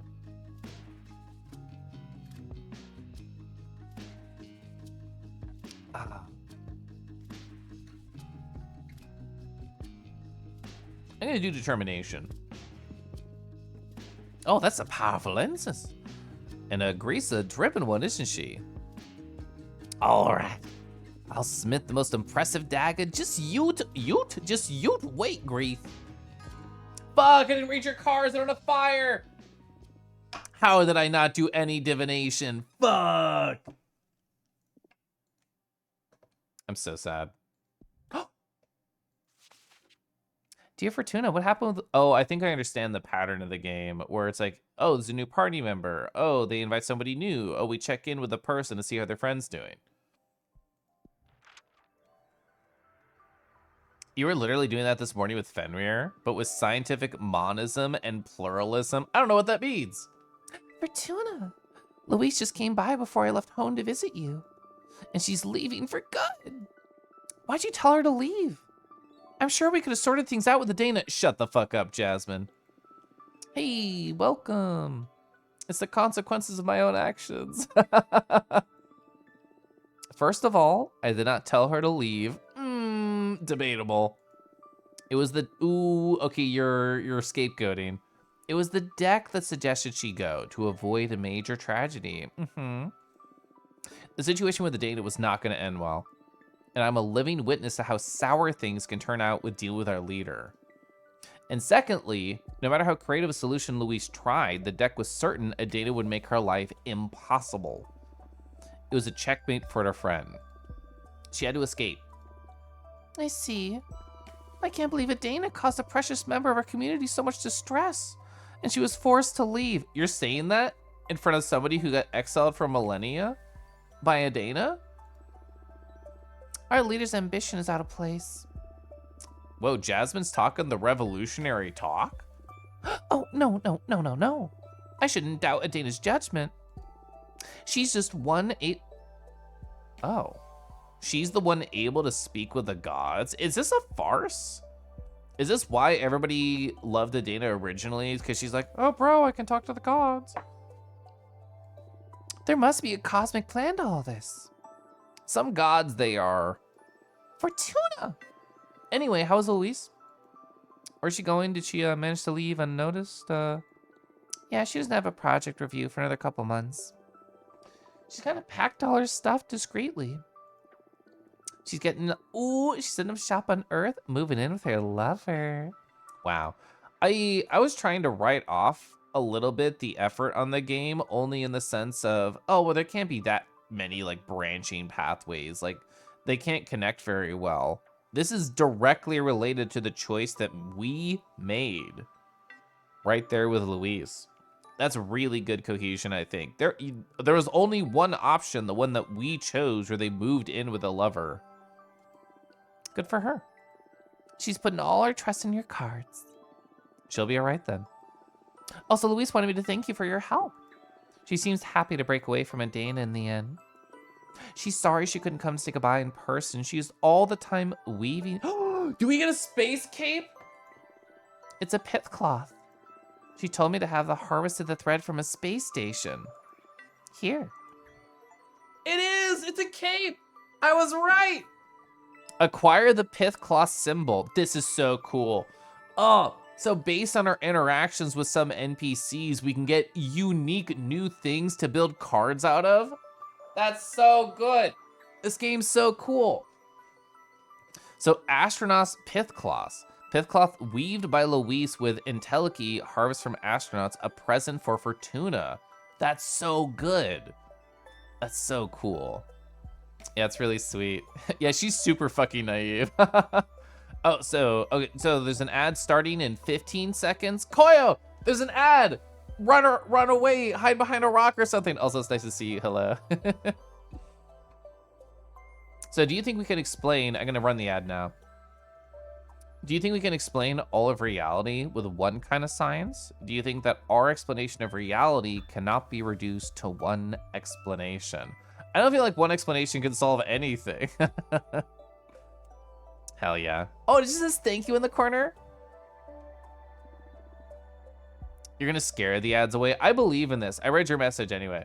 I can't help but read messages. I'm not gonna move forward in the video game while we wait for the ads. I was too busy talking with chat and infatuated by our new symbol to preface anything. Oh, you can see my paw hold my tea. I'm actually holding my tea mug. Isn't technology so good? Isn't technology so nice? You can just see me gently tracing the mug with my fingers. Perfect. So the ads are over. Hi, Koyo. Koyo, I didn't chat at all, but I lurked briefly while you were doing your stream the other day because you had a guest friend on and you were like writing together. I hope that went really well. Hope it was fun. Oh, it's beautiful. I humbly accept it. Luis is great, right? I'm gonna miss her. Thank you so much for helping her, Fortuna. I guess that the coven doesn't mean anything if the witches aren't happy. True! Tell me about it. Oh, I'm sorry. We need to take you out for a stroll. Smell the flowers again, pet a cat, watch some small children play in a river. Yeah, radicalize that hippie. I'd say this is the best medicine for your case. Just 800 years to go, huh? Fortuna? It's all right. I'm doing a lot better just from being able to talk to other witches, yeah. Look, I'm gonna leave now, but I'm gonna think long and hard about some ways to improve your life here. Thanks, Jasmine. Take care. Thanks for helping again, Luis. Actually, wait a minute. What? I need some herbs to help a witch friend, Greeth. Oh, you met Greeth the architect, Dahlia's friend? She's never got time for me. Now I'm jealous. It was a business visit. She seems like a very busy witch. And what the fabulous Greeth need from me? She doesn't have time to ask me in person. Oh, you're actually jealous. She's not the one asking. Anyway, I'm asking you as my friend to help me help her. Oh, okay, anything for you. What are these herbs for? You could just say it? You could just say it? I kind of think Jasmine's a narc. I kind of think Jasmine is such a slut for Adana that we would be like, hey, she's possessed by a hemoth, and she's like, oh, that's terrible. 911, 911, Adana, hello? Some fuck shit's going on right up here. Yeah, yeah, literally the gossip witch.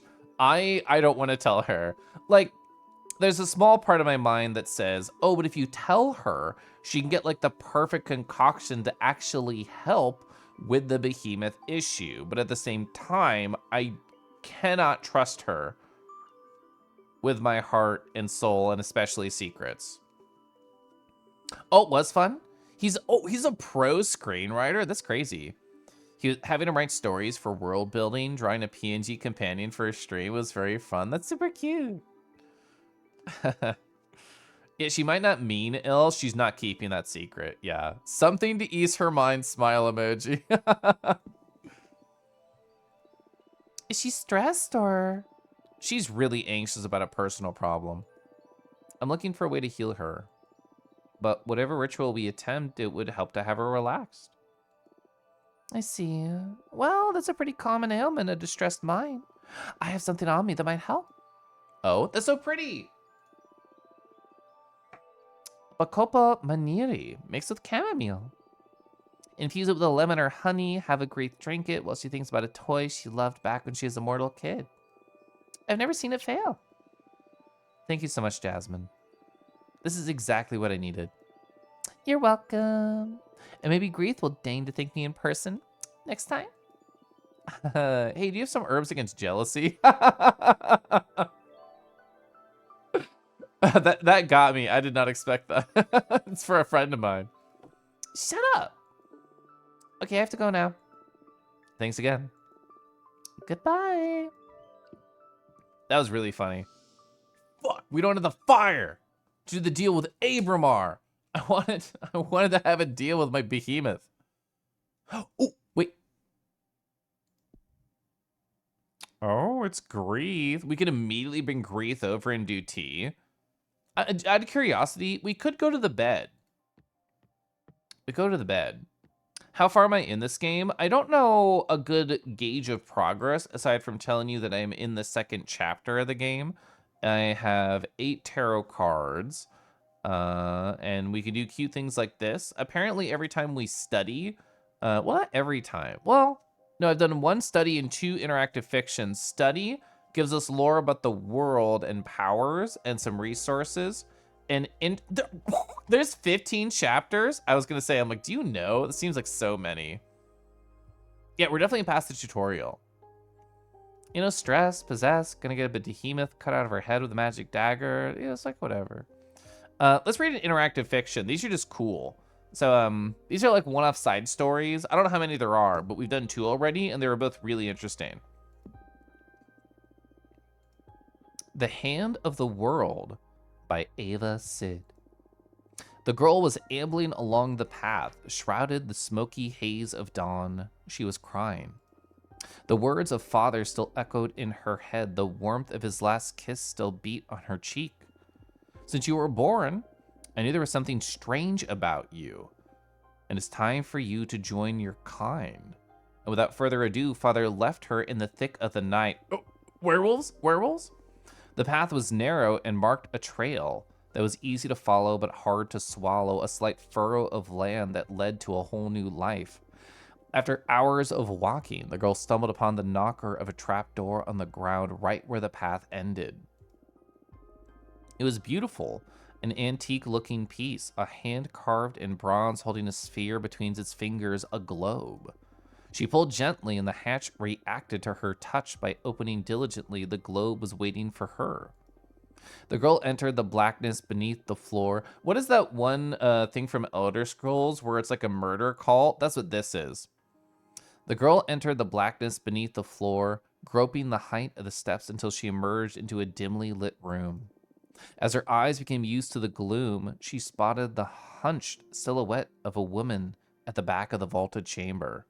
Yeah, Dark Brotherhood. That's what I was thinking. Ooh, so you got led to a secret path, to a secret trapdoor with a secret cult? Welcome, my child. From now on, you will be the daughter of another flesh, the sister of another blood. Are you ready for the initiation rite? I have no choice.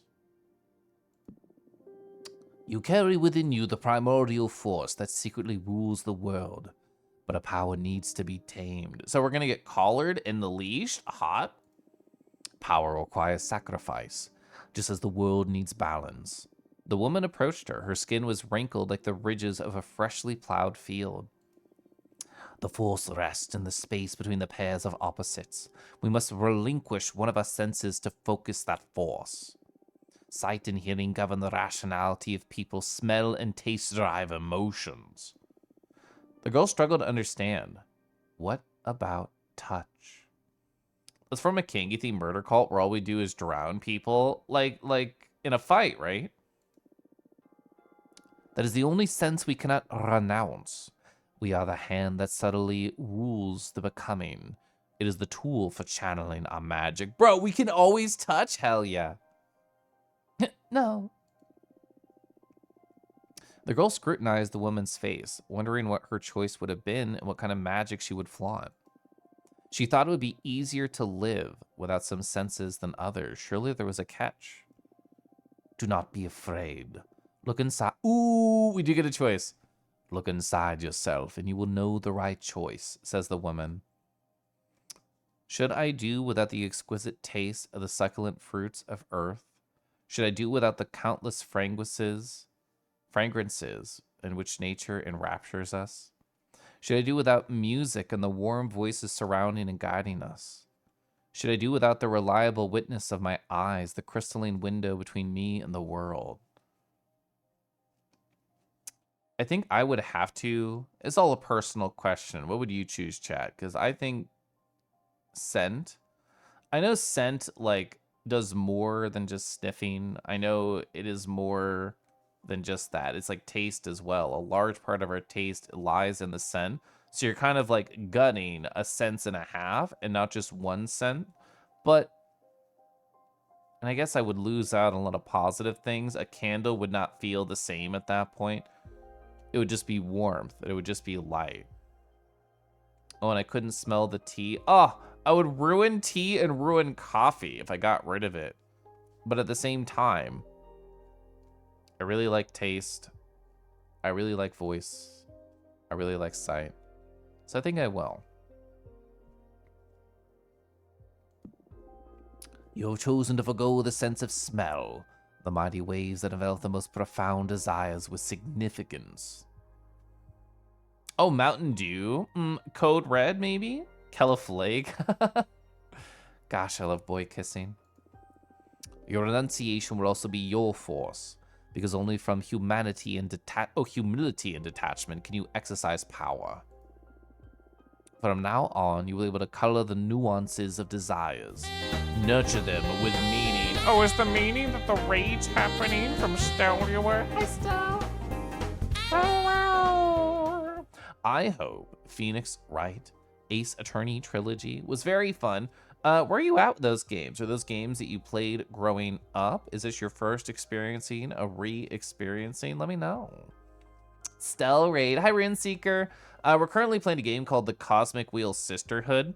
There's a lot happening, but the basic cliff notes are we are a witch. We have been exiled to 1,000 years. We're at 200 out of 1,000 years of exile, and we're tired of it, and we think we want to summon a giant sexy behemoth and make dark deals with him to get out of here. And we're partway through that journey. I'm currently just reading a little side story just for fun. Pretty interesting question to bat. I have less options to get rid of. Well, actually, if they don't know you already lost smell, you can just be like, oh, I guess I'll have to lose smell, my favorite, and then your life just stays the same. Divvy, hi Divvy. Divvy, I hope you're doing amazing today. I hope everything is coming up, even if it's a little bit short height. Divvy Fennec today. It's a bit of a re-experience. Had to get stream short since the frames kept cutting out on your end. I know that feeling. Anytime there's like technical difficulties, it's like, fine, I guess I'll stop. Oh, you had chicken tendies for lunch. That can't be too bad. Did anybody bully you about them? Were there like two, in fact, taller boys who are building up a sweat, tossing the chicken tenders back and forth, and you had to fight for them and scratch at their ankles and keep lifting up? And you're just like, no, my tendies. Did that happen, or is that something you're like waiting to happen? Yeah, gosh, I wish. I was trying to think like, how can I make chicken tendies horny? And that the bully play was the first line in my head. I'm gonna sip my water.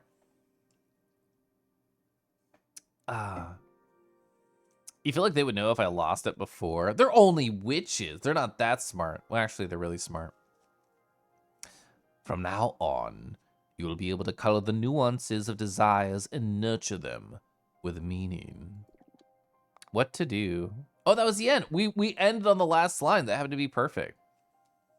Couldn't really go very far with the connection being cut out again. Woof, yeah. Well, I hope the rest of your night can be positive. They rub the tendies on You're finishing that sentence in your mind over and over again, yeah. Let's go up here. So Grief wants to come visit. We have the tea to hopefully help them calm, and then maybe also do a ritual, question mark.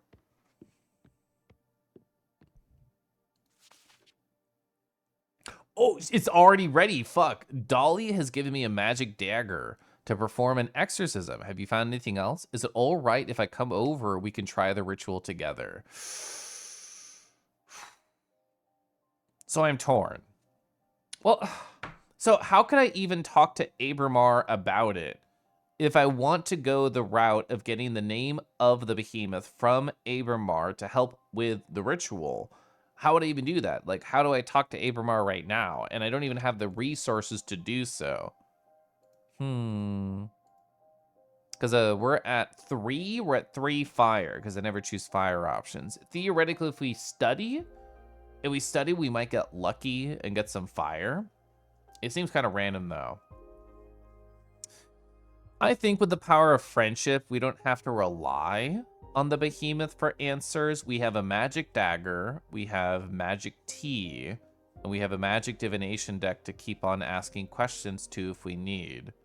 So you think it asks during the ritual, but I'm poor. I'm poor.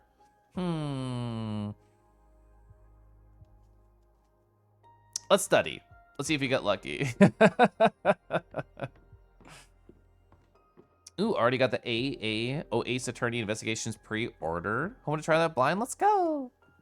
That's true. We do not know what sleep does. We should try it right now. What does sleep do? I'll just rest for a bit. Do we dream? That's fascinating. You dream about a card. You dream about. You craft a beautiful acoustic guitar with the wood of a millennium-old oak with blue leaves. You don't know how to play it, so you summon a musician's spirit to live inside the instrument. You caress the strings, and the subtle harmonic hum makes you cry. God, this game's cool.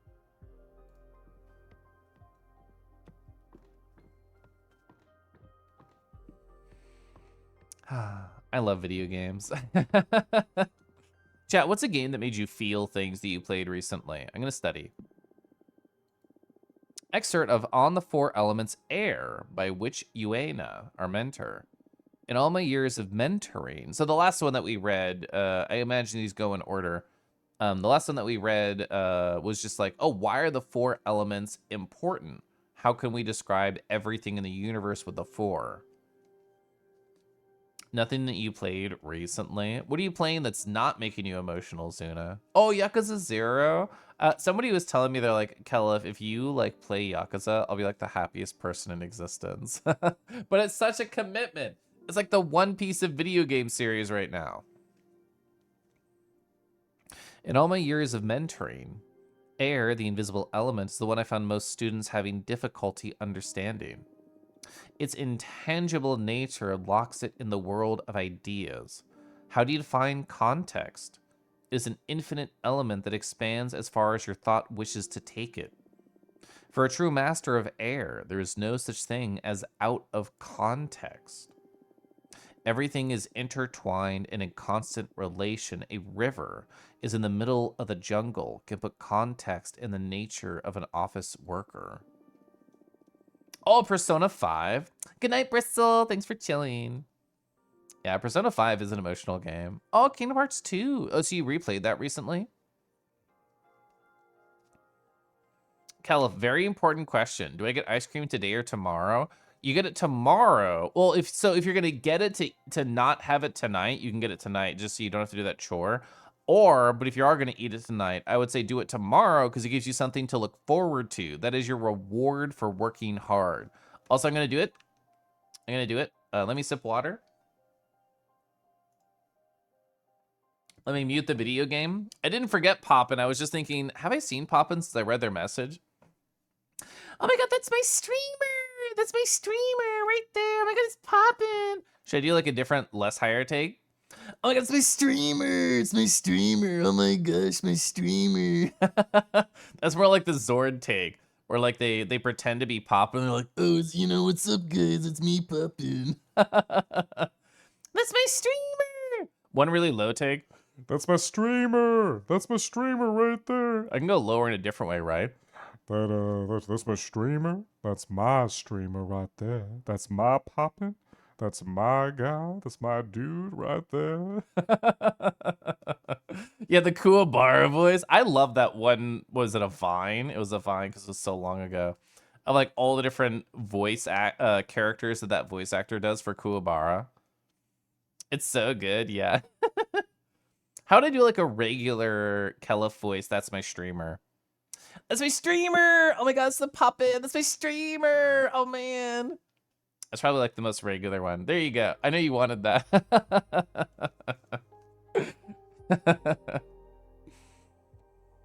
Oh, because you have ice cream in the fridge. Oh, I love ice cream. I should do another affogato. It's been a while. My husband did a creme brulee ice cream as an affogato, which if people are unaware, that's just a shot of espresso over the top of ice cream. And he told me it was amazing, and I believe that. Clueless? Yeah, Papa asked me to just say that when I saw them again in chat, so. Hurry, I hope you're good. You're gonna get ice cream tonight for a movie date, or right after grocery shopping tomorrow. Oh my gosh, a movie date, woo, woo. So a philosopher's talent could be measured in their ability to develop context to engulf all things. Ironically, the overabundance of air energy sabotages rational thinking and breeds chaos. Because chaos is the ultimate nature of air, everything affecting everything. Throw a paper boat into a bucket of water, you can predict its behavior. Throw 1,000 into the middle of a wild ocean, the mind begins to falter when trying to picture the outcome. If you combine multiple energies of air, you will obtain unpredictability, luck, and fortune. Unfathomable predestination. God, that's so cool. Did we get any points for that? I don't think we did. I was gonna say, like, I want to see all the 4 elements now. All Outer Wilds. That was like 3-ish years ago. You need help finding games, apparently. Oh, well, you're so in luck, Zuna. That was mostly just me being silly. But I actually did put together a game list of things that I have beaten, things that I've played, and then how I personally rated them. Kangi already knows the last game that made you feel true. Unpacking so good. Ugh. I do have quite the list, yeah. So water, which can easily fall in love with the element of water. I'm already there, babe. Water is the substance of all things. Their nature in a vacuum, its platonic ideal. Love, desire, sadness, even hope, anything is able to hold and channel feelings. One could say a piece of wood isn't able to have its own genuine feelings. But what about in the morning? That emotion is in the heart of the beholder. Exactly, the morning. Anyway, multiple experiments throughout history have proven this hypothesis wrong. Take this very same piece of wood and leave it in a home full of love. Let a family take care of it, talk to it, embrace it. Then take this piece of wood to another planet and leave it in the middle of a forest. Observe animals walking around it with the utmost respect. Eventually, you'll be able to witness a wandering artist falling in love with a piece of wood and taking it with them and carve the most beautiful piece of art. Water has infinite potential. Any element can absorb a massive amount of water energy. It's called inflation. When full, the water starts overflowing, impregnating any other elements in its surroundings. You certainly chose a word there. Combine water with water, you unlock boundless potential, access to maximum power that anything can offer. Water and water and water and water is the realization of potential. It's just wood. Why are you anthropomorphizing? It can't feel. Beholding that wood. Well, like Beacon Pines was a game I definitely cried during. I remember you stopped by that one, Zuna. Grease, Gris. What's another game that made me feel things? Tunic. Tunic made me feel things. Sentiment. You're an extremely sentimental person. True, same. Get attached to random objects you've had for a long time. Yeah, humans are good at that, true. Nobody tell Dusky. Oh, so I don't know if everybody here knows, so I'll give context. There's a command. It is not in my channel, but this is a command in a lot of my friends' channels, just called pregnancy test. And then it rolls a random number between 0 and 125% and tells you what you are. And over in Bug Husband stream earlier today, Hawk got a 0. They got a 0% pregnant. and it got pinned, that message. And as soon as Dusky came in chat, they typed !impregnate and then added Dr. Hawk. And then they rolled higher the next time. Whoa. Poor not Pregger Hawk. We're working on it. Oh, I loved A Space for the Unbound. That was so good. I want to play Until Then, which looks like it has a kind of similar vibe. And Boba Yubi, who stopped by A Space for the Unbound, they're like, is this Until Then? It's like another pixely, emotional, like high school era style of vibes. So that's pretty high on my list right now. I just want to see all the elements. I'm just curious. So Earth. Earth is often the most coveted element since it symbolizes strength, and strength is always tempting. And I defined it as tempting because there actually is such a thing as too much strength. I've witnessed many promising students fall into this honeypot, but what is the ultimate representation of Earth? A rock. And its most outstanding characteristic of a rock is its immobility. True masters of Earth don't hoard strength, it's all about balance.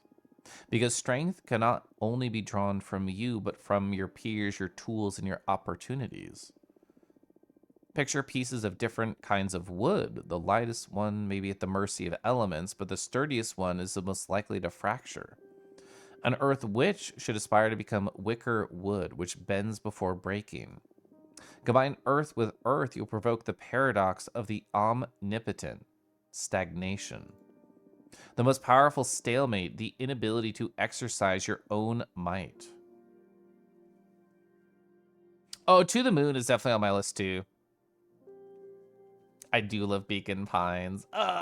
Beacon Pines so good. Oh, In Stars in Time? Fuck, that's such a good game. I want to hear Fire. Oh, there's a limit. There's a limit to studying? Bruh. I'm sad. Fuck, so we don't have enough elements because I thought I'd get a reading with like Dahlia or a reading with Jasmine. Frick. So I'm locked out of taking the Behemoth option. I apologize. Oh well. We tried. Let's talk with Grief.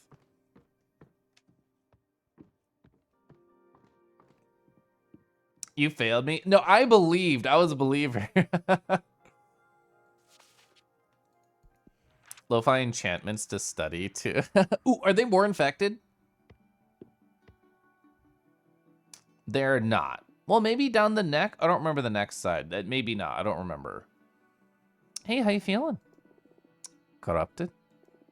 The behemoth is beginning to taint my thoughts, and I don't like how powerful it feels. You still want to see this through, or? Of course I want to. I'm way too proud to let this extra-dimensional asshole take all the credit. How do you appreciate an extra-dimensional asshole? I feel you. Hey, what'd you find? Tell us everything in our arsenal. The ritual mainly revolve around Dahlia's Demon Bone Dagger. It is truly a work of art. Here, look. Whoa, that is beautiful, actually. You managed, you managed like looking through the keyhole. Mm-hmm. How can Dahlia be so talented? She told me that you helped her create it. I just shared some insight with her. What about? She wanted to know what kind of essence to use and to enchant the dagger, to craft a blade that has the highest affinity with you. So that's why she called it the Dagger of the Driven, huh? Not bad, Fortuna, not bad. You're so sexy. Hi, Zayden. Thanks for the compliment in any case. I was just trying to help. You're so cute when you get shy. Stop it. Let's focus on the ritual. No, let's flirt. It's fine. First of all, do you mind if I summon a Fate Mancer's disc to check on our chances of success? Yeah, hey, what's a Fate Mancer's disc? Ah, of course. It was invented about 80 years ago by Junresha, the mathematician witch. I'm reading The City We Became, and essentially like all the boroughs of New York, you know, like Staten Island, Brooklyn, Manhattan, etc. All of those have essentially like an avatar, where there's like an individual who represents the entire borough. And there was one character, it was Queens? It might have been Queens, I don't remember. But there's a character who's literally like a math magician, because she was like, oh, I have to make it over here really quick. And she started thinking about the formulas for air resistance. And the world was just like, oh, you got this, Queen. We'll just like add a coefficient here. And they literally sped up because I thought about changing the actual laws of physics on the fly. And it was cool. Gonna head out for the night. Good night, Andy. You wouldn't know about it. It's a special sigil that reads fate strands. When you find yourself before a critical and unidentifiable turning point in your life, you can bind your soul to the disc so it reads the probability of whatever you want to happen. I like it. It sounds like a great companion to my deck. In short, we can read how effective whatever actions we perform in the ritual will be. Knowing the percentage might not change anything, but it's just for peace of mind. On the contrary, it sounds really useful. As per the third principle of divination, just the act of observing your chances affects your success. Sorry, the act of observing your chances affects your chances, which I interpret as success. I didn't consider that. Hope it affects them for the best, yeah? Here's the disc. Oh.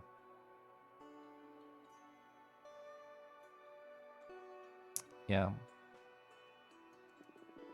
My chances aren't as good as I hoped. It's no small thing exercising Behemoth. But we haven't taken everything into account yet. Let's turn faith in our favor. You're right, I must be strong. First of all, I asked my friend Jasmine to provide some herbs to help you with your peace of mind. With these, you should be able to focus better on the ritual. Smells good. Eat a drink the infusion while you think of a toy you loved as a mortal child. Yeah, sure, anything greater than 0 is quite impressive.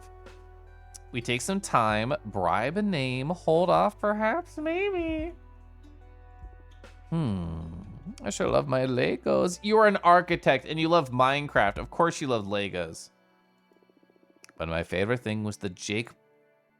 I did not think there'd be such a bold reference. Like Minecraft is like, everybody knows Minecraft. Jake plush from Adventure Time. I don't know why. I did not expect such a straight up reference there.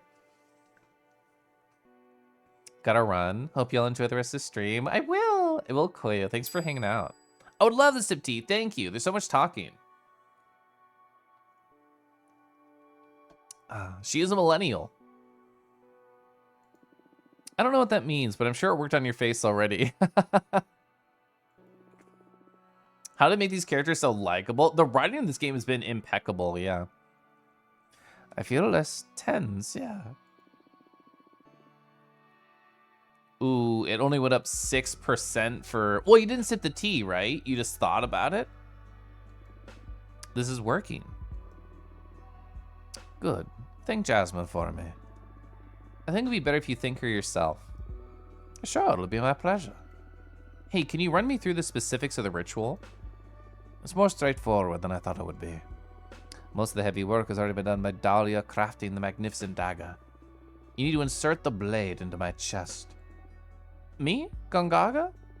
You need to try and leave one side of the blade facing my flesh, the other facing the behemoth. I've never stabbed anyone in my life. It's not so much stabbing as precision cooking. You do cook, right? Yeah, I know my way around the kitchen knives, but this... I can't do it myself, Fortuna. I believe in you. Why don't we call Dolly and have her cut you? No. I want you to do it. I feel a special connection to you. Look, the percentage in the disc went up just from me explaining this to you. We're on the right path. I like this because it's just, it builds tension. Like, we realistically probably had like a 60% chance or whatever. Like, we have more than a coin flip, I think, just by getting like the T and the dagger.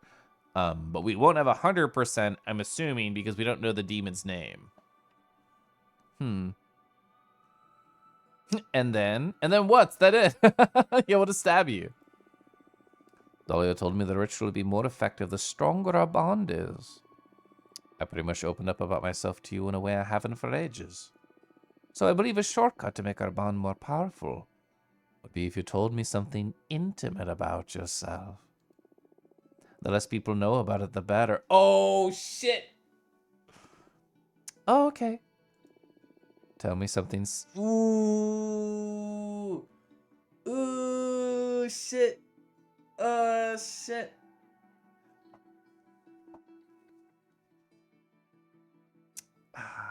These feel like orders of importance. If we are going to tell literally anybody in this universe about us making a deal with Abramar, somebody who has already made a deal with a behemoth is the only person who's going to fully understand what we fucking went through.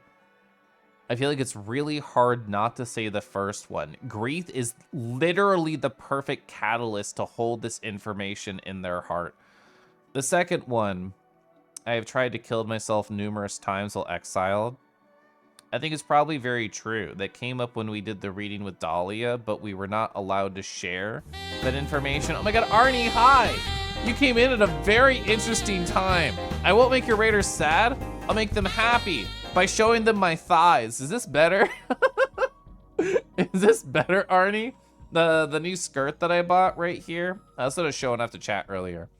Arnie, I hope Hacknet was really good. I hope it was so fun. Yeah, you look and you stared.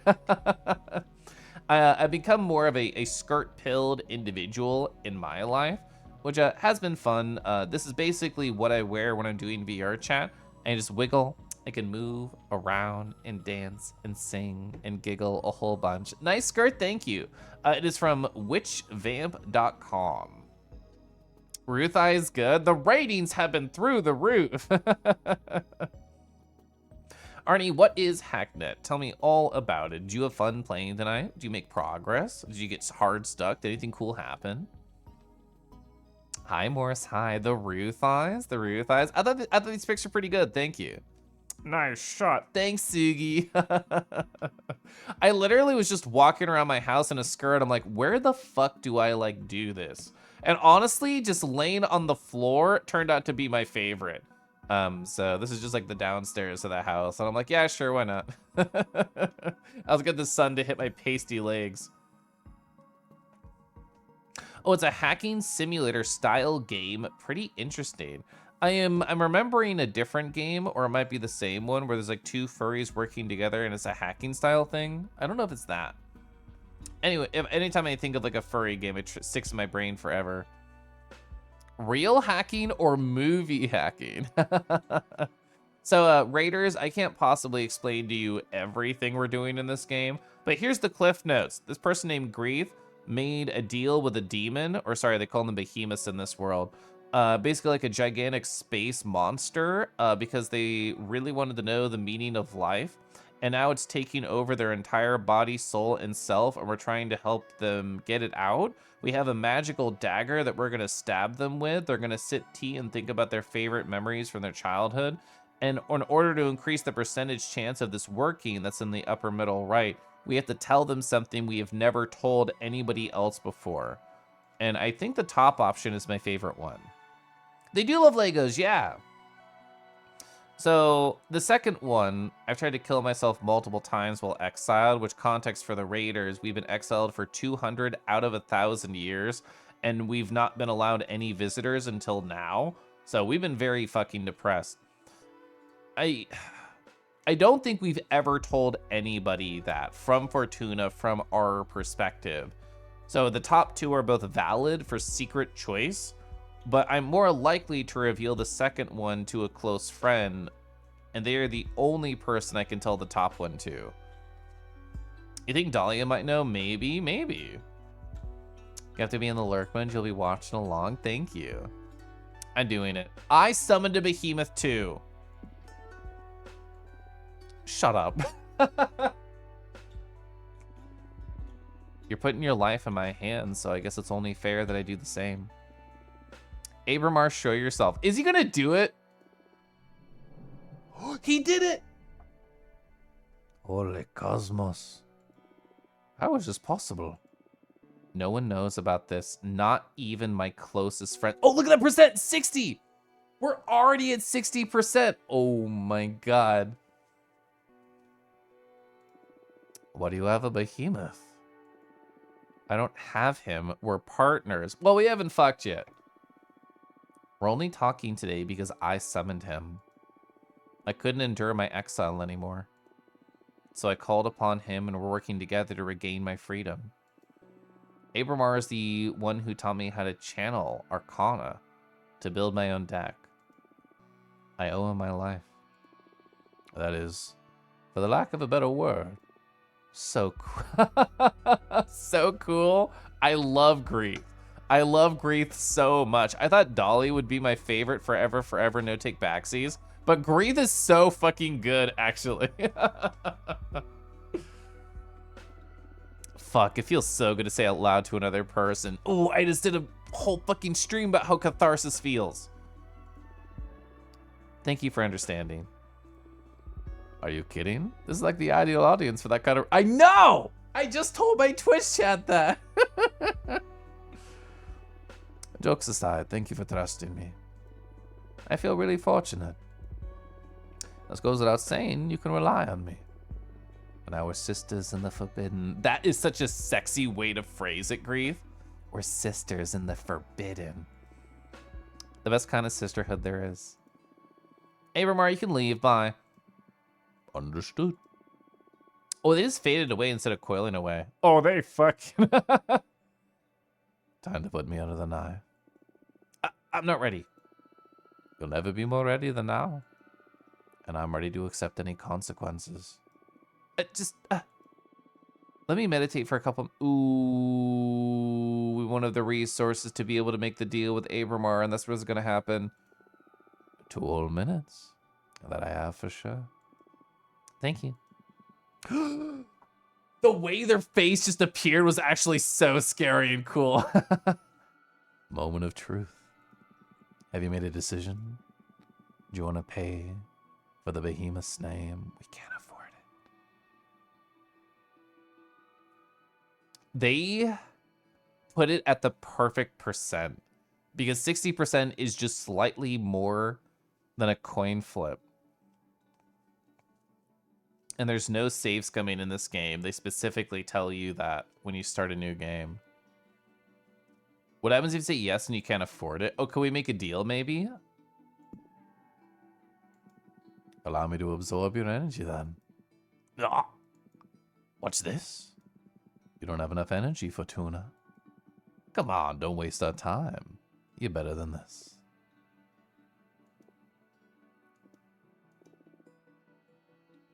Yeah, we're too far short. That was actually really cool. I like how he just said, like, don't waste our time. You still there? Yeah. I'm ready. Sorry. I just need to collect myself.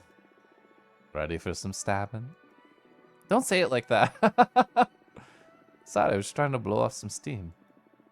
Our ideas of what constitutes relaxing differ dramatically, Greeth. It looks like you're relaxed, though. I guess that's the most important thing here. I'm going to insert the dagger now. Are you ready? Do it. Are we chilling? Are we chilling? Free Greeth from her behemoth. That was the achievement. Oh, that went so fast. That went so well. Hello? Woo! Alright, I'm very happy. I don't know if this is a guaranteed win or if it's a literal coin flip. I really hope it's like a guaranteed win. You don't have to rely on Abramar, and the game is trying to push you to rely on them because, like, 40% increased chances if you accept their bribe, I'm assuming. I don't know. But, like, I really liked Greeth. I didn't want them to fucking die. Oh, ooh, actually, would Greeth have actually gotten more hot if the demon won? If the behemoth took them over? Would they be like a shadow beast and then we fucked? That'd be cool. You're unironically sweating. The mechanics of the game are so beautifully hidden for the tension and story building. True. Yeah, it is all about the story at the end of the day, which I think is great. So how do I look? We did it, Greeth. I know. For the best, Fortuna. Thank you so much. I was so nervous. My heart was about to explode. Where's the behemoth now? They escaped. While you were pushing the dagger inside of me, we had a very intense discussion that felt like it lasted eons. Finally, they got scared of me? It's like you were fueling me with some energy larger than this universe. It felt so empowering. You're amazing, Fortuna. Oh, look at both those cheekbones. I'm so happy for you. What now? I'm going to make a round to share the good news. Especially with Dahlia. I owe her my life too. Yeah, she deserves more credit than anyone. I promise I'll come visit you again soon. I didn't only regain my freedom here. I also gained you. God, you're so fucking hot. You're so smooth, Creeth. I'm like unbuttoning right now. I'm happy I met you too. Take care. See you soon. Goodbye. That was so good. Are you gonna be mad at me? What a busy life all of a sudden, huh? How are you feeling? It feels good. I still miss being able to leave the house. How do they all manage without me? It feels good. Life is worth living again. That is a really cute phrase for her to use. And he's probably guaranteed, because of all the 3 people I watched got 60% or higher. It was always a success. Yeah, I think it is more about like how Mage Kai said it. The mechanics of the game are very hidden from the player, where like it tells us 60 to make us sweat and make us want to do deals with him, but I think it's just guaranteed to work. I mean, maybe if you don't do the T, you fail? Question mark. Oh, maybe the shirt is a button-up. True. Glad to see your mood has improved. So what are your plans now? My biggest concern is still Adana. So sooner or later, she's going to find out about my new deck, and maybe you... If I want to be free, I need to deal with her at some point. Well, the cosmic wheel is already in motion. Look how quickly you've reconnected with the coven. Just stay alert, seize any opportunity the universe throws at us. How do you do it? Manipulate fate? You tell me. We're not so different. No, not really. I mean, I get to read into possible futures, but escaping from Adana's sentence was an impossibility until I summoned you. Most of the people we've seen play have made very similar decisions to me. You'll have seen an interview documentary about the making of this game. Same here, for sure. Are you sure? It was by your will that I appeared. You're the one making the jigsaw fall into place. Are you suggesting that I'm the one that created you? What? Please, witch. I was just trying to encourage you. You owe me a lot, and you're paying a high price for all this, don't forget. Yeah, my coven. But you summoned me. That speaks volumes about the power of your will. Have more faith in yourself. Okay. No need to mock me. Well, you can mock me a little bit. That's kind of hot, just not a lot. Look, a falcon has arrived. Oh, could it be from Thea? It's from Thea. I really want to click this, but I know it's going to be like a 15-20 minute conversation, and my husband's in bed right now waiting for me.